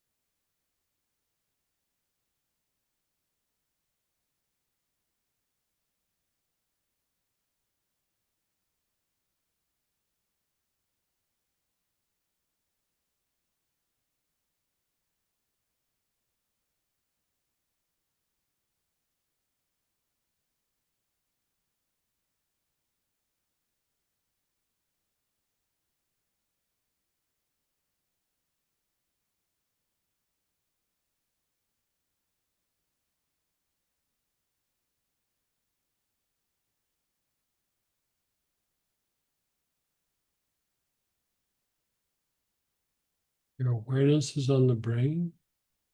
Take nice, long, slow, deep breaths.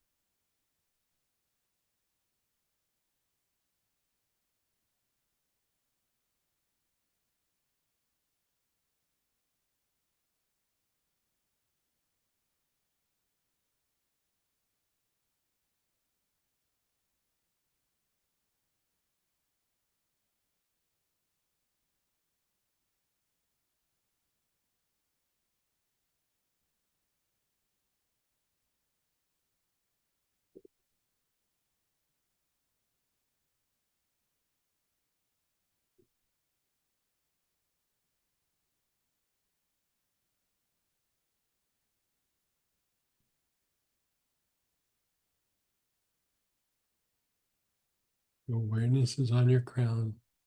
Nice, long, slow, deep breaths.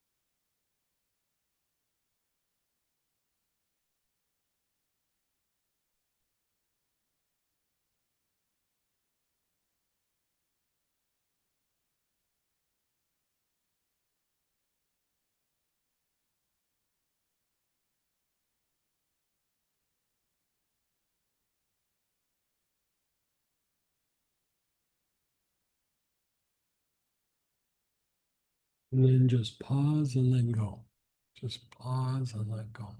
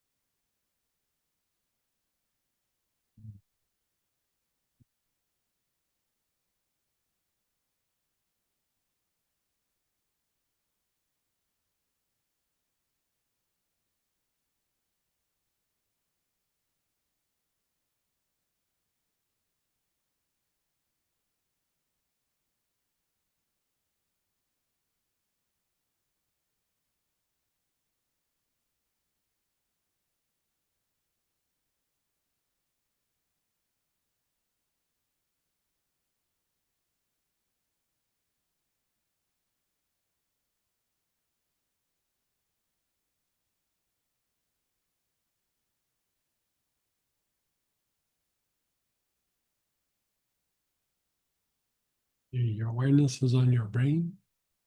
Take some nice, long, slow, deep breaths.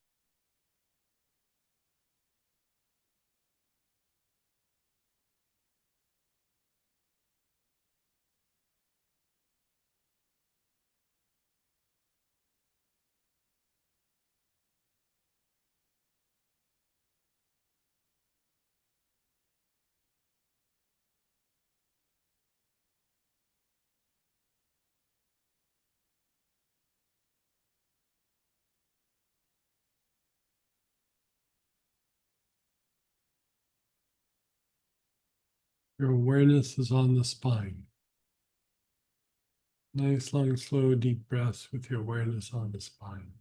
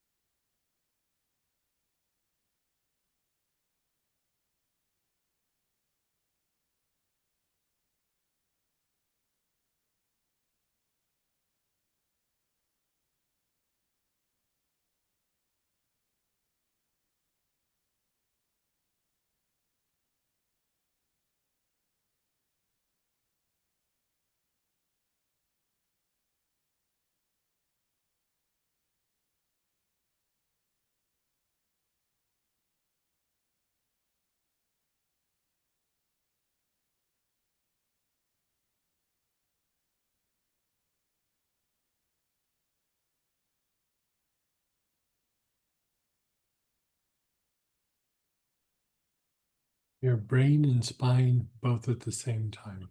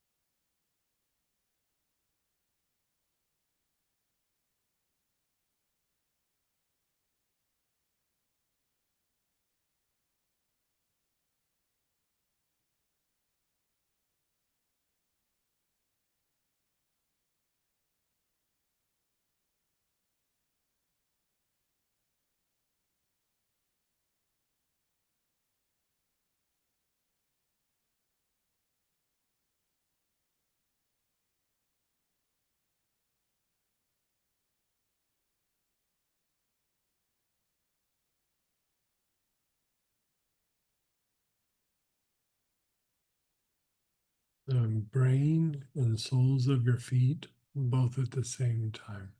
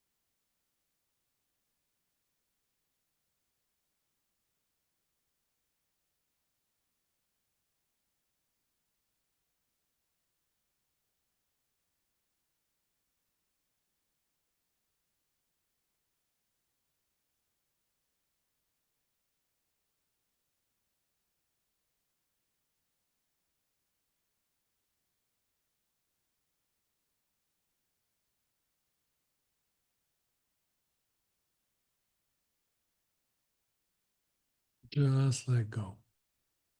Just let it all go.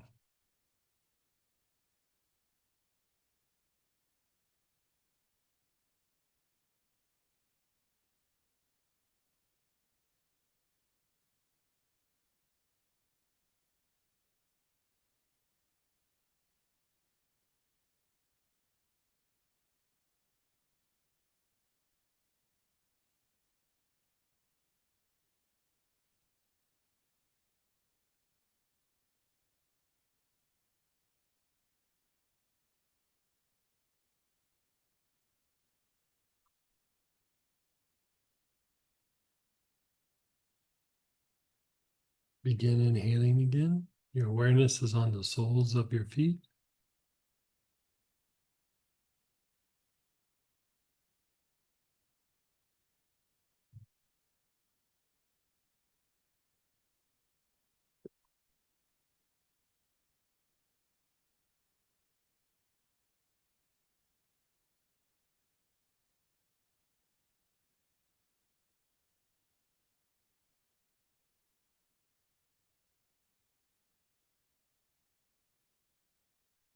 The low back area, the backside of the navel.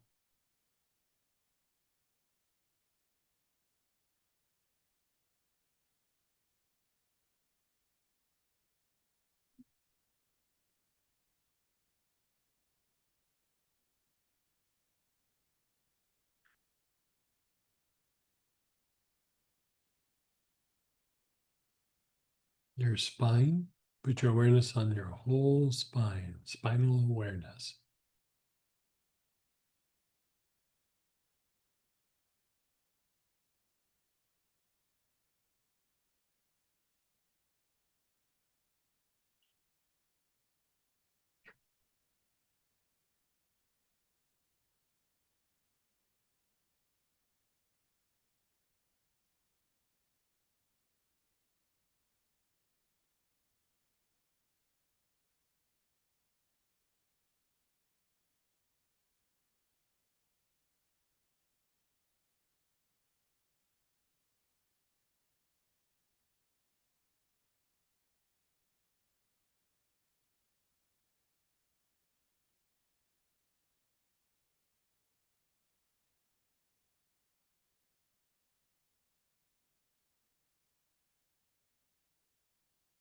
Your awareness is at the back heart,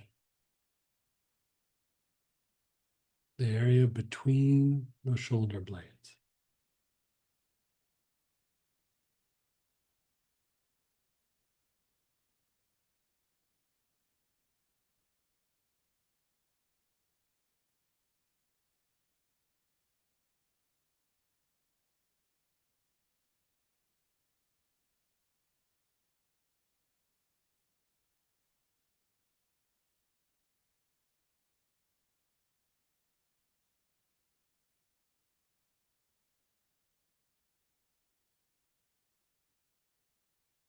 Your back throat, the middle of the back of your neck.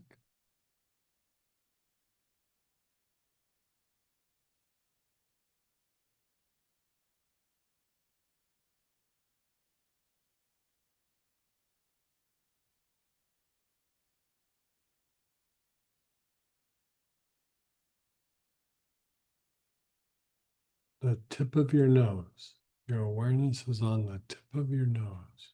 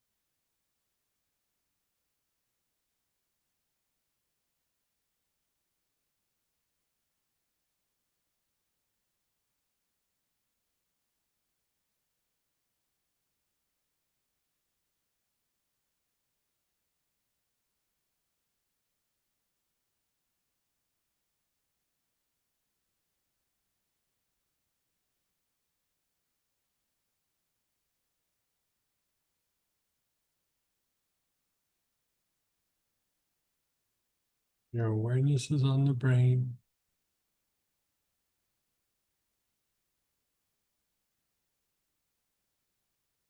Move your awareness to the crown.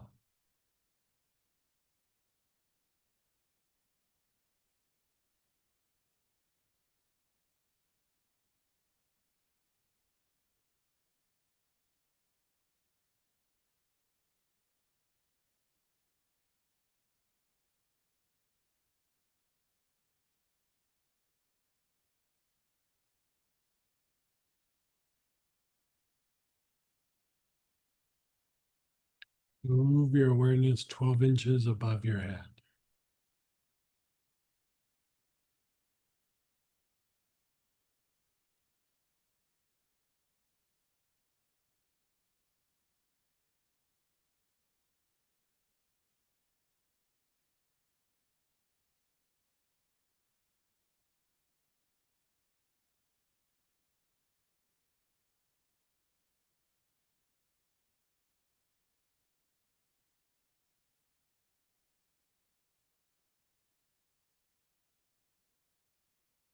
Just let go. Let go of everything.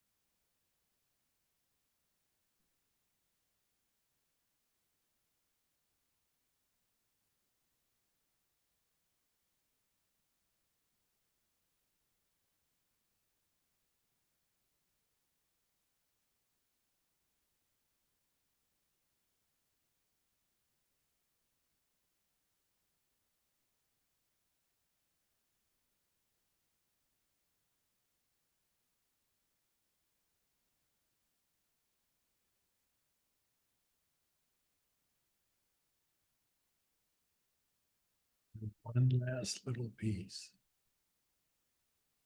Put the bottle to your chest and do 8 or 9 of the materialization breaths. Do them at your own pace.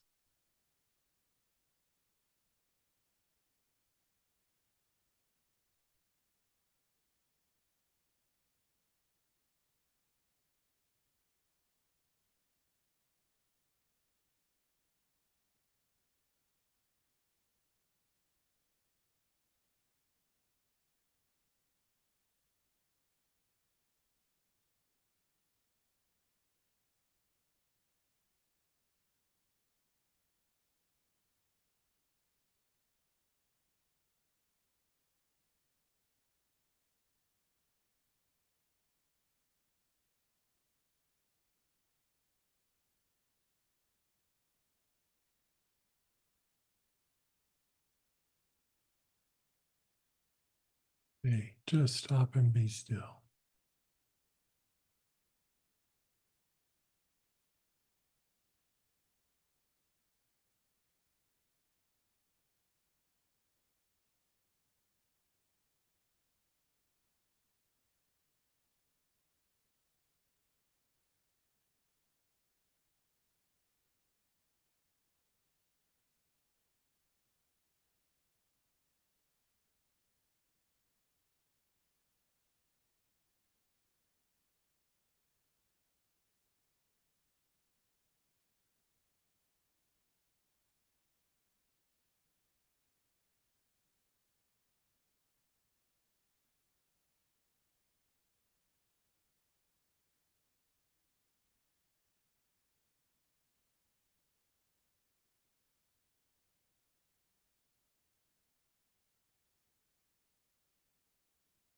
Now let's let it incubate for a few moments.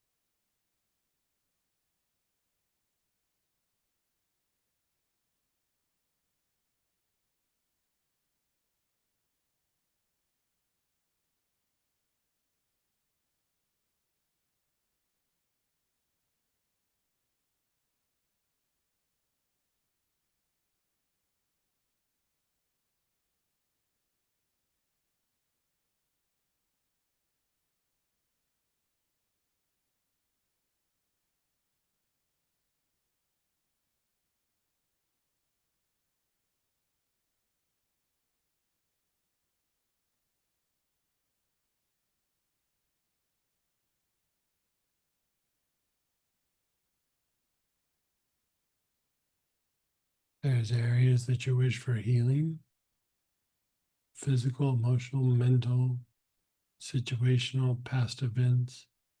Just observe them now. You don't have to do anything, inhale anything, just observe.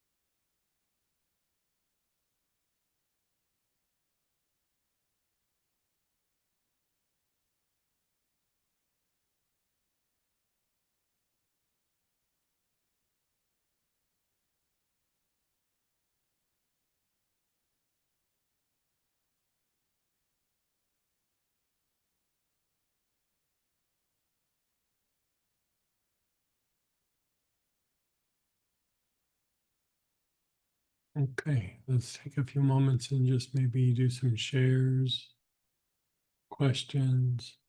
If not, I understand.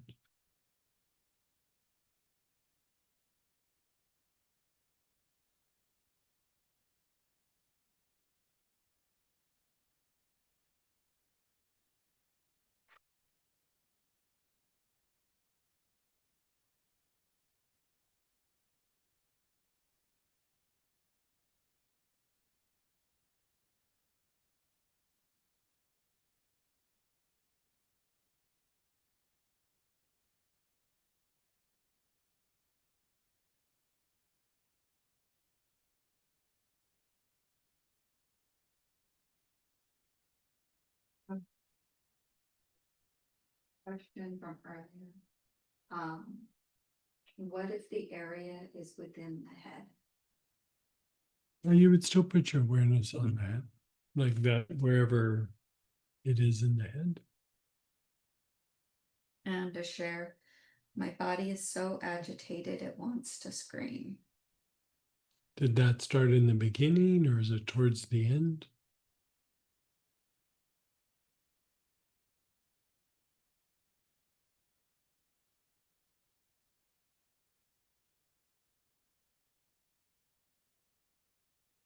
That was me, Greg. Um, Mhm. long time to sit still in the body without you moving. It got harder at the end to be still with it all. Okay. I didn't catch the first part. So it started in the beginning? Oh, it didn't start till the last 10, 15 minutes, the last 3 or 4 pieces. Okay. Just felt along. I was having a hard time staying still with all that energy all the time. Yeah. Okay. Maybe we can do this all together. Maybe just kind of hold your hands up. We'll just release some energy, right? You're not trying to generate it, but just direct it to either areas in your life or things out in the world. And just let that energy release out a little bit.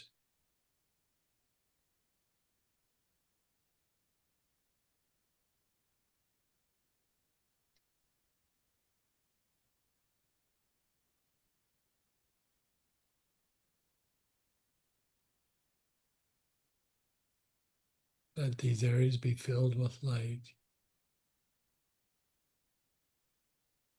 Let all the excess energy be released into these areas as light.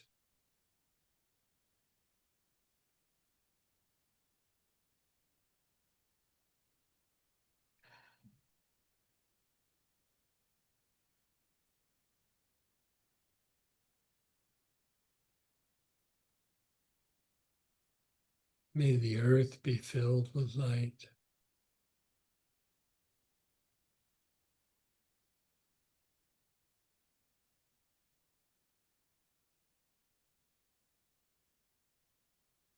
How's that feeling, Barbara? Is that helping?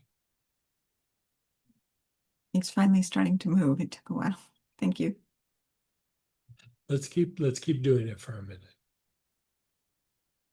Just let all that excess energy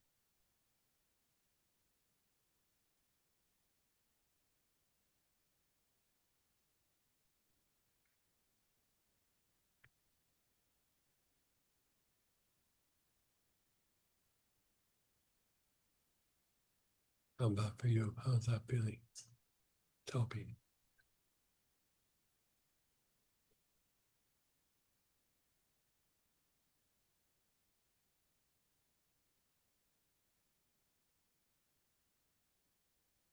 Like all the wars in the world, let those areas be filled with light. Where there's oppression,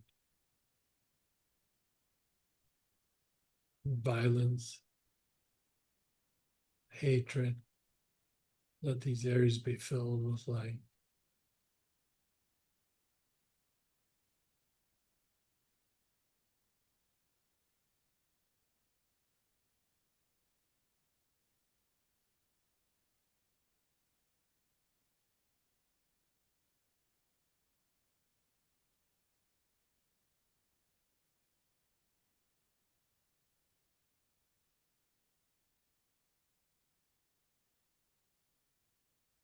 Let the entire earth be filled with light.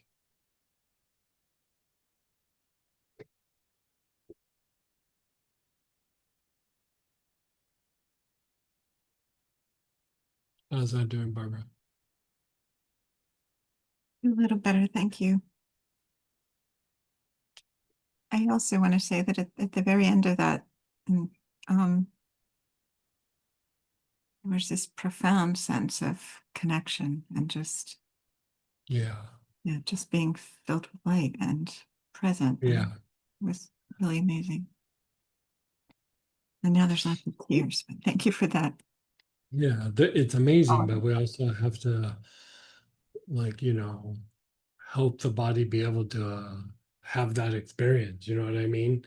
Like, it's not something that's in the natural way of the body experiencing things. And so if something kind of comes up, or I think it will build in the release at the end just in case. Um, we've been playing with this all day. And so, yeah, I mean, it does, for me, it like brings a deep sense of peace, and there's movement in areas, but at the same time, there is a bit of displacement, because you are throwing off old conditioning, old whatever it might be, and breaking out of patterns. And so, that's what these classes are for, is like, if we're having problems in some area, let's talk them out so we can address them. And even taking a step further, when I start doing the mentoring, we're going to address everybody's individual issues so that we can kind of tailor practices to them specifically. And so, yeah. How are you doing? Like the release helped, yeah. Yeah, Samantha was having an intense time, like about the same time About too. the same time. Yeah, And my throat, I mean, it's feeling fine now, but Yeah. it like yeah, hurt. yeah. And I did my best to like not Yeah. react, to just try Yeah. to just observe it. Yeah. So like she's feeling it in the throat, but I would say probably where a lot of people felt it, but it would manifest other places, is it's gonna affect the sex chakra. And it's just because that's where spirit and matter mixes, and it's how we really interact with the outer world. And so a lot of our patterns of interaction, social interaction, a lot of that's tied to that area. And it's also tied to our instinctive responses. And so, like feeling it in the throat, it was probably more of the sex chakra, and then it moves up to the throat. And so, we're doing like a heavy duty practice. You know, this isn't like a simple little thing. I mean, there are real mechanics that we're going through and following. And so if there are difficulties, it just is like either the body is need to get acclimated, or there's some sort of blockage, and bring it to our attention so we can like go through and address it. Like it's you know this isn't for this is more for the Marines, not for the National Guard. You know what I mean? This is like heavy duty stuff.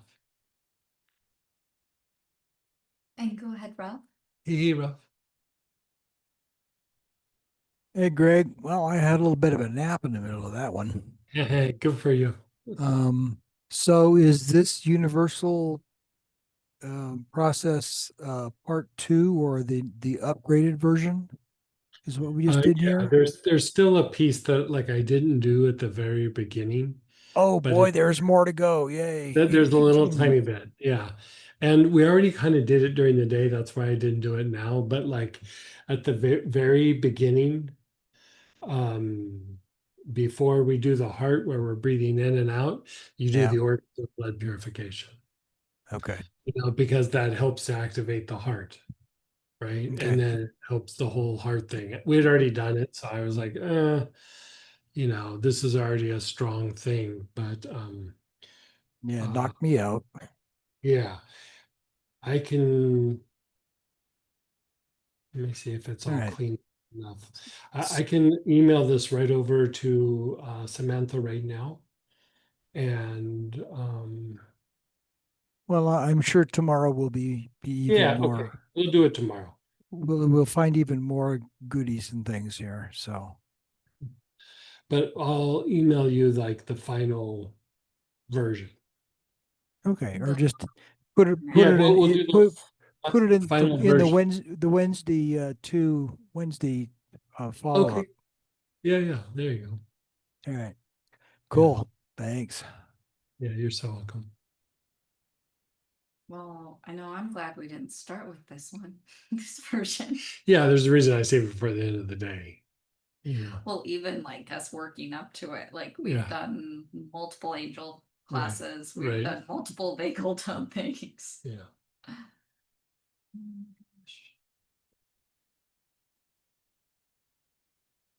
Go ahead, Robert. Hey, Robert. Eh, So I had a different experience than others so far. I just felt that my whole space was being scrubbed, Yeah, cleansed, inside yeah, out, outside in, yeah. top to bottom, bottom to top, in and out, all around, I would say also vortex. environment and even people you're connected to got impacted. You know, like even people that you have connections with, be it that it's family, loved ones, or people that you work with, there's a little bit of a bump up for everybody. Thankful that this part wasn't in here, but my intellect was saying, so when do we do the four quadrants? Yeah.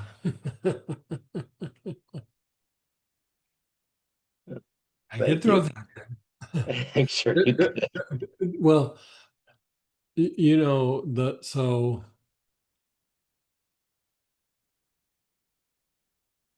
I mean, I'm going to talk this out. So, when we do the four quadrants, we're working the auric programs, right? So at the end of this, we do the materialization breath. If you felt so inclined, the way that you would work the four quadrants, you would still you could do it with inhalation, but at that point, I usually don't do the inhalation. You've already kind of invoked this energy to come in. And so what you do is you do the four quadrants, but you do it fast. A lot of times when we're doing the org programming, the more you slow it down, the deeper it goes. But here, you've anchored this angelic energy, so you would go, and you would have needed to um, practice it prior, doing the four quadrants. So you'd go left, front, right, back, left, front, right, back, left, front, right, back. And you almost start picking up the speed, left, front, right, back, left, front, right, back. Because what you're doing is the angelic energy is there, right? And so you're distributing it through the aura.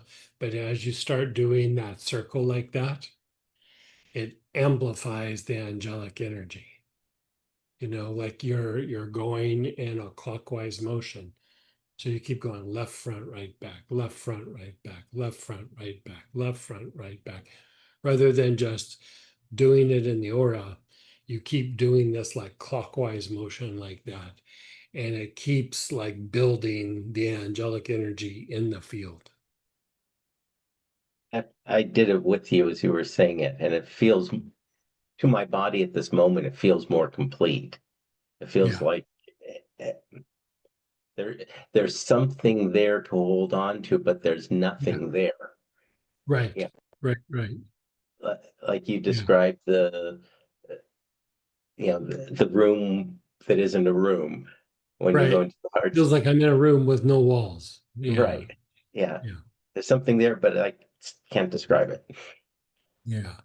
Okay. We'll probably practice that piece tomorrow, but not like the whole long thing. We might do like the materialization breath a little bit and then practice it. Doing it all together, it's like, ugh, it's a lot. And so a lot of times like today we practiced a lot of it in pieces and then we kind of went through and did it. And so, we're probably going to do a little bit more work in vagal tone tomorrow, but I don't know that I was going to do the super fast version, but since we're talking about it, let's do the stronger version. Let's in the org program, the opposite is true. Like when you're working on our org program, the slower you go, the deeper it is. But once the angel energy has been anchored in the body, the faster you go. It's like you're doing like a little whirlwind in the aura, and it keeps amplifying the angelic effect. I just looked back in the chat and realized this was an hour and a half Yeah, that was on yeah, this yeah. one protocol. It's Right, like, right, and I didn't even notice. right. It was It like was a lot, seconds passing. right. I Okay, mean, well, thank honestly, when I sit and do this like on my own, um, you know, just like with everything that we discussed, I do the materialization breath at the end, and then I do the whirlwind aura component. Um, I would say it's a 2.5 hour process of just, you know, because we also can throw in the toning. You can also throw in the mantra, you know, using the name as a mantra, and you can keep doing the whirlwind aura. And so, We you know, also did do the hand mudra and eye mudra. yeah, with everything going on, I thought let's maybe, you know, it might be a little too intense. That would have been a lot. Yeah, yeah. So I left that out. Thank you. You're so welcome.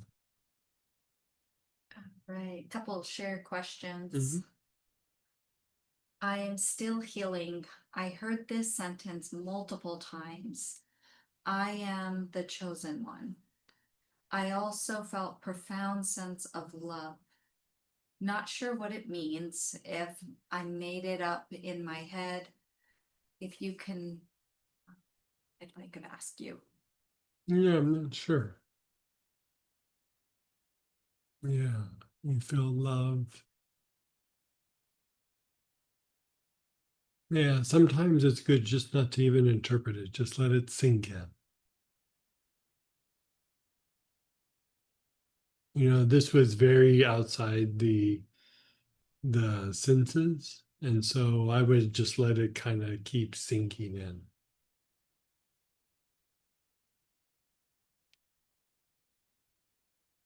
Yeah. So am I a lightweight in terms of my body being acclimated? Or is it related to the amount of light that comes in? Not necessarily. Like that can, you know, it happens in waves. You know, like sometimes you'll do it and you're like, this feels amazing. And then there's times you do it and you're like, uh, uh. You know, I would say sometimes it might depend on the angel that you're working with. Sometimes it might just be like what you've hit on. You know, if you look at the idea of expansion and condensation, is we expand to a certain extent and then we start to condense again. And then eventually there's a greater expansion. And in that condensation, you are breaking through blockages in the form. The form could be the body, the form could be the mind, the form could even be the life and the karmic weight that goes on in the life. And so we never know in that condensation what we're hitting on. And sometimes it might be okay, and sometimes you start to hit on something. And so I wouldn't read a lot into if you had a difficult time or not. You know, sometimes I do it and I feel amazing. And sometimes I do it and I'm like, ugh, ugh, ugh. I'm going to take a while to shake this one off, you know. And so that's why I've always kind of taught some of these things in pieces, is because I just didn't want to throw it completely out there. If you think about how we started 3 or 4 years ago, where I was like, we're building towards something, you know, this isn't the end result. This is just, you know, like little pieces. And you know, the reason was because a lot of things need to get acclimated. And even in the acclimation, you still hit on things that are very deep beyond the psyche, beyond the body, you know, going back to how we were talking before with like patterns on life and things. you know, a lot of times the more that you're able to go in deep, the deeper you get. Like, you know, you're able to go deeper and hit on things. And kind of along the way, you kind of keep building the skill set to handle bigger and bigger things as you go more inward. So it's not necessarily a bad thing when you have a difficult time. It just means you're on top of something of some sort. And it's not just like, oh, my body's healing or something in the psyche, but it usually is something that the soul or the Buddha nature was needing to work through, break through, learn in a particular lifetime. It's a very, very, very deep form of healing, you know. So that, you know, you guys even do it is amazing. And so I wouldn't assume that like, oh, you do this and you just keep feeling better and better. You're actively going after things that cause us suffering more on than just the daily thing. It's like from incarnation to incarnation. You know, you're going after big fish. You know, you're deep sea fishing, not fishing from the pier. You know, that's why I made that comment. This is for the Marines, not for the National Guard. It's for the ones who are really going after something. You know, and you can tame it down. It doesn't always have to be this whole process. That's why even when we first did the Angelic Encyclopedia, I didn't do the whole process right off the bat. It's a big thing. And so, you know, there are times where I just do pieces of it. I don't do the whole thing, but there's times where I sit down and do the whole thing. So, They said that was helpful. yeah. And someone shared, I had a little bout of, are we done yet? Yeah. Are we there yet? Can I nap a little right now? Yeah. Yeah, if you start feeling like you need to nap, you know, lean into it. Like if you're like halfway through, you're like, oh, I could take a nap. Let yourself nap. You know? Yeah, I would totally do that. Yeah, Very profound session. yeah. Tomorrow we're gonna work more vagal tone and everything. Today I thought we'd go a little heavier on the angels, but we'll still work angels a little bit more tomorrow, but not like we did today. Tomorrow will be a lot more vagal tone. So So fortunate to be here and do this. oh, you're so sweet. Thank you.